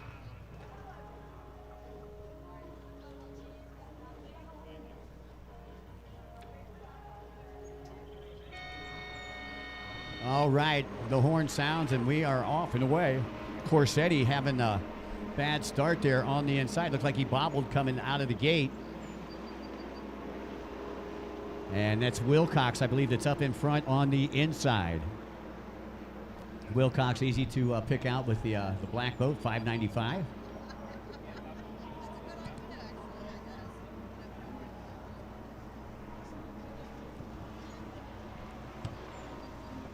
So Sebastian slides out just a little bit on that inside, and here comes the race from the outside. And as they come by, we'll let you know who the leaders are. I believe that's boat number 31. It came from the out. As Troy Goncars took a third in the last moto. Austin Jones settles into second, and there's the double deuce. That is Michelle Corsetti out there.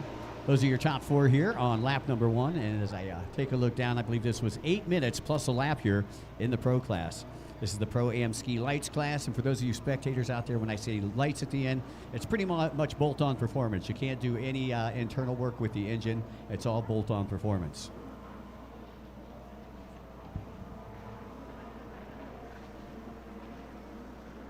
So you can see Wilcox working on that lead along that back section. Troy still hanging on to second. Now, for those of you spectators that just rolled up, as you see, they go down here toward the bridge. Now they can choose to go inside or outside on the split. That triangular buoy right there is the hot slag split, and you can see where Sebastian Wilcox, he just held the throttle wide open all the way down. That's the 8-ball speed lane, we call that. Now every time else you're going to have to come in and do the turns. So that helps him put a little more distance between he and second place. And I think first and second both already took the speed lane, and you can see the separation only on lap number 2. Now what that speed lane does is it creates lead changes for everybody. So it's the same person that's not out there in the lead.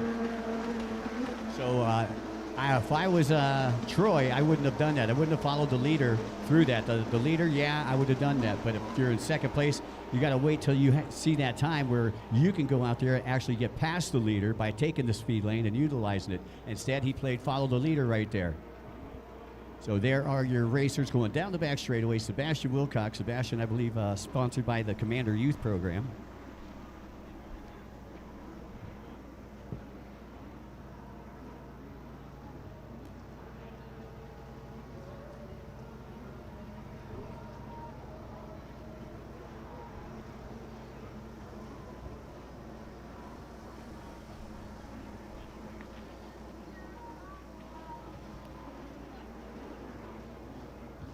So let's see what Michelle Corsetti does out here.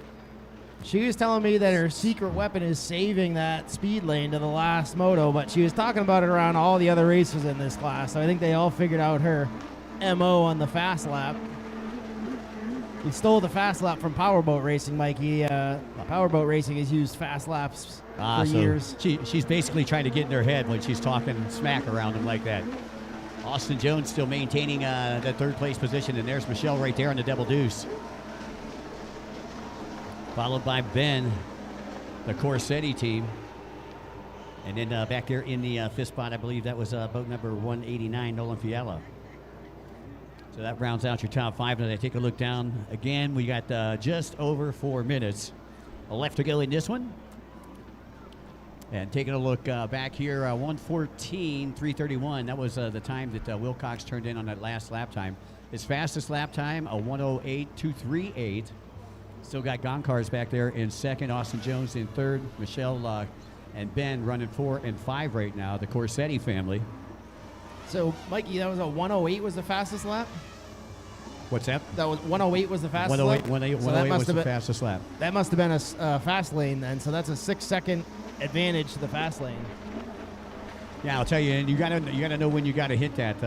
Like I said, it looked like Troy had followed Seb through the fast lane on lap number 1, and you don't want to do that. You know, I mean, I would have turned in, let him get his lead, and then wait till I caught up to him, and then you take the fast lane. Well, so in this class, I beg to differ. Actually, in this class, if he had not taken it, he would have been in 2-boat wake rather than 1-boat wake. So he stayed in just Seb's wake, whereas if he had not taken it, the other 2 racers behind him probably would have taken it, and then he would have had 2 different wakes that he'd have to deal with. So it might not have been a bad decision. Well, either way, Wilcox will remain in the lead as he heads to the top right-hand side of the course and toward the hot slag decision buoy. And Seb opts to go to the inside. These lights boats are all about holding your speed up. They're not super powerful. They're 701s and 760 2-cylinder 2-stroke. Seb's actually on his backup ski that is the 701. His main ski is a 760, but he's been struggling with ignition issues all weekend long. Ooh, Gancars has a little bobble. This is Gancar's first race out this season. Sebastian has raced, I think, 7 times all across the country with us this season already. So good showing for Gancar's first race out this year. And the top 2 onto the left-hand side of the track. Meanwhile, a big battle going on here for third. Austin Jones, 318, winning that battle right now. But right behind Austin, I believe you got, that is Corsetti. And I think all 3 of them are still sitting on their fast lap. They have not done their fast lap yet, if I recall. Michelle's lurking in the background, waiting, hoping that they take it early. Otherwise, they're going to do it in a train on the last lap. By the way, we need our novice ski lights and junior 4-stroke lights down to the starting line. Novice ski lights, junior 4-stroke lights. We need you to the starting line. Look at that, Mikey, and they're already all almost down there. It's almost like they're learning. Oh, yeah. Well, by the 4th moto, you should know. And then next race weekend, they forget it all over again, and we have to keep reminding them. Yeah, we got to retrain. Corsetti's gaining on Austin. He looks like he's got a little bit of top speed. The difference between those 2 boats is Corsetti's on a Yamaha. And you got, well, okay. It looked like Corsetti just took the outside. He's waiting. He thinks he's going to make the pass the hard way. Austin Jones is the only one out there on a Kawasaki SXR. Actually, nope. I take that back. Troy Gankar is actually on an SXR. Not as competitive as those Yamahas nowadays.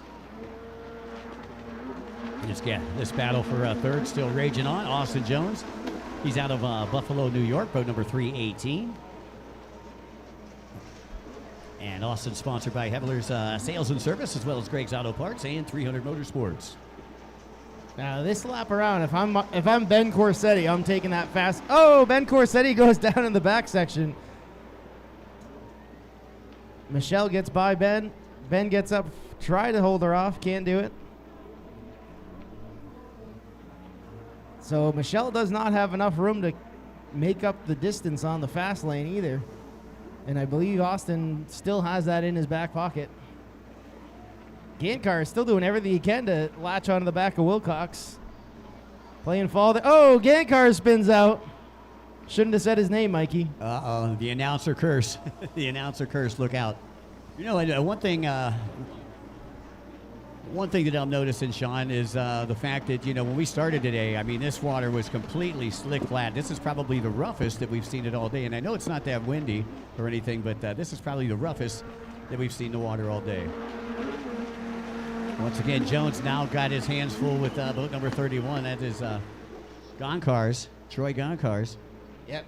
Gankars went down over there, spun out, let Austin by him. So now we got ourselves a little bit of a race. Yeah, Jones moving into second. Michelle Corsetti moving up into fourth. Ben sliding back to fifth. White flag lap 2. This is where we're going to see a train. I think Austin's taking his fast lap. Michelle will take her fast lap, and Ben should take his as well. Well, so far in this one, it's been the Sebastian Wilcox show. Was at the hot slag decision buoy up there, top right side of the course. He'll have to go to the inside. Those other pretty tetrahedrons out there on the inside are our Liquimolly buoys. Big thanks to Gary and the boys over there at Liquimolly, setting us up with all the good stuff. We ran out of time to set up their arch, but we do have a giant 40-foot inflatable arch. Nice job, Seb. And how about that checkered flag for Sebastian Wilcox? Congratulations to Sebastian. He's sponsored by No Limits Metalworks, Hot Slag, Jet Trim, Jet Pilot, and Showtime Freestyle. Austin Jones coming through in second. Sponsored by Cometic Gaskets, Klotz Synthetic Lubricants, and K100. Rounding out your top 3 is going to be Troy. Troy Gankars out of Washington Crossing, Pennsylvania, and he's sponsored by Nickerson Performance. So that is going to do it for Moto number 4 for these guys. And I believe Sebastian Wilcox going to land on the podium tonight, and he's probably going to be standing on top. This brings us to race number 2. This is the Novice Ski Lights and Junior 4-stroke lights. But before we go to them, we would like to say a very special thanks to Bradigans Incorporated. You know, when you depend on fuel every day, quality does matter. Bradigans is committed to providing high-quality gasoline, diesel, heating oil, petroleum products to keep homes, vehicles, and businesses running efficiently. At Bradigans, they believe their customers deserve great products.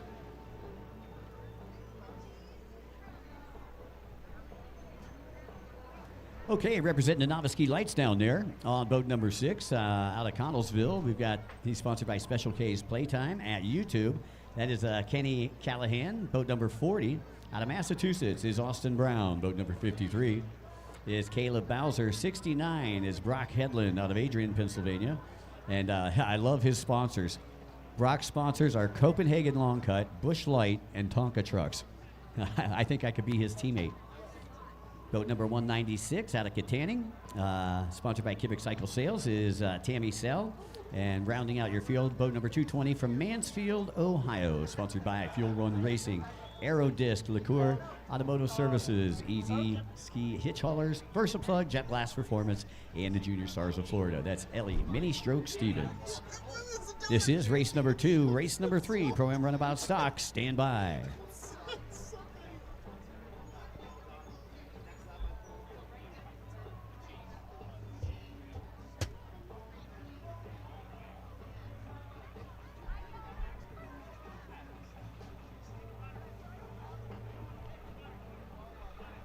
Hey, as a reminder, folks, don't forget here at the East Coast Watercross compound, we do have a great selection of goodies back here. I mean, we've got short sleeve shirts, we've got hoodies, we've got hats, all kinds of good stuff to remember your weekend here in Kittanning at the festival. Got some bomber eyewear, some shades, some water shoes. We also got a $5 box, of their little older shirts from the East Coast Watercross series. But those are available as well up here at the East Coast Watercross compound. And again, if you've got some friends back home that you would like them to see this on the live stream, you can have them go to the East Coast Watercross Facebook page, or you can go to our Pro Watercross YouTube page. On at both locations, and from what I hear from my friends, they say the live stream is looking really great out there.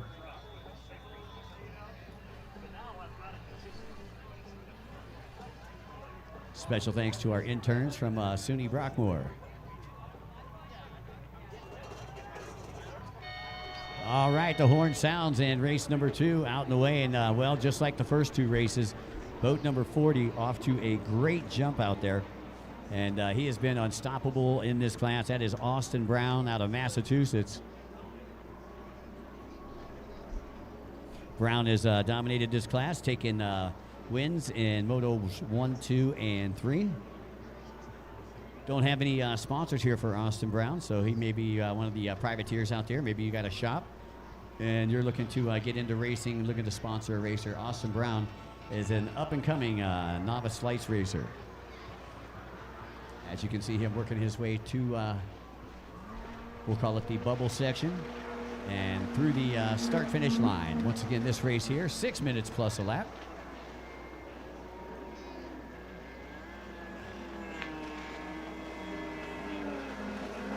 Second place is boat number 196 and 69 back there in third. 196 is Tammy Sell. Tammy's a local girl, sponsored by Kibbick Cycle Sales. And boat number 69 is Brock Hedlund out of Adrian, Pennsylvania.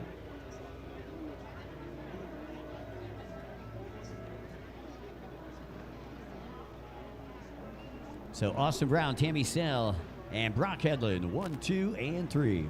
Once again, while we have the opportunity, I'd like to say a special thanks to Ford City Barbershop, as well as Steam Fitters Local 449. Looks like we got a rider down out there. That was 220 that went down. Ellie Mini-Stroke Stevens. Tough break. Ellie had a good run in that third moto. And it looks like boat has a little bit of issues. She gets the lanyard back in, and she's back up in the tray. Once again, this is round number 2 that you're watching of the SBT, East Coast Watercross Series. Round number 4, we'd like to invite everybody up to that. That is going to be in Lock Haven, Pennsylvania, July 10th through 12th. Once again, lock in those dates, July 10th through 12th, Lock Haven, Pennsylvania. We're going to be up there to see you. Round number 3, we've got, I believe, 6 total rounds here, or 5 total rounds with the East Coast Watercross Tour. Several more with the Pro Watercross Tour, as Sean is linked up with Pro Watercross and become a part owner of that series as well, which is more of a national series.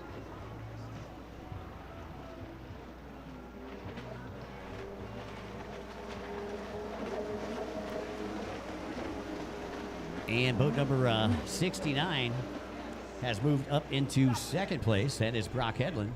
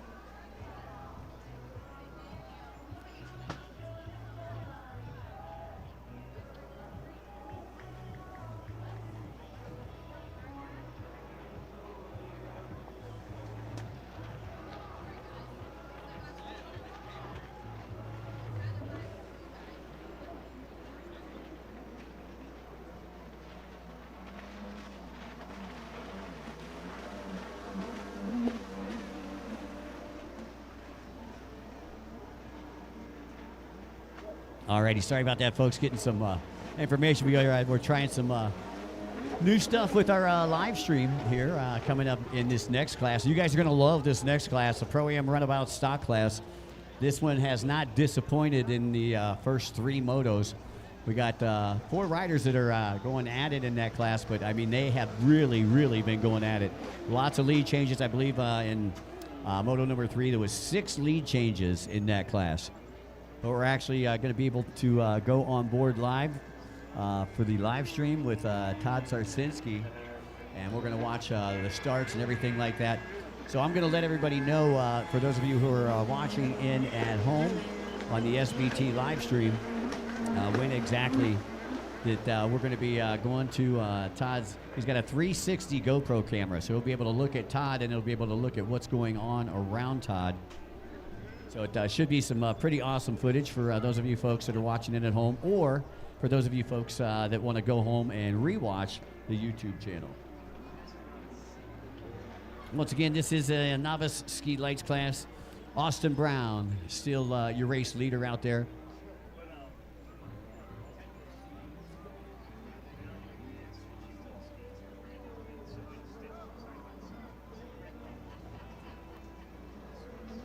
So again, folks, coming up next, we got the Pro-Am Runabout Stock class is coming up next.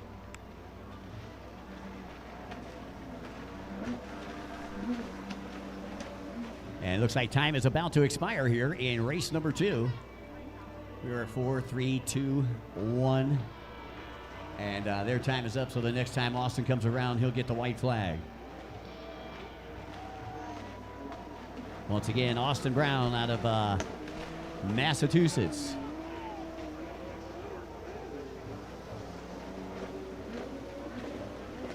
And he has really ran away with this race right here. I believe this is Brown now headed toward our SBT start-finish line. And out comes the white flag. Kelly Wilcox, our flag man, doing a great job down there today.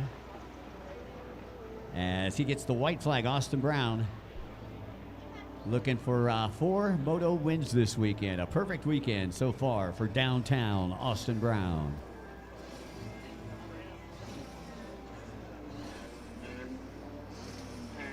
And you can see the lead he has amassed. Second place, I believe, just now coming into the split section up here on the top left or right-hand side of the track as we view it here.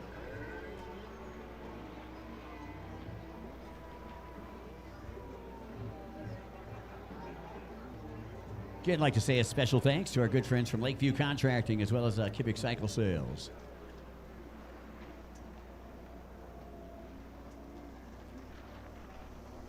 Boy, Austin Brown out of Massachusetts, he has just really been unstoppable in this class right here.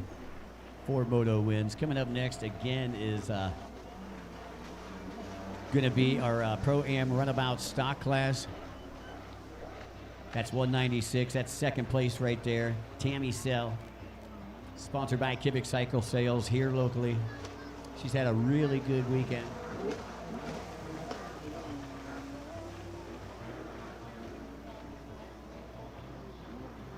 So your race leader lapped all the way up to second place here in this one. And there he is, Austin Brown, taking the win. Congratulations, Austin, boat number 40. Got a rider goes off their boat here, headed toward the bubble.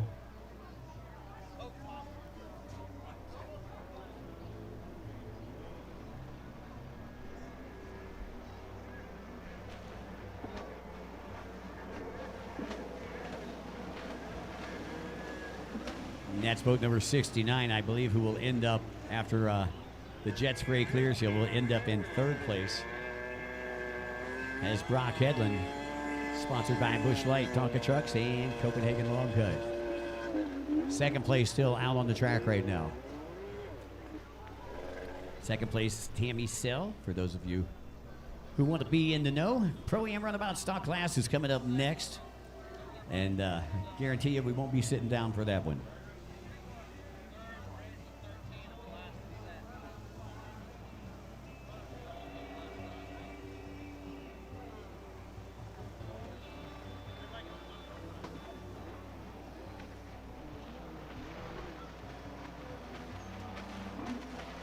There is your unofficial second place rider there, 196.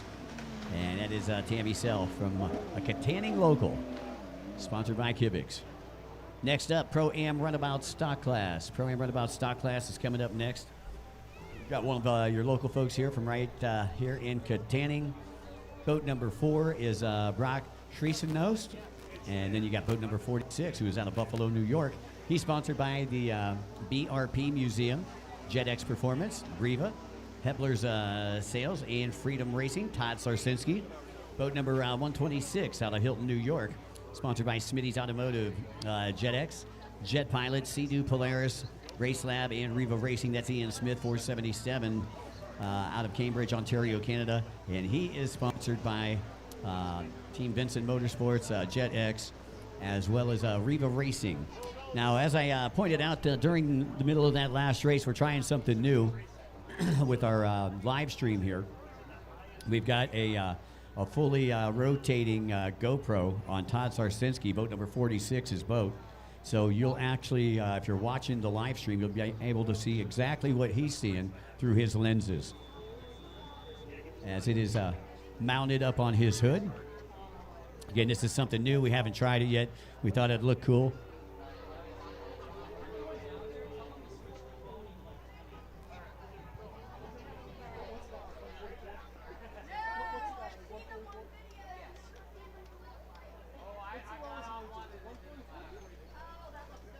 Okay, so it'll be just a minute before we get started with this one. Looks like we had an issue, and our technical advisor is going to go down and check that issue with the GoPro. Like I said, it's the first time it's ever been done. So making history here in Kittanning today. Todd Sarsinski, longtime racer, longtime friend for many, many years. Been racing with us back since I was putting on races in the Midwest back in the early 90s and late 80s.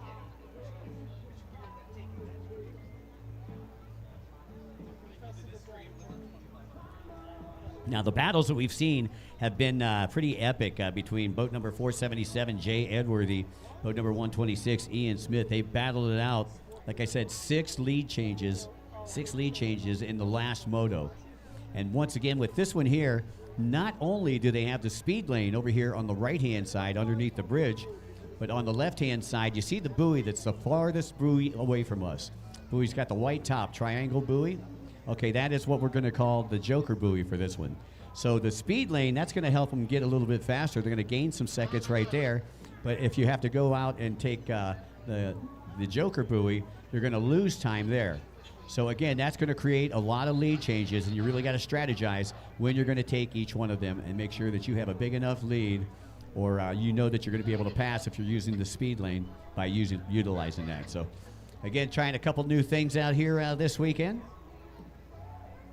Great weekend to do so. Round number 2 here at the SBT East Coast Watercross Tour, and that's brought to you by our good friends at Liqui Moly. And Gary at LM Marine, thank you very much if you're listening in.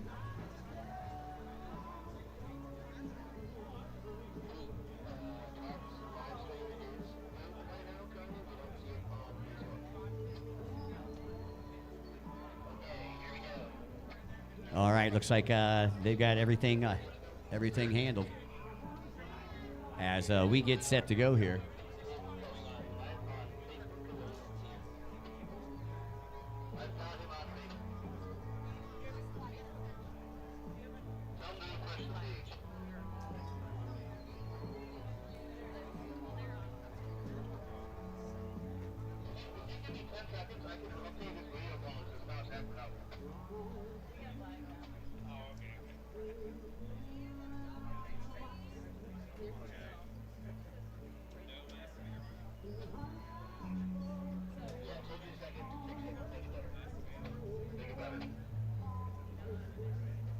All right, while they're working on that, we'd like to say a very special thanks to the Next Tier Bank, one of our local sponsors here. Don't forget, folks, immediately following the race, about 20, 30 minutes afterwards, right behind us here on the back side of the East Coast Watercross compound, we are going to be doing our award ceremony. So if you would like to meet the racers, get some autographs, say hello, ask them about their equipment, Feel free to stick around for the awards. And right now, that award's probably looking right around 4 to 4:30.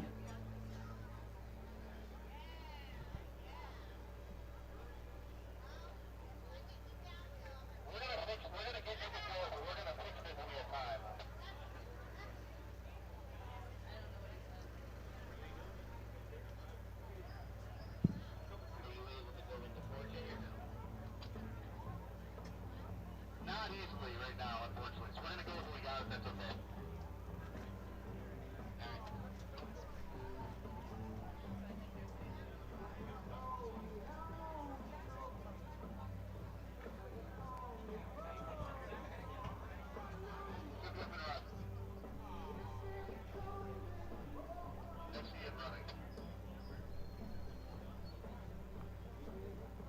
Alrighty, making some adjustments down there on boat number 46, Todd Sarsinski. And we're just trying to make sure that we are getting the feed live here through our satellite. And if any of you racers, spectators want to come in and check out all the merchandise while you're in here at the East Coast Watercross compound, we actually got the live feed up on a TV screen back here. So if you would like to see the race probably a little bit closer than you're seeing it from right here, be able to see it up there. And once again, what we're doing down there is a 360-degree GoPro that we've mounted. So you'll be able to see everything that the racer sees from start to finish.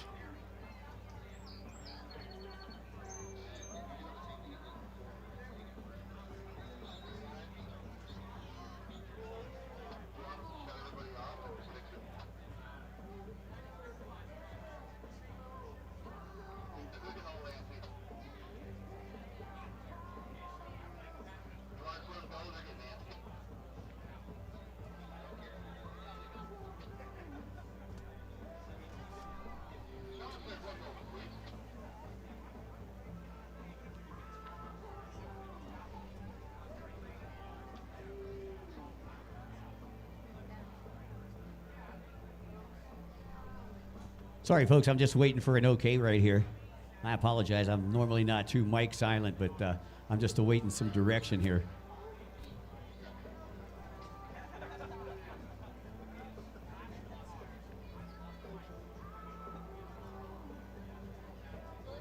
Alrighty, well, it looks like they put the kibosh on that. Trial and error, so we're going to go ahead and fire them up. And folks, this is going to be a good race either way, whether we've got the GoPro footage or not. But like I said, the last race with these guys, Smith and Edworthy, they switched positions. And Sarsinski was in there too. They switched positions 6 times with only 4 riders. So they made it really exciting. Hitting that Joker buoy that's out at the top left side of the track, the 8-ball fast lane that's down there underneath the bridge.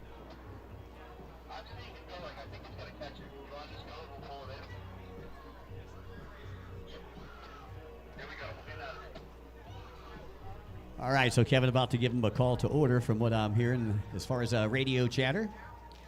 He's going to look down line, make sure that everybody's got their boat fired up and that they are set to go before you hear the horn. The horn will signify to the racers to go. Should have 2 on the inside, 2 on the outside. 4th and final moto here for these guys. And there goes the horn. Edworthy and Smith out there. Edworthy on the inside, Smitty on the outside. And it's going to be interesting to see how these guys come out. Once again, Edworthy setting up for that inside. You can see Smitty in the attack position on the outside as he runs alongside the bridge. And here we go. He gets ready to come in, and they're going to be side by side as they come out. It's going to be a drag race. Smitty's going to have the outside. Oh, and has to check up, hit the brakes. I'm not sure if he had a mechanical issue or went into limp mode or what. But it looked like he was going to be side by side right there with Smitty. Sarsinski right there behind Smitty. And now it becomes a race of strategy. When do you hit the speed lane? When do you hit the Joker buoy? As Edworthy lighting it up down the back straightaway. Jay Edworthy, a.k.a. the Chicken Man. Straight out of Cambridge, Ontario, Canada. And looks like he is going to the outside split this time around. Let's see if Smitty takes well, no, he's just going to the outside. And Sarsinski taking the 8-ball speed lane. So he is going to come out. He's going to shake out in front of Edworthy now. So Sarsinski moves into second. Edworthy in first, and I'm sorry he got in front of us. Smitty back there in third now. And let's see if Edworthy goes and takes the Joker buoy. Does he have enough room yet, or should he wait a couple more laps? I don't know. If I was Edworthy, I'd probably take the speed lane, then the Joker buoy. And Smitty trying to pull up beside Sarsinski. Big battle for second. And it looks like Smitty went a little bit wide there as they were heading toward the sweeper up their left-hand side of the track. With them two battling it out, though, it's given Edworthy a lot of breathing room out there in front. And Edworthy, yes, no, he's not taking the speed lane. Just the outside split. Sarsinski has already taken the speed lane, is forced to go to the outside split. However, Smitty can get him back here. Smitty takes the speed lane. He took the outside speed lane. Once again, that outside speed lane about 6 seconds quicker. And you can see Smitty now back in second. Sarsinski back to third. Now can Smitty catch Edworthy? Does Edworthy know that what's been going on behind him? That's it. And Edworthy going out to the Joker buoy. Can Smitty get him here? Smitty headed toward the sweeper. Edworthy going to have the drive as they come down the back straightaway. And we got a new leader, Ian Smith. Edworthy's got the drive. Smith's got to take that line away as they go down the back straightaway. Now, once again, Edworthy has not taken the speed lane yet. So is he going to take it here? As we see Smitty. No, he's not going to take it here. He's going to dive to the inside. Going to try to make up some time here on Smitty. And here comes Smitty from the outside. Edworthy going to show him a keel as he comes from the inside. Oh, look how close that was. He tried to take out his line right there and almost got taken out. He almost got his chocolate and his peanut butter. Jay Edworthy, I'll tell you what, showing absolutely zero fear out there. Smitty has still got to take that Joker buoy. So he's got to amass a little bit of a lead here over Edworthy. He could use some help from Sarsinski, who's not too far back in the pack right now. So again, some great races. You see your two leaders in the gap down the back straightaway. Will Edworthy hit the 8-ball speed lane this time? Looks like he is setting up wide. Smitty he's forced to go to that outside split. And Edworthy, he takes the 8-ball speed lane. And they come out side by side. Oh, and Edworthy gets him. So Edworthy back into the lead. Smitty back in second. Wow. And once again, that's why we have the Joker buoy and the speed lane. I think we should start having this at all the races. You know, I know that you're probably going to need a couple more scores to watch those certain lanes. I know that it costs a little bit more, but this is definitely exciting. With only 4 riders out there, and we've had 4 lead changes so far. That's pretty good stuff. And taking a look, just over 5 minutes left on the ticker here. Once again, if you're just joining us, we'd like to welcome everybody out here to the SBT East Coast Watercross Tour. This is round number 2, and we are presented by Liqui-Moly. So a great race going on up there between Edworthy and Smitty. And I know Smitty's probably beside himself right now. And how close was that near collision down there? Whew. Here comes your race leader, the C477. Coming to us from north of the border. Currently rated in the top 5 in the world, Jay Edworthy, who is down there on the left-hand side of the track. And there is 126, Ian Smith. Ian Smith, also one of those riders that is sponsored by JetX. And now with Edworthy out in front, right now, folks, you're probably seeing speeds between 70, 75 mile an hour down that back straightaway. Now, they're actually a little bit faster than this, but these are only stock boats. These are only stock boats. These are not the boats that they've wicked up a little bit. Again, coming up next, we should have race number 4. That's our amateur ski 4-stroke lights. Race number 4, amateur ski 4-stroke lights, will be coming up next. And here comes Edworthy. And just imagine the G's that he's turning right there. They were saying it's kind of like 5 to 6 Gs, something that you would feel like if you were in an F-16 fighter jet. Unfortunately, he's on an open cockpit. There's Sarsinski. Sarsinski's still in third, got the orange helmet on, and you can see that that mount that they had on front. That's what we were trying to use for that 360. That 360 GoPro view, and unfortunately they were down there trying to get it fixed online, and the camera fell in the water. Wah, wah, wah.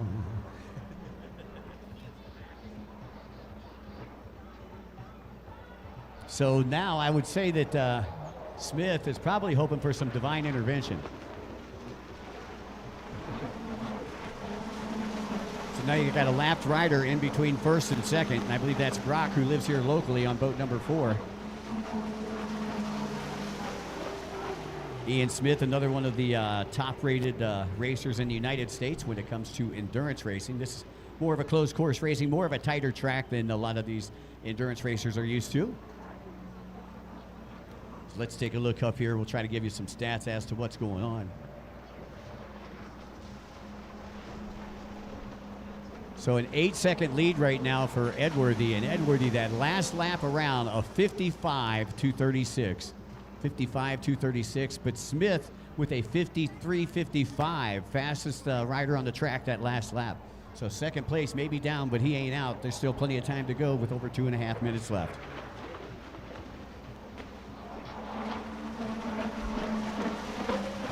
And you can see Edworthy just charging hard. Tall, lanky rider out of Canada. And Smitty, I'll tell you, strong rider out of New York. And I'll tell you, Edworthy's been unstoppable this weekend. He's had a couple of really good races in some other series around the country. I seen him win a couple times earlier this year down in south of the Mason-Dixon line. And now coming up here, and been fairly dominant so far in the first 2 rounds of the East Coast Watercross Series. You can see your leaders both on the outside split. Edworthy exits the outside split. And here he comes into the bubble and hooks right there. And I'll tell you, I don't know how he holds on to that when it hooks that hard.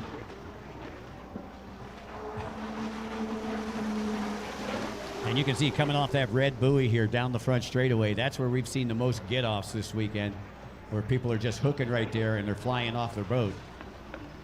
Sarsinski all by himself back there in third place.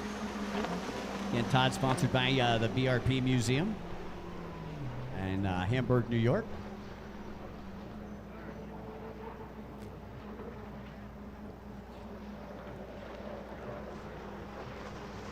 Under a minute left to go.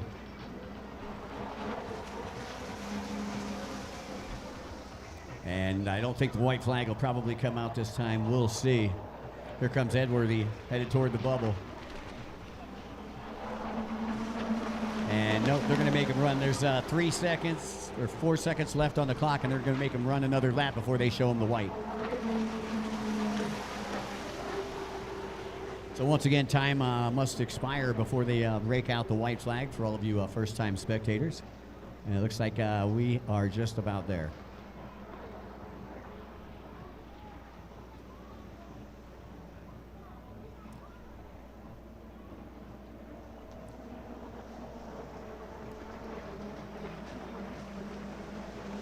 So Edworthy, yeah, Jay Edworthy, I don't know if you've been watching him, but he's running so fast out there that he has hit the Joker buoy like 3 times. So he's out here getting some practice, basically, is what he's saying. Running against, well, I think there's only 2 amateurs out there, 2 pros out there.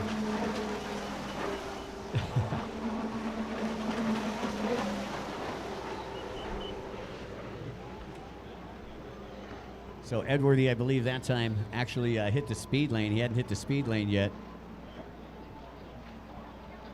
Let's see if he hits the Joker buoy again. Not this time. White flag is out. Too much on the line.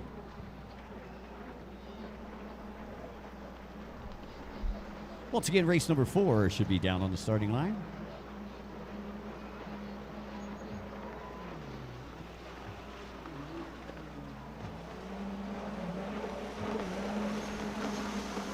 Amateur ski four-stroke. Amateur ski four-stroke is coming up next. And the checkered flag will be coming out for Edworthy.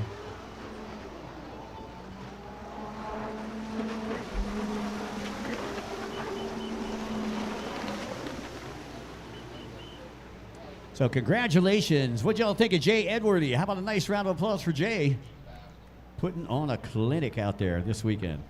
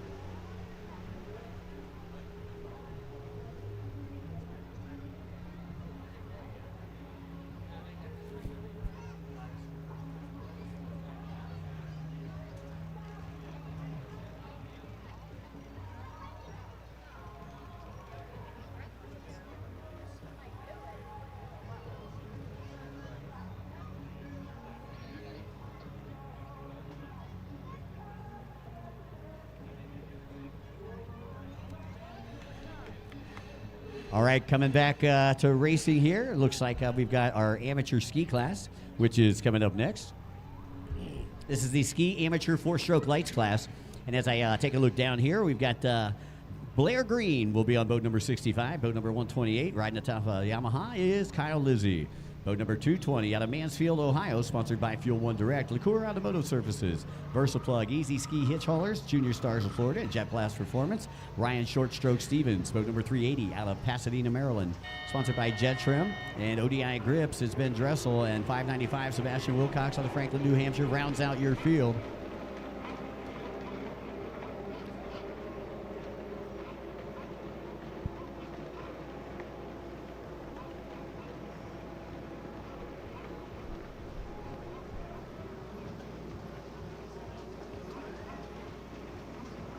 And Wilcox, not with the greatest of starts, I believe came in the points leader in this one after the first 3 motos.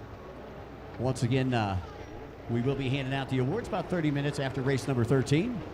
220, that is Ryan Shortstroke Stevens, sponsored by Liqueur Automotive and Fuel One Racing, Fuel One Direct, out of Mansfield, Ohio.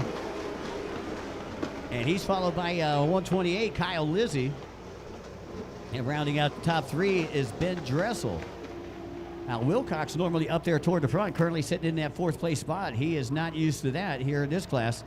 So Ryan Short Stroke Stevens with the hole shot, his first hole shot of the weekend. And he is just across the state over there in Mansfield, Ohio, right off of I-30, just south of Massillon, for those of you folks that travel around a lot. Been racing for many, many years with us. Him and his daughter come to all the races together. It's cool when the family comes to the races together and race together. That is always a lot of fun. Kyle Lizzie still holding on to that 2nd place. He is a privateer out there. And then Ben Dressel. Dressel coming from Pasadena, Maryland. Sponsored by Frank and all the boys in Lake Havasu that run Jet Trim, as well as ODI Grips, Rhino Power, and 380 Racing. It looks like Dressel took the speed lane, and he moves into the lead. This is Ben Dressel. Coming down the front straightaway. Short stroke back in second, and Sebastian Wilcox went from last to third in one lap. So I told you, Wilcox, not used to being in that last place position, has already advanced up into that third place. So some good racing going on here in the amateur ski four-stroke lights class. You're watching their fourth and final heat. Coming up next will be our Pro-Am Stock 1500 class, Pro-Am Stock 1500 class in the ski division. Dressel, your race leader, as he works his way down the back straightaway. And Dressel had a Moto number 2 victory yesterday, but had a mishap in tech, had a flame arrestor issue. So unfortunately, they didn't give him the win, but he's going out there and making a statement today, showing you that he's got what it takes to be the winner here in this four-stroke lights class. Stevens in second position on boat number 220, still maintaining that position. Wilcox going to try to pass him from the inside. Wilcox going from that inside split. He'll come out, and Stevens will be on the outside. Wilcox overtakes second on 595. So Stevens back into third on boat number 220. So already a couple of lead changes caused by the speed lane down there back in the 4th spot. It looks like boat number 128, Kyle Lizzie. So Lizzie, who had the second place off the hole shot, is now back, finds himself in 4th place with just under 4 minutes left to go. 4 minutes plus a lap. These are all timed races for you first-time spectators out there. Timed races plus a lap. You see your leaders down the back straightaway. You can see the gap between them, only about 3 seconds. Dressel, he is at the hot slag decision buoy. Let's see where he decides to go. It looks like he's going to go to the outside. And Sebastian going to the inside. Sebastian Wilcox out of Franklin, New Hampshire. He is sponsored, I believe, by the Commander Youth Program. No Limits Metalworks and Hot Slag also helping him out this year, as Dressel still maintains that lead. Sebastian trying to hunt him down in 3rd place. Short stroke on 220. Still up there in the mix. So your top 3 all on to the left-hand side of the track. Hey, by the way, folks, while we have the opportunity, we'd like to say a special thanks to McCutcheon Enterprises, Next Tier Bank, Toys Underground Storage, and Marine Carpet and More. Our title sponsor here for the East Coast Watercross Series is Short Block Technologies, who is located in Clearwater, Florida.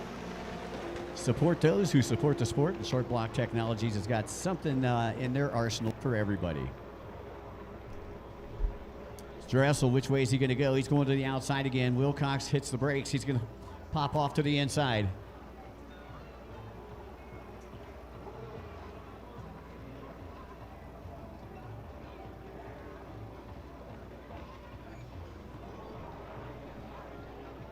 So here comes Wilcox. Dressel coming from the outside again.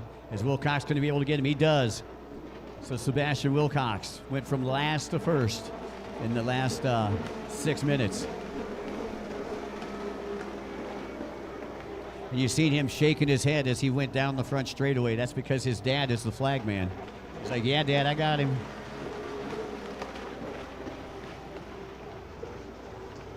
Short stroke Stevens still in that 3rd place position, making his sponsors proud.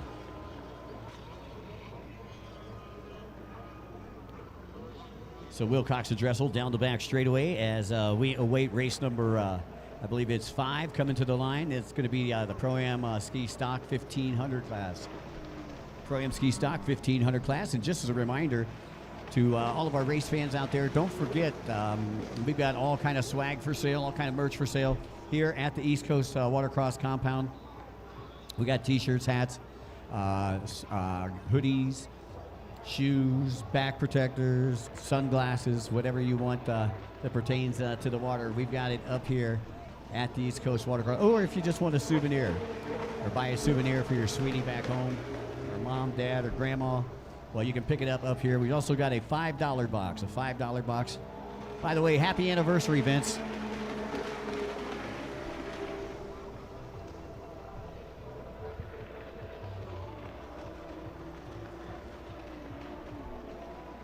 top two on the left-hand side of the track as time is running out here. Time getting ready to expire for race number 4. Race number 5 is down on the starting line right now, and that's a 1500 class.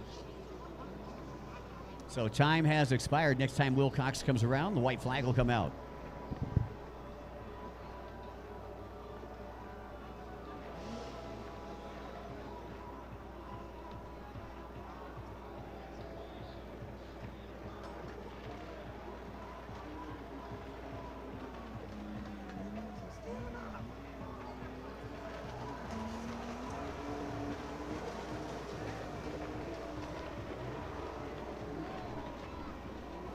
And here comes Wilcox. Out comes the white flag. Wilcox charging, stretches his back as he works his way down the back straightaway, or front straightaway rather. Dressel a little off the pace since Wilcox was able to get around. Dressel collects the white flag. I know that he would have liked to win out with a win today, but a second's not too bad in this class.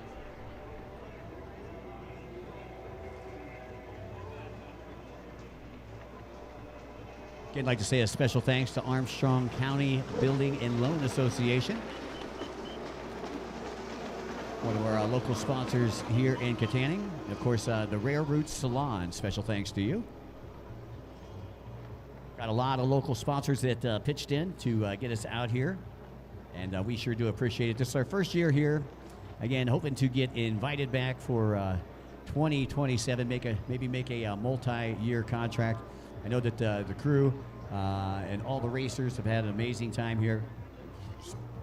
Special thanks to our friends over there at the Allegheny Mariner, who have really rolled out that proverbial red carpet, throwing some live entertainment for us on Friday, live entertainment yesterday, Racers Party on Friday, setting up out here. Checkered flag out for Sebastian Wilcox. Congratulations, Sebastian, taking the win. Here comes Ben Dressel out of Pasadena, Maryland. He will end up in second.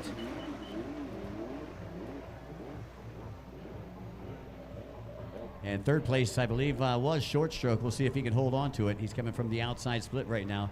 I know he's being challenged. Yeah, he just grabs a handful of throttle, and he's going to try to throttle out of trouble right here. As he now crosses the SBT start-finish line. Short Stroke Stevens taking a third here in our amateur four-stroke lights class.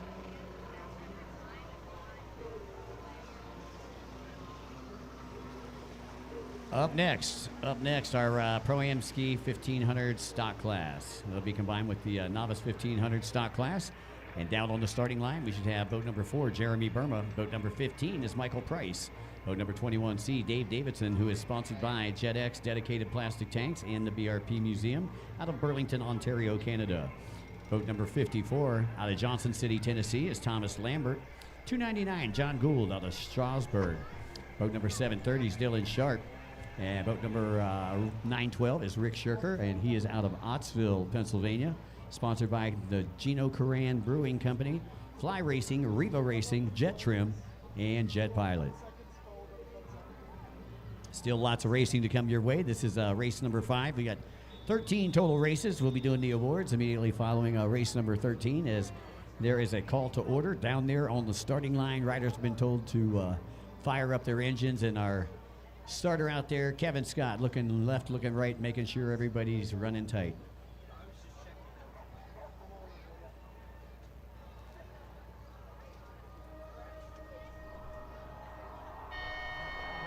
The horn sounds, and we are off and away. 912 Shirker getting a great jump on the outside. So Rick Shirker, again out of Ottsville, Pennsylvania, getting a great jump on the outside.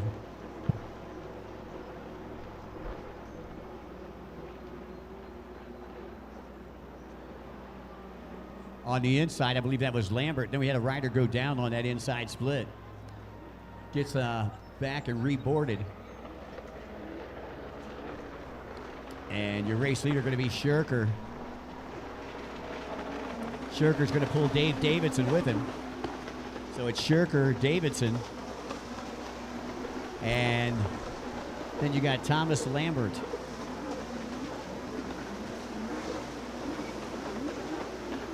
Lambert, followed by boat number 15, Michael Price. And then Dylan Sharp. So those are your top 5 here at the end of lap number 1. Taking a look down here, that's I believe they were going 8 minutes plus a lap in this one.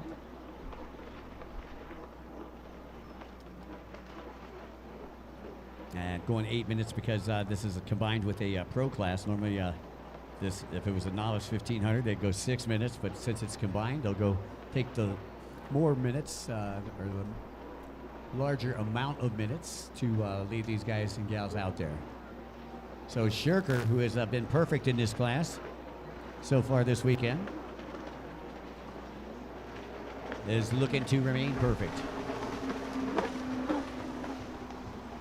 Shirker putting in a lot of laps, doing double duty, not only riding this class, but riding also in our GP class, which will be race number 13. That's the fastest stand-up class of the day and of the weekend. And that should be coming up probably in about an hour or so.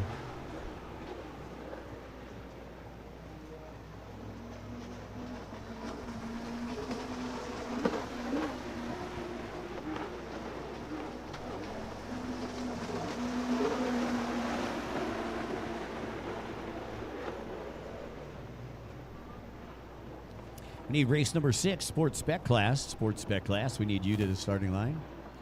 Once again, Sports Spec Class, we need you to the starting line. You can already see the gap between first and second. Now look at Davidson is on the outside split, and here comes Shirker. Shirker already taking the 8-ball speed lane underneath the bridge, and that's why you see the huge separation between first and second place.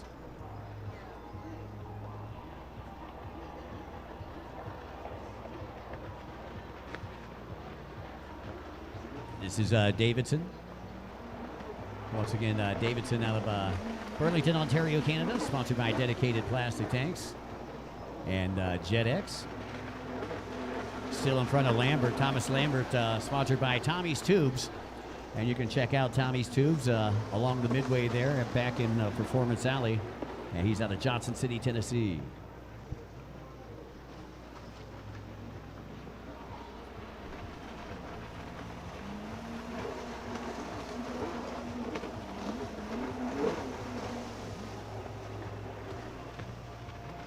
Hey, by the way, I'd like to say a special thanks to our good friends from First National Bank here locally.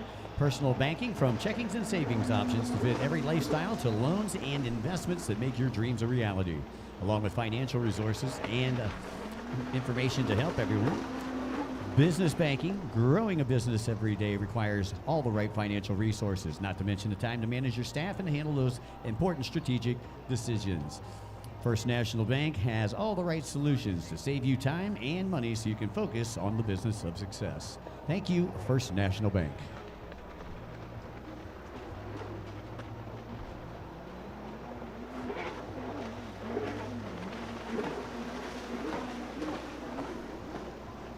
Davidson starting to put a little bigger gap here between he and third place Lambert on 54. Meanwhile, Shirker's in a race of his own. He's got a half-lap lead over the rest of the pack. Shirker now entering the split from the hot slag decision buoy. And second place all the way over here on the left-hand side of the track. Now just getting ready to enter the back straightaway. So Shirker right now in a race of his own. And he has had a pretty good weekend. So far, 4 for 4 in the win department for Rick Shirker on the 912. Running in 2 different classes.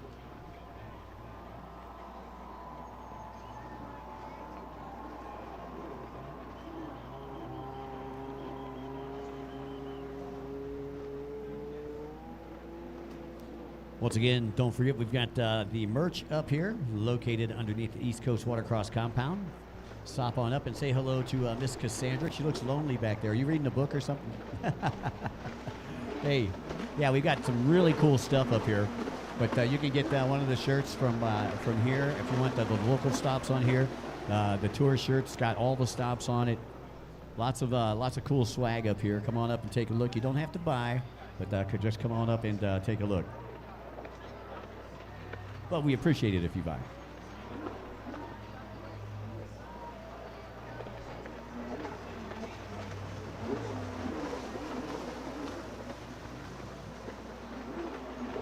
Shirker getting ready to come down the front straightaway again and taking a look over.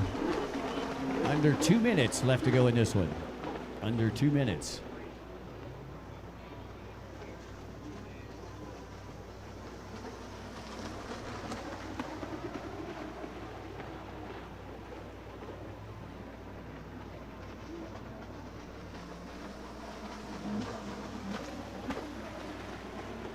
I think the best battle out on the track right now is the battle for second, which is coming out of the outside split right now, right-hand side of the track. And that is Dave Davidson. And maybe it isn't as big as a battle it was when they went in. Thomas Lambert. Take a look back here and see what we got for times for everybody.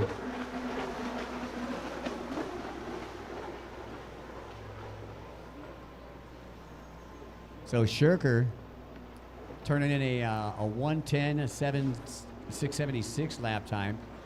Davidson, that last lap, turning in a 1:16 and change. So that's the difference between first and second. Shirker still leading on that, or working on that lead of his as we take a look at the Liqui-Moly scoreboard.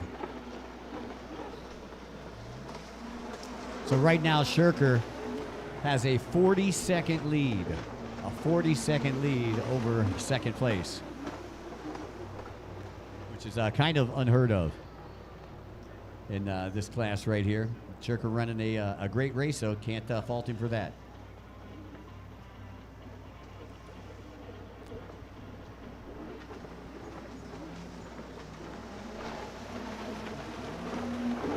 So it looks like time getting ready to expire here. So the next time Shirker comes around, and he's easy to pick out. He's the only one with the yellow vest out there. You see him over there, right-hand side of the track. So next time he comes around, he'll get the white flag, and right now he is lapped all the way up to third place. So a nice ride for Rick Shirker.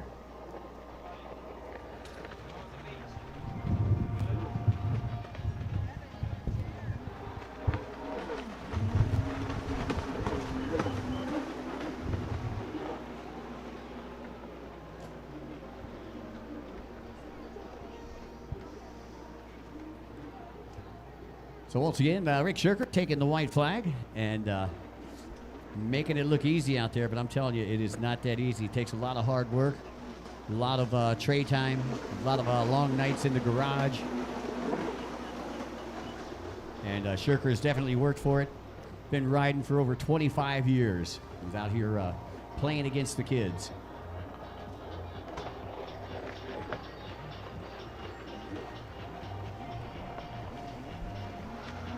So once again, Rick Shirker, one of Pennsylvania's own, looking to take the win here.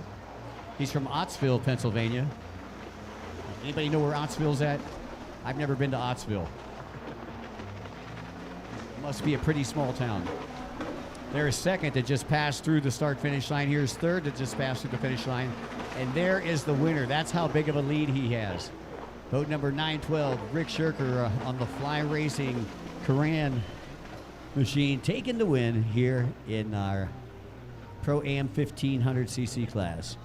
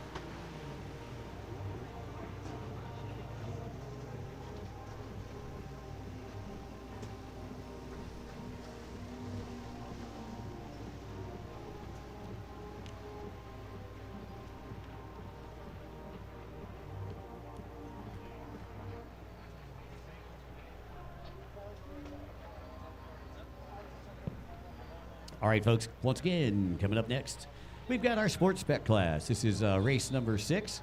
Their fourth moto. Once again, got 13 total races. So if you haven't seen any of the races, come on down to the water's edge. We got some really spectacular races going to be coming up.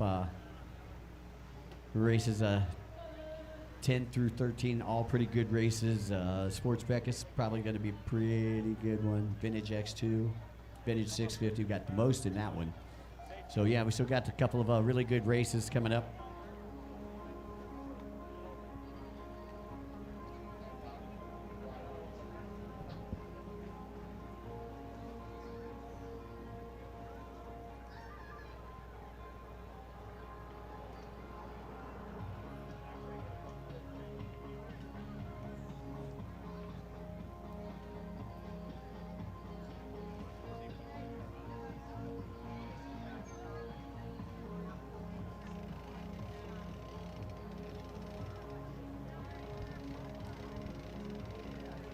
Well, I'll tell you, I definitely got to say special thanks to this local sponsor, as I think a lot of our team has went over there and supported them.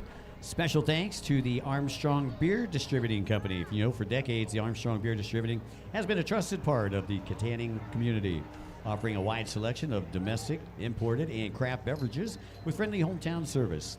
Conveniently located on South Jefferson Street, Armstrong Beer Distributing is known for its knowledgeable staff, great selection, and commitment to serving customers throughout Armstrong County. Whether you're planning a gathering, stocking up for the weekend, or looking for something new to try, Armstrong Beer Distributing has you covered. As we get set to take off here with our sports spec class, Kayla Flitzka, boat number 7. Katie Berner, 125. She's been tight in that one. 172. Brent Hahn took a second in the last moto. 812 is Brad Nickerson. 872 Colin Beers. And 1251 Jack Mazonsky. And once again, it is going to be tight. Looks like Nickerson bound for the lead there on the inside.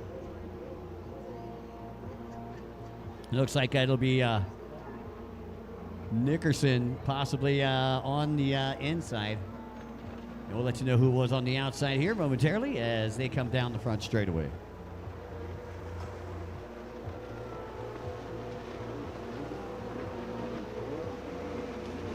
Looks like Brett Hahn is in second. That's Berner in first. And one rider gets pushed wide. 872 back there in the third spot. And 872, I believe, is Colin Beers. Beers took a win in the last moto. Currently sitting in third right now. Hahn in second. And Berner, she's got some pretty good finishes. She's got a 1-1-3 finish so far. First in the first moto, first in the second moto, and third in the last moto that we had a little earlier today. That is your leader, Berner.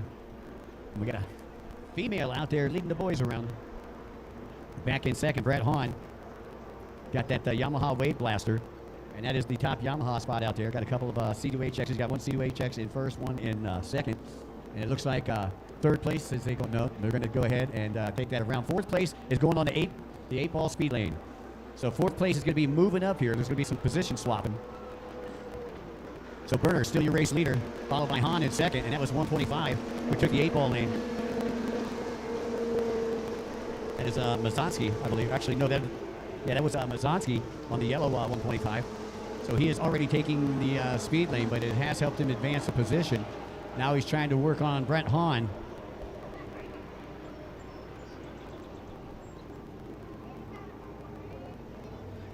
Brent Hahn out of Broadview Heights, Ohio. He's on the blue 172 out there, but the Berner is burning it up out there. And you can see she's got a lead, and she hasn't hit the 8-ball speed lane yet. Once again, Katie sponsored by Blue Can Racing, the Clark Group, Abstract Tail, and Computer Signs. That was Abstract Tool, by the way. And doesn't look like any of our riders taking, well, just as I say that, looks like we had a rider in the back take the speed lane, the 8-ball speed lane. I believe that was A12 Brad Nickerson out of Bristol, Pennsylvania, so he should be moving up through the pack. Again, Berner, followed by Hahn in second. And that is Nickerson that has moved up into that third spot. 872 back to fourth. That's Colin Beers. So once again, lots of lead changes going on behind our leader, Katie Berner. Berner again out of East Haddam, Connecticut, riding atop a Sea-Doo HX. And Brent Hahn out there, 172, who sits in second on the blue Blaster out there. He is the lone Yamaha out there. And it's funny, like a progression of the sport class. You know, the Kawasaki X2s used to dominate in the sport class, and then Yamaha came out with a Wave Blaster. I believe that was back in 1994. And then Yamaha Wave Blasters dominated that class, and then Sea-Doo came out with the HX in 95, and then Sea-Doos dominated that class. Well, now they made it in the rule book to where some have to be tuned and some can be detuned to make this class a little more fair and a little more even. The hull's obviously a little bit different, a little more stable there for the Sea-Doo HXs. And Brett has went into the lead, Brent Hahn, and he would be ecstatic if he could take a win here. Took a second to first moto, his best finish so far on the ECW Tour. 125, Berner back into second, but I don't believe Katie has hit the eight ball speed lane yet, so Katie has yet to do that. But what Hahn needs to do is Hahn needs to get amass a nice big lead where even if she hits the speed lane, she can't get past. We'll see how this transpires here. This is race number 6, race number 7, our vintage class. We need you to the starting line. Once again, race number 7, the vintage class, 750, 650, 550. We need you to the starting line. Ooh. Hahn looks like he's set up to go to the inside after the hot side decision buoy. Berner goes to the outside. Will she take the 8-ball speed lane? Nope, not this time.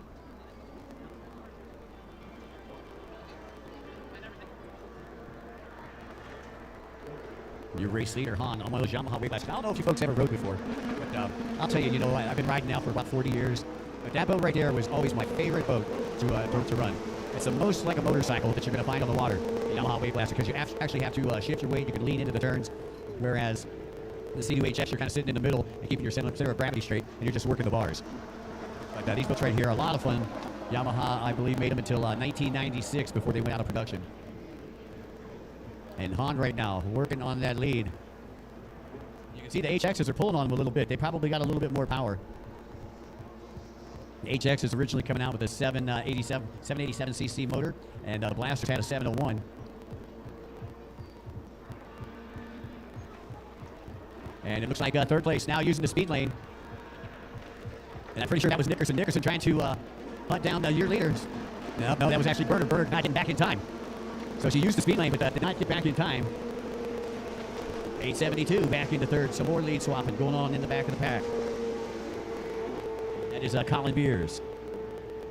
Once again, Beers out of New York, riding for the PWC Doctor, as well as Moto Option and Nickerson Performance.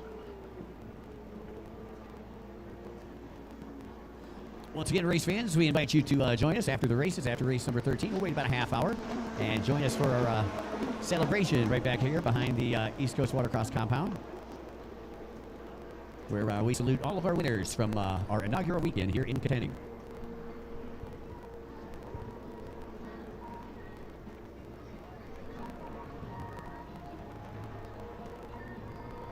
And it's looking a little, as I take a look down there at the flag stand, it's looking like time has expired. So the white flag will come out for Brent Hahn, and he is going to be pretty excited here. Brent out of Broadview Heights, Ohio. And Katie Berner, a 1-1-3-2 finish will probably put her on top of the box tonight. 812 Dickerson still in third. Boat number 125 Bazanski rounds out your top 4 as we are on the white flag lap. Less than a lap to go for your race leaders.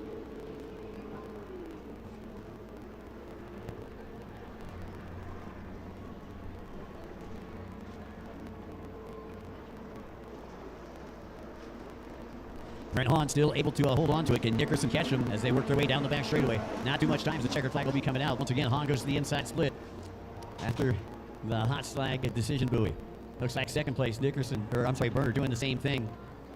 Nickerson now coming in. Nickerson was in fourth, I believe, on that last lap as they blast down that front semi-straight and into the bubble.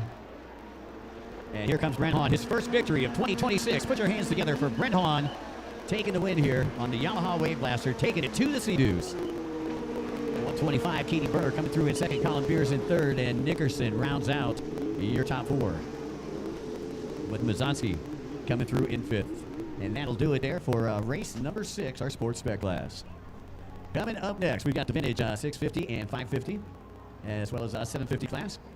A lot of riders in this one. I believe we got 12 riders in this next one. And these are the old school boats. These are the boats that were manufactured from the 80s in through the 90s.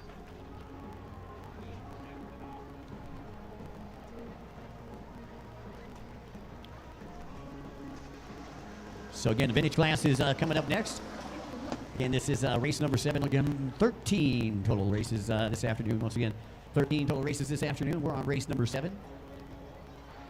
I'm glad everybody could join us here on our final day with the Short Block Technologies East Coast Watercross Tour. First ever stop in Kittanning. And boy, it has been enjoyable. Great times. Met some new great friends here. Definitely had some great food while I was here.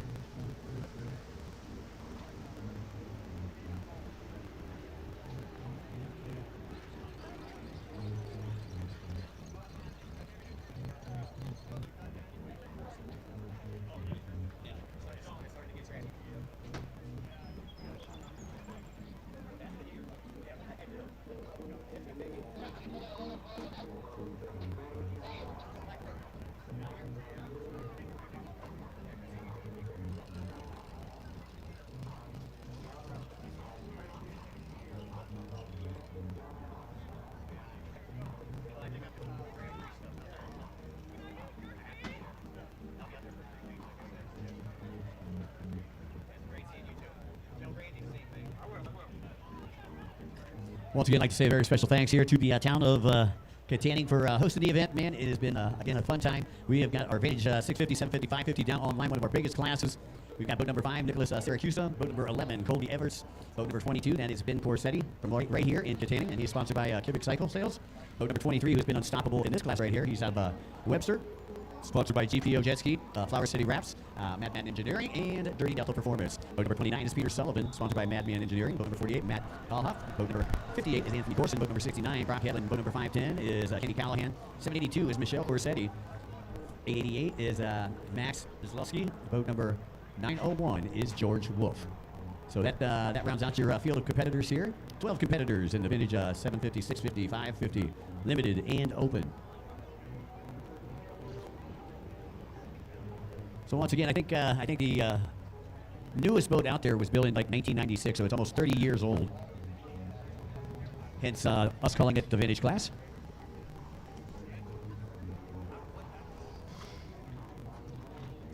While we're waiting on this start right here, I'd like to say give a big shout out to Toys Underground Storage, premium storage facilities for cars, boats, campers, RVs, and more. Toys Underground Storage is an underground mine storage facility located near the greater Pittsburgh region. Thank you, Toys Underground Storage. Also, like to say a special thanks to Marine Carpet and More as we get started here with this vintage race. It has been the Patrick Sullivan show for the first couple of motos. We'll see if how Sullivan's doing out there right now. It looks like I'm taking a look for him. I don't see him up there toward the front right now. He's easy to pick out. It's kind of like a burnt orange boat.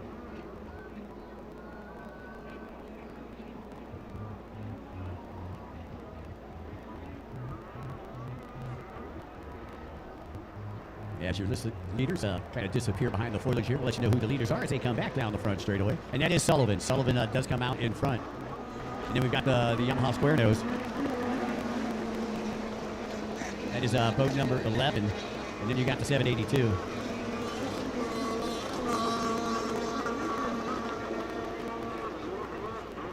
So, good job, Brent.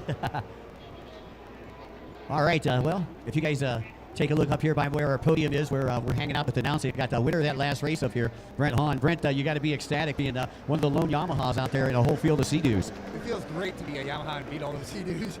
I'm the lone guy. I'm always fighting against them. They seem to always have a little more horsepower than me. So to be able to come out on top of Moto, very happy to end the weekend on a win. Hey, tell me, what you think about the track out there this weekend? I thought it was pretty challenging. The course was great. I like the splits, especially having the inside split with a little more of the tighter turns. It gives an even playing field for like blasters against the HXs. So that's what I was saying. The blasters got a lot shorter platform, and the HXs are a lot more stable. Well, tell us about this. Anybody you would like to thank for bringing you out here this weekend? I would love to thank my holders of Vassals, Stephanie Sinclair for taking care of everything besides me actually riding. Jet Tribe, Jet Pilot, or not Jet Tribe, Jet Trim, Amtoil, Stephanie Sinclair, Nickerson Performance, and PT Performance. Well, hey, man, congratulations on a win. Brent Hahn, ladies and gentlemen, winner of your sports spec class. Thank you very much. All right, great job, Brent. Picking up his first moto win of the 2026 season here with the ECW Tour. And congratulations to him from all of us at the East Coast Watercross Series. So once again, we're watching the vintage class, and just as in the first three, Patrick Sullivan shredding it up out there. I believe as I look out there, it looks like Sullivan may be back there in second right now. I believe first place may have hit the 8-ball speed lane. As you see your race leaders down there on the right-hand side of the track. We can have boat number 11, Kobe Everts, back there that was in second. Now he's overtaken the lead. And I believe we still have 782. That's your leader that went down there. 58 is a lapped rider.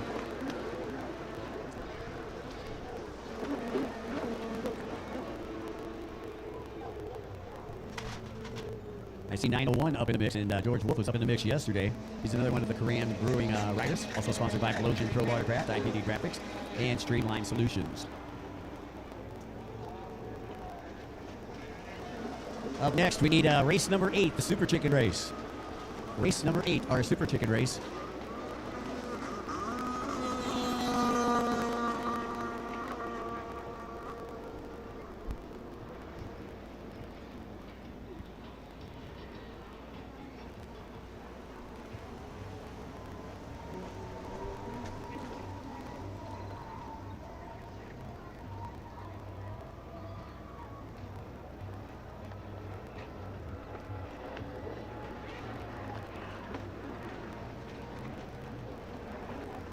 All right, Patrick Sullivan, your race leader out there in the vintage class, turned in a 1:18.136 lap time that last time around, and that was George Wolf who moved into second place. His fastest lap time, a 1:17.580. Last lap, though, a 1:26.919. Kobe Everts, who currently sits in third, his last lap time, a 1:34.634. You got Matt Ballop back there in the fourth spot on boat number 48, 782 is Michelle Corsetti, who is running in fifth right now. So those are your top 5 here.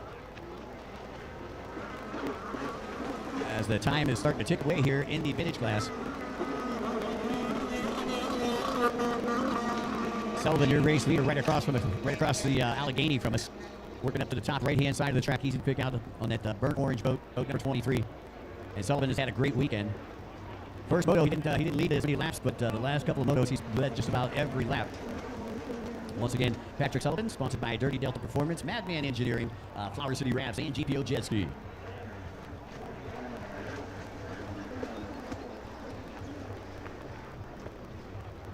Here's your race leader right here. Sullivan making it look easy. It looks like time has ran out, so Sullivan will get the white flag this time around. Patrick Sullivan, once again, I believe from Webster, New York. And there is second place, boat number 901, George Wolf. Wolf led for a little while yesterday in moto number 1 before Sullivan was able to get around. Wolf out of Jefferson Township, and he is sponsored by the Gino Koran Brewing Company, as well as Scott Wheeler and all the folks over at Blowgen Pro Watercraft, IPD Graphics, and the Streamline Solutions Group. Race number 8, Super Chicken Class, is coming up next.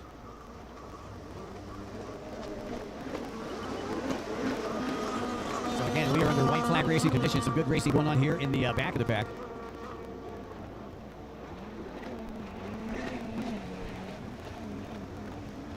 As you see Sullivan, your race leader, trying to stretch it out over Wolf.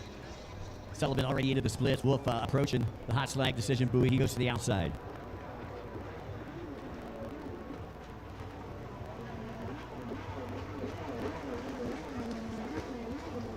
.888. Max coming through out of Greensburg. And here comes Sullivan. He is your leader, and in one buoy, he will be your winner. Put your hands together for Patrick Sullivan, ladies and gentlemen. Sullivan, again, sponsored by Dirty Delta Performance. The Wolfman, George Wolf, will come through in second on the Streamline Solutions Group Yamaha.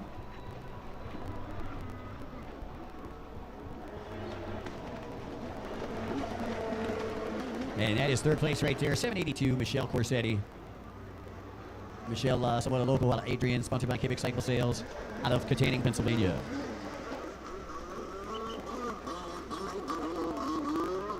Up next, the Super Chicken Class. It's husband versus wife in this next class. Probably the closest to Governor go-karts on the water. Coming up next with the Kawasaki SC, or what we call the Super Chicken Class. The SC used to stand for Sport Cruiser. These boats were manufactured back in 1995. So over 30 years old. A lot of times you can barn find them up here in the Midwest and out there on the East Coast.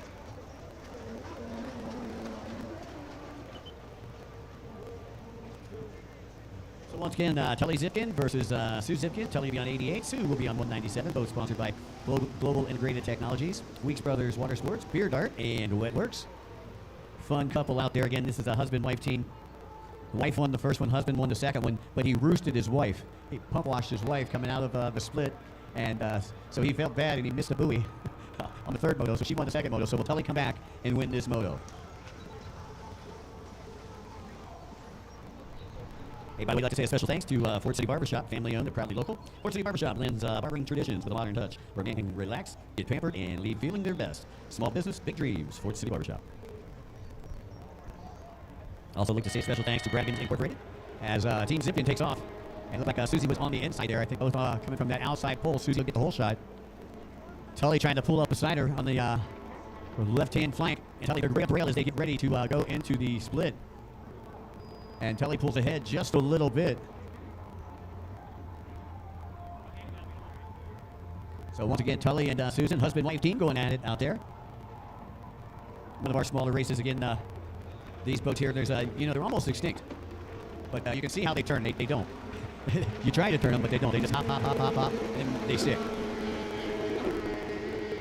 And they call it the sport cruiser side by side because you actually have room for two people sitting on that seat. One person can drive, and the other person can sit back and hang out.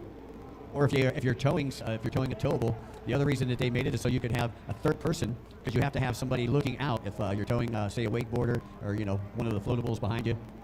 You have to have a third person looking out, one person driving. So that's one of the reasons that Kawasaki had come up with this idea.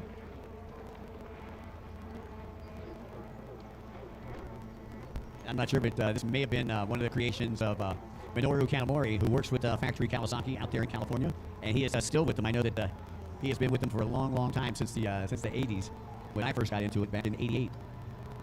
Minoru, a long-time mechanic out there at Kawasaki, came up with some great creations through the years. Tully was on the outside, Susan was on the inside, and Tully is already out from the outside, and here comes Susan.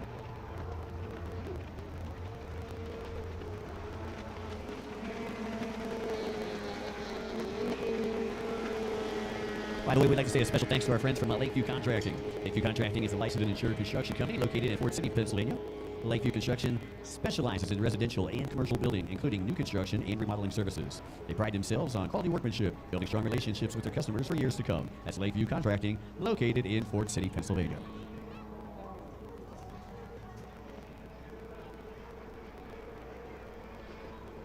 So Tully's still your leader.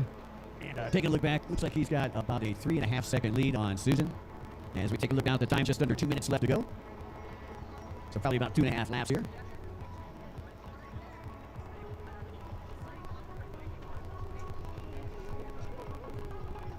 Yeah, this is race number 8, race number 9, Vintage X2. Should be down at the starting line, Vintage X2 for your final moto. We've got about 5 more races to go, folks, before we call it a Sunday, and we invite everybody to come back to the awards, which will be held right behind the East Coast Watercross compound. Tully now starting to extend that lead as he rolls through the clock with about 1:10 left on the clock.